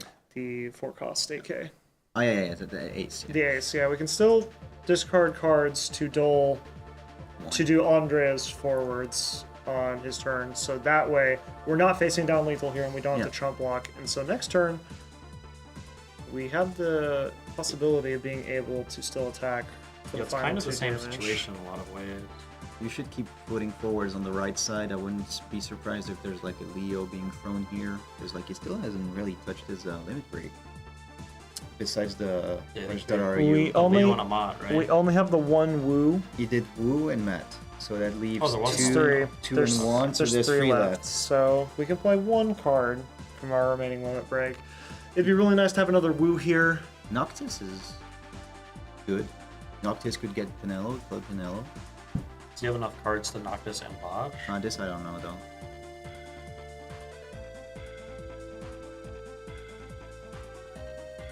He has 3 cards. He could knock his Bosch. Yeah. I believe we have 2. Yeah. Okay. He discarded his entire hand for the previous turn. Then he could. Oh, it only. Oh, he could knock this Spinello with it in that case. Yeah, that's why. Yeah. No. Yeah, I think that's... Unless we drew a very good card. Attack first, see what happens. Okay. No, I think from Petite's side, we wait and see if Andrea will commit another forward to attacking. So now we can dole the Ooh. Ash. Okay, it's a bit risky. We I don't might know. as well take this before doing anything. Yes, absolutely. The one thing also people keep forgetting is I'm pretty sure Ash. Can, Another I think that's burst. another. I think I killed something. I didn't see what it He has was. 4 guys, so it breaks. Oh, goodness. Is that what it says? Yeah, I think it's pretty much like size. It's damage. Jack. Oh, it's Oh, just stole a- it. I see. It's 5 or more, sadly. Wow, Still pretty so valuable. this is very, very strong because Yeah. unless Andrea can untap multiple forwards now, this ace is still going to be able to dole his whole board Yeah. on the crackback. He actually drew it, Pinello. Oh, he's playing it. 3. This looks It's like a Leo. It's a Leo. Leo. Leo draw into Noctis something. I think that second attack was very risky. We can't knock it Anymore? because he just played the Leo. Oh, the Leo, right? yeah, so he's out of LBs, yeah, correct. So maybe he drew a Bosch? 4? Oh, Gabrant. Gabrant, which Un- a damage 6 does Unfortunately, something. I think we're still dead here because Yeah. the ace is just going to dole all 3 Yeah, of just these discard forwards. 3 cards Yeah. and kill your opponent. Unless he can get something relevant off this, but I don't know of anything that you could play with it being your only card in He's hand. out of No. targets And I too. think, oh, he's goodness. Gabrant physically only searches Ash Vaughn. and yeah, there's Van. I guess how many Vans did he play? Bosch, One. The Vaughn. one. So Van, Bosch, and Ash. It's a lot of Ash. So yeah, those are the only targets, and they're all gone. For what it's worth, I don't think Yeah, we it could have didn't afforded matter. to not play it. It didn't We matter. needed the forward in play. This is discard 1, discard 2, discard 3. Let's see if Petite is okay using the ability to Yep. dole the Mott. Now I expect to see that Yep. on the Leo and the Gabrant here, and I don't know what. I don't see anything in Andrea's list that's going to stop maybe these there's like final a 2 sneaky damage. backup that untaps all your guys or something with experts. The 5-cost bards Yeah, from something like that. Kites Opus 3. doesn't do it. He's Oh, told for Uh, damage, and wow, Yep. GG. Cadets takes 4 it. cadets. Impressive. Incredible. Congratulations to Petite. Yep. Wow, what a game. That was very close. Where were you when Cadet went 4-0 in rounds? You can say, like, really not on the bingo card, like you said. But at least, like, this ace showing why it's forced to be reckoned with. Like, you can just control so much of the board because you put so much pressure, and then you ask your opponent to answer it, and then you just kill everything that they're putting. So, pretty Absolutely. interesting. And I think the attack with the Balthier really didn't Yes. respect what the potential was coming back from the from Petite, Yeah, that's true. because it's kind of like the When that The ace is on the Gilgamesh field, argument. it's just like. Because, I mean, you also draw a card when that ace attacks, so it's like. You're You know, ensuring not only the goal. amount of cards they already have, but then +1 can they get through. So yeah. So actually, in that regard, it didn't change anything because Petit would have had that last card in hand Yeah. there at Correct. the end. So it may not have wound up mattering in the end, but It's just, I think it's the knowledge. Like we said, it's not the deck people were expecting, so they perhaps also didn't know what's in it. Yeah, I don't know what and to expect. also what what to do. the cards do. Period. So. oh, and I'm probably- sorry. He had a burst that doled forward, so it actually Yes, did matter. it did matter. He would have survived the turn otherwise. Right. At least barring anything else. And I think Well- outside of that, he was in a commanding position to win that game if he didn't die that turn. I mean, technically, Maybe, because then next turn there's still just more cards in hand, more If- dulls, so it's if hard he to didn't get say. the burst, he wouldn't have done the Ash. The Ash attacks you just block with size, and he was at 5 or 6. I think He we was just at used. 5. Oh, Yeah, it was hit with so he needed the guys, both. Okay, yeah. yeah. I think yeah, we would yeah, have just used the ace to dull the final attacker, so we Yeah. wouldn't have to chump block it. So wow, It just did matter. just a really close game, and may or may not have been a small misstep on that last turn, but it's very easy to make mistakes when you don't. I mean, even we don't know the exact Yeah. text of all these cards in the deck, so. Let's just all agree tonight. We're going to learn all of the cadet cards, so that Yeah, if for Petit is on top stream tomorrow, at least we'll know everything. There's We'll be like doing- 2 people back we're doing in our research. Raleigh that play cadets sometimes. That's basically the extent of my knowledge, is like occasionally playing against them. I'll do it for my friend Creo, because otherwise he's gonna kill me if I don't know all the cadets by heart and mix. I already did some mix-up on this game, so I really need I to believe work on one of it. the sevens is that the one with the special snake bite. Yeah, Yeah, the really so old one. I know Opus 3. I know that I know one. that one. Is that It's that not in there. Oh, okay, it's No, not no, even in but here. the new one Six, also seven, does counter. Something. okay. You can. It's a. Oh, that's the backup. It's Yes. a back Backup. attack. Back I attack. do know the backup. And there's one of them in there. My roommates were quizzing me on cards last night, and that is one of them that they grilled me on. But yeah, so we're going to get in less than 5 minutes actually a card preview and to talk all together with Kageyama-san about the standings to get the final top 16 representatives. So be on the lookout for this in just a few minutes. We're going to come back with all 4 of us. So see you soon.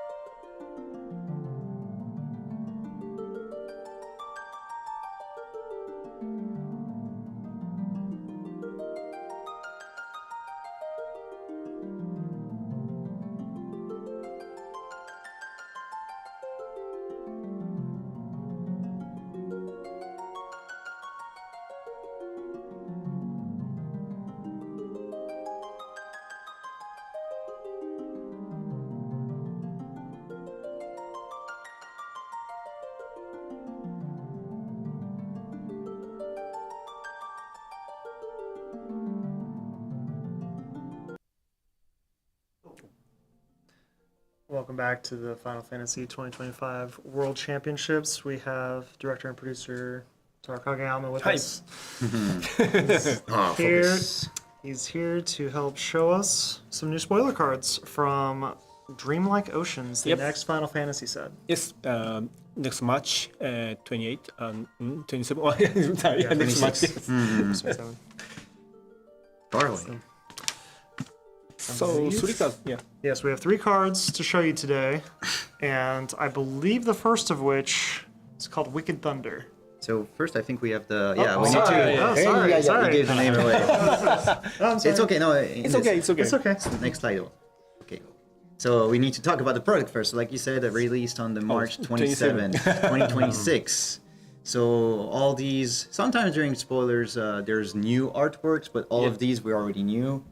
Yoshikiri from FFB, like who would have thought we see Yoshikiri? So Cloud, the Edward, Lumina, the Steiner from Ruby Asami as always, and a new Vayne. So yeah, looking forward to the set, and obviously with the signed Yuna from Tetsuya Nomura, very gorgeous card that was also shown.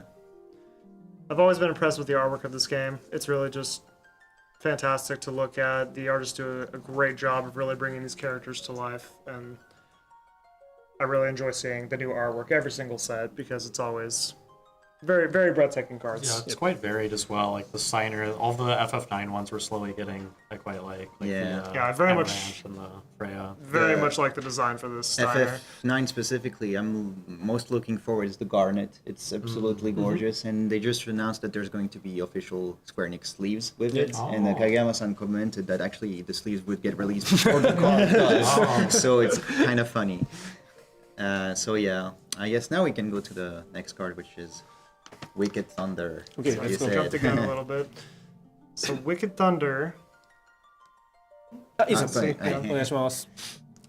Wicked Thunder is a 4-cost 9K. When Wicked Thunder enters the field, each player selects one forward of cost 3 or more they control, break them. In a damage 3, Wicked Thunder games Wicked Thunder cannot be broken by abilities that don't deal damage. So here we can see at damage 3, Wicked Thunder is essentially a one-sided break a forward of cost 3 or more. So this comes from FF14. So maybe 14 players, so 14 users imagine other 3 cards in this box. So, There's more cards in the Yeah. box. so Arcadian Fighter. Yeah. Okay, I don't know any of the Arcadian fighters, so I believe Yeah, I they assume will have. this is Dawn Trail. Yeah, don't try. Yeah. Okay. So Next, I'd like to you to say the first impression of this card. Yeah, absolutely. So the first thing I can think of is that, worst case, it's a on your turn main phase removal spell for a forward. Although the problem is that your opponent also gets to choose the forward that they Select. select the forward that they want to break. But at the same time, once you get to damage 3, this is just a one-sided edict, Yeah. more or less. So I could certainly see it being played. The power to cost is certainly in line. 9K is more and more becoming the benchmark that you want to hit. 8,000 being vulnerable to Amaterasu, among other things. 9,000 is just a good place to be. I could see this card seeing play, especially in decks that want to deal yourself damage. Maybe something with Y'shtola, the Fire Lightning Y'shtola, just to kind of help facilitate activating this card. But those are my first thoughts on it. I mean, even without talking like, let's say, meta play, I know a lot of people have been enjoying the Opus 27 already, like the, I don't know how to pronounce their name, but the Gods Joshala FF14 characters, legendary, like those cards. So this also plays with it. They can just play their FF14 theme deck. They're happy with it. But I don't know, 3 or more. The first thing I think of is like the Lita. You can break Golbez, stuff like this. I always enjoy cards that can break him. So this is another one. Also, it's the same element, lightning. The 3, more meta speaking, the 3 or more is what matters the most. There's not a lot of 2 costs or less that you actually want to break, so it's also a good curve for this. And like you said, yeah, making herself immune to her own effect, the damage free, is quite important. Yeah, I also think that you're probably only playing this card in a deck where you have either forwards that you want to break on your own side, like either they get some sort of effect when they break, or if you have a lot of effects for taking your opponents forwards, like with Melusine and Graph, we see a lot. Obviously, having Graph on demand from the limit break is important, but maybe something that's more built around like those temporary steal effects, I could see it. And we could also see some cards in the future, more maybe like a limit break card that can steal a card, and then this card becomes much, much better. Yeah. And there's a lot of room for design. They've already showed that they're willing to make cards like that. And I thought of Melusine the second you started talking about it, but that is a fantastic addition to the deck because this is a much better solution than a Graph. Saves your limit break. Granted, not on demand like Graph is, but still certainly high upside for it. I don't know the background of the character Kageyama, but you can correct me if I'm wrong. Is this supposed to be like Ixion? Yeah, I was thinking the same thing. Ixion design, Yeah. based on the character, like Ixion transform into God or something? Because there's the horn, etc. 4 characters as a 3-4 character. As a 3 characters. So Ixion became this. Okay, yeah, I can see it. I'm questioning the gears on the back, but I'm sure there's an explanation. Okay, we're switching. Whoa, switching. All right. Yeah, so this is from Final Fantasy 7 Advent Children, and this is original art from Mihoko Ishii-san. She has drawn Linoa. Linoa, the Opus cost free. Linoa, okay, yeah. So when Laws enters the field, choose 1-drop Remnant in your break zone, remove it from the game, and you can true crystals. Then you can use a crystal to choose an ice forward. It gains 2k until the end of the turn, and you can only use this once per turn. Himself being a Remnant, so the Remnant being the trio from Advent Children with Kadaj and what is the third one? Laws, Kadaj, and Los, Kadaj, Russo. Yeah. So, okay. So, interesting. Like this, I don't think Ice has that many. Yazu. Yazu. Yeah, I know he was the weird name one, Yazu. So Ice doesn't have a lot of crystal techs, let's say, besides all the generic free cost backup that they have, etc. There's Astos, but it's not really seeing much play. So this will push the archetype of crystal. And I'm sure that if he is there, probably the other two are going to get a full art, probably. So it will be nice to see the combinations. Probably Kadaj is going also to use the crystal, but more expensively and more accurately. So yeah, I'm interested to see the other two. But the artwork does look super cool because like there's the icy vibe of the element, and Laws is also himself like very cold-hearted in the way he behaves. So I think it fits him pretty much. Without seeing the other job remnants, I'm inclined to see this as more of a limited card, but I haven't seen many remnants see play in Constructed for quite some time outside of the Cloud Pod deck, and I don't see how this would fit into that sort of shell. But like you were saying, I'm sure we're going to see some other remnants in this set that we haven't seen yet, and the crystals will probably be more of an engine for those, and who knows, we might see some very strong effects off this. And there's plenty of decks that are very happy to have lots of crystals. So you could also see this as sort of an engine for, oh gosh, I'm forgetting the light card. Light? Vinat. For all the crystals. The Warrior of the Crystals. Yes, the Warrior Crystals Vinat. cards. So. No, not Vinat. Vinat. But the forecast. There's also the Cloud of Darkness that's a nice card, and if you have 3 crystals, you can steal something permanently, which is pretty strong. Oh, that is true. But the thing that's occurring to me is Kadaj, I think, usually has to do with removing from game and then coming into play. This ability says choose a drop remnant in your break zone, remove it from the game. Wouldn't be surprised if the new Kadaj has some sort of interaction with that. If it's removed, comes back. Maybe if it's removed, G effect. if it's removed from a break zone by your ability, maybe enters play. At the end of the turn, play it again. I wouldn't be surprised. And then he has an. I see where you're going. Yeah. So that's currently my thoughts on it. But we'll see when the full set list comes out, or maybe some more spoilers. But I see a lot of potential for cards like this, and something like Clive as well. The 3 CP Clive can remove it as well, so we might be seeing some more Ice Fire synergies. I just realized something. He's cost 3, so obviously he fits into a Wall 7 deck. Yeah, he could. If you're going for the crystal theme with Yeah. bards and things like And then that. the bards becomes easier to do. Although so it is a little bit risky in the sense that you need to have the remnant Of course. already. So. But if there's like a lot of good 3-drop remnants, maybe. Yeah. But the plus 2,000 power for something like a Gilgamesh, very relevant. Yeah, it's true. All right, so I think we're going for the last one. Okay, next. is gold-based. So Yeah, Rina Yoshiura-san is drawing this one, and Dark Elements Legend card. Yeah. she's a new artist, no? No. No, she didn't? She draw next Opus 27. Yeah, she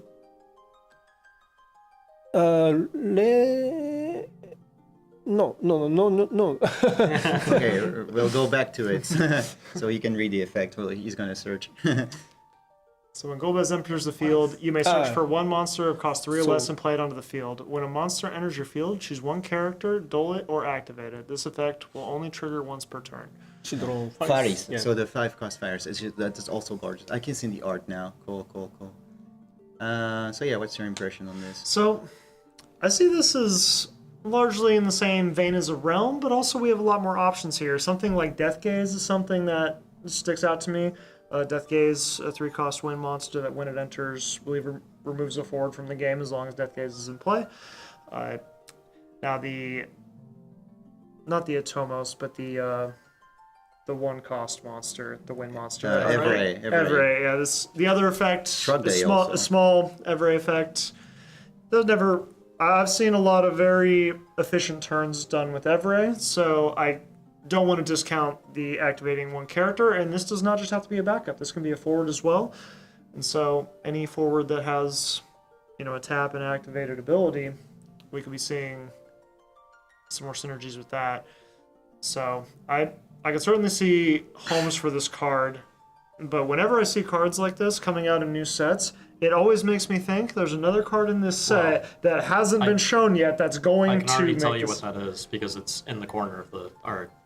You think it's Gokoryu? Another Shadow Dragon. Shadow Because there's Dragon? already a Oh. Shadow Dragon that works with the Golbez in the, several sets ago now. But I wouldn't be shocked at all if that's, a 3-drop monster with some sort of powerful, if you have Golbez sort of ability. And I suppose even the old Shadow Dragon could be something you search that's for true. with this. So that would also make sense. But I believe that Shadow Dragon says when Golbez enters, you can pay some amount of CP and return it to play.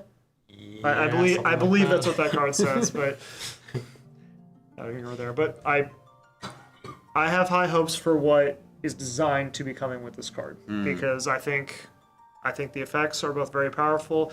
Any card that can search for another card and put it directly into play, I think always somewhere will have some sort of viability. One thing that's nice about FFTCG is a lot of times, like common or uncommon, there are cards that are like, and obviously this is a legend, but I just mean in general, there are cards where it might not be that powerful. Maybe this will be powerful because we don't have context yet. But regardless, if I open this as a full art in a pack, I'm not going to be upset. That's No. for sure. Yeah. Very distinct art and So yeah, for me, well, I'm gonna give the biased and the non-biased opinion. Biased, obviously, Golbez is my favorite character. This is a gorgeous art. So I can see why he's playing a monster and then you can choose to activate. It makes sense because I always play as the Golbez Magic Pot thing, and this could play Magic Pot, which is the only monster in the game that enters the hall, and you can activate it. yeah. And then you can just switch the Golbez for another one if you wanted to, but this is usually what you want to do with the 6-cost, the Opus 1. So obviously, name restriction, you cannot do that, so good. But so efficiently talking about this, let's say you play a monster of cost 3 or less. 3 or less is very high. I wouldn't be surprised we see some very shady, let's say, shady monster that was never played that does a very good on-entry effect, and then you get to reactivate one, and then you can do other things behind.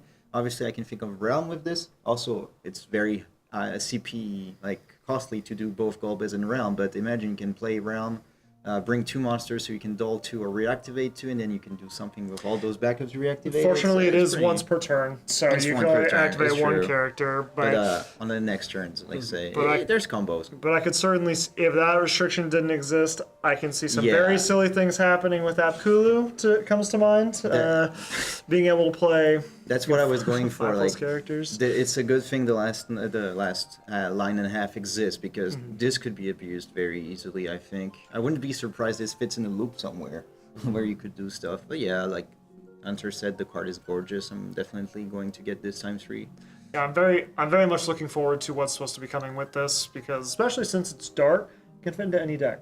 So it's, well, asterisk any deck. Something like Wall 7 is obviously not going to be able to fit a dark card in there. Yeah. But, you know, it's tutoring your whole deck for any card, and you can see the monsters decks are already largely toolbox decks. Yes. So you're going to see a lot more variety in there, and you're going to see people even still getting something like a Blue Worm sometimes. It's, you know, Blue Worm is a very powerful card, one of the best cards in the monsters list. So It reduces the efficient cost of Golbez by so much. Already you play a free cost monster, so that's 2 CP. Then you activate Horn, so that's another CP. So effectively cost only 4, let's say. And then depending on what the monster does, like if you say if it's draw, that's another 2 CP minus. So it can cost very cheap in the end.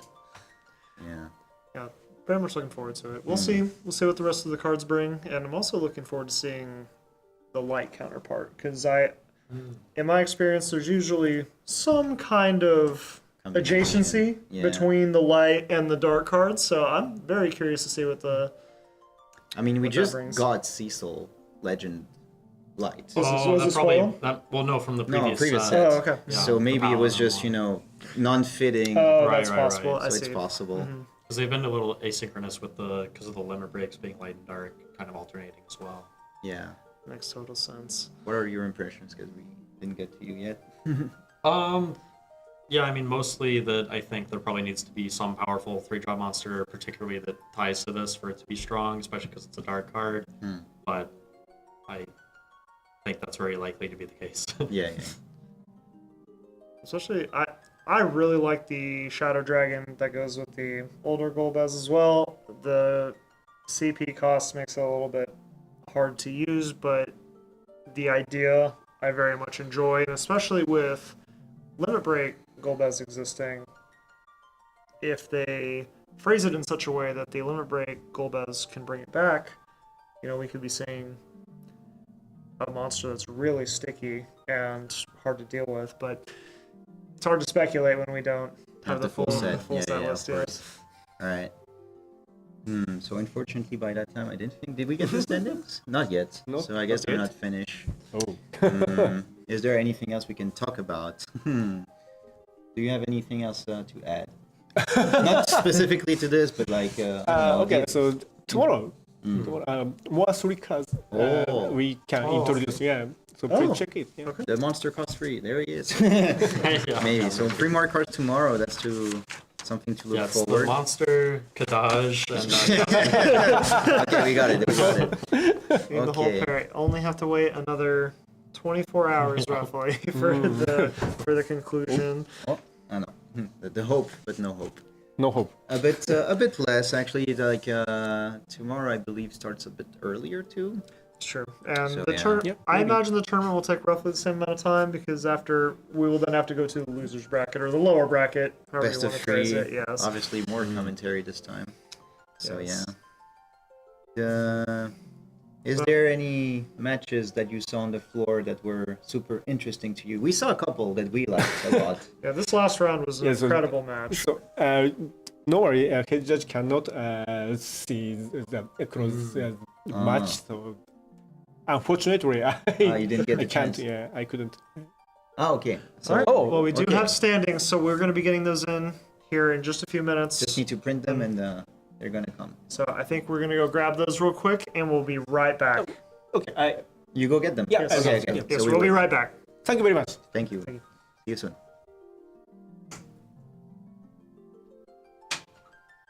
Oh, go. Alright, sorry. Oh, wow, they're sorry. getting in real time. They're right here. Oh. Wow. Okay. Our So top 8. Oh, Daniel made top 8. Shonin lost. That's very unfortunate. So no EXO, but that's good. He's dodging the curse. So Daniel G was standing with an opponent match win percentage of 70% going into this round. Not a real surprise that he was the X3 that wound up making the cut. But we have Shonin, Connor J, Air, Petitian, Sid, Jeremy C, Mark X. That was our pair up from last round. So really making the miracle run for Mark today. And Daniel squeaking in there at the 8th spot. And there we see the rest of our X3s on the right side there for our top 16. But I'm trying to do like the region per. There's Yeah. 4 Japanese, that's for sure. Like 1, 2, I believe- 3. I No, believe- there's 3 Japanese. Sorry, 3 Japanese. I believe No, 4, Mark, 4, 4. I believe Mark is from North America. So Air, Petian, and Shido, and AA for Japan. Well, AA is top 16. This is only top 8 for day 2.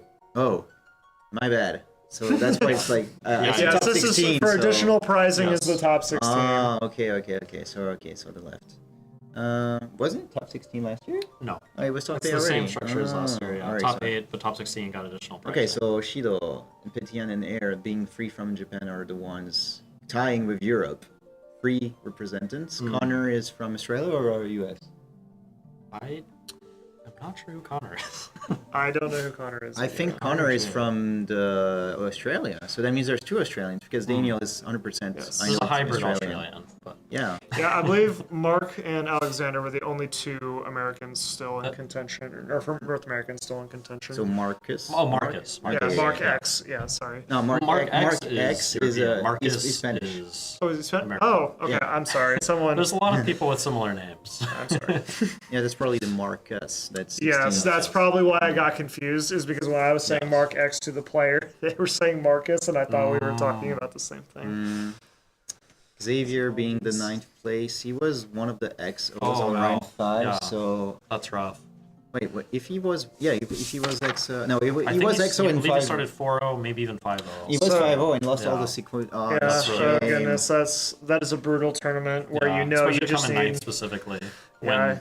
when there's a non-clean cut, and the opponent match win percentage is only off by 2. So Most that's of the really rough. people in the end, either on both sides of the board, are people we saw on stream. So Yeah. even picking people that were not XO, etc., we still got most of the guys. So that's nice. We got some training for both decks for tomorrow. First seed versus second seed, we actually do see damage coming into play, which is very rare. Doesn't matter that much since you made the top cut and you're in the top half of it, but that is something you don't see very often. Where the Yeah. opponent match win percentage is exactly the same after 8 rounds. So we got Shonen against Daniel, Connor against Mark, Air against Jeremy, and then Petian against Shido. So already Japanese battle on top 8. Someone's going in to end in the losers. Yeah, I can see that. So we don't have all the deck list. Obviously, I don't know if those will be posted. Probably not. I don't know how this works. I but, believe they will because should it's be, open yeah. deck list for day 2, Yeah. so Square should be posting those Sure. in here shortly So- after the conclusion of the tournament. But we will have full matchup lists here in probably a couple hours, I imagine. Yes. They want to give the players time to prepare for their matchups and not give anyone an advantage from not having enough information. Yes, we finished on schedule today as it was planned anyway, so that's very good. This one, yeah. So all good, very good first day. The games were interesting. We got some back and forth, some one-sided, but that's because the matchup decided that it was. And we have homework now. Yeah, homework. Yeah, definitely going to study the deck list when we see them being posted later. So for tomorrow, we will return a bit earlier, like I said a bit before. So it'll be 9:45 Japanese Standard Time. So that's midnight 45 if you're in the UK, 1:45 in the rest of Europe, and you guys can do the. 7:45 p.m. on Saturday night if you're East Coast There you go. America. So yeah, for the top 8, like we said, losers bracket, double elimination format, best of 3. You get to choose if you start with A or B, so a bit different shift of the games And I think from we'll today. talk about the format tomorrow Yes. on stream, just so that everyone is well aware of what the differences are in both your strategy and changes. also the differences in the structure of the tournament It as changes well. a lot. Because it certainly does, and even if only one of your decks has been performing particularly well, which is not generally the case at Worlds, but sometimes it is. For example, Petit went 4-0 with Cadets. 4-0 and 2-2 with Last year I Others, so- started 2-2 and 4-0 with Chaos, so sometimes one of your decks can really carry you the distance, and So we can see the There's a pattern there because Jérémy C, a French player, he went with Mono Fire, which is his favorite deck in deck A, and went 2-2 with it. And then he just 4-0, 4-0 with Mono Ice.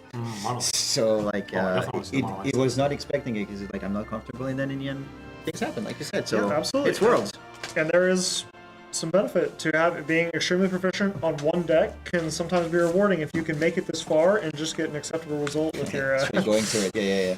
It's a bit Your other like deck. the one we saw early on stream. sure. It's very nice. Like you said, Seymour does stuff. Expect to see more Seymour tomorrow, and obviously us as well. So we're going to say goodbye for today. Thank you very much for watching. Tomorrow at 9:45 Japanese Standard Time for the top 8. So see you then. Thank you very much. Goodbye, everyone. Thank you. everyone. Thank you. Okay.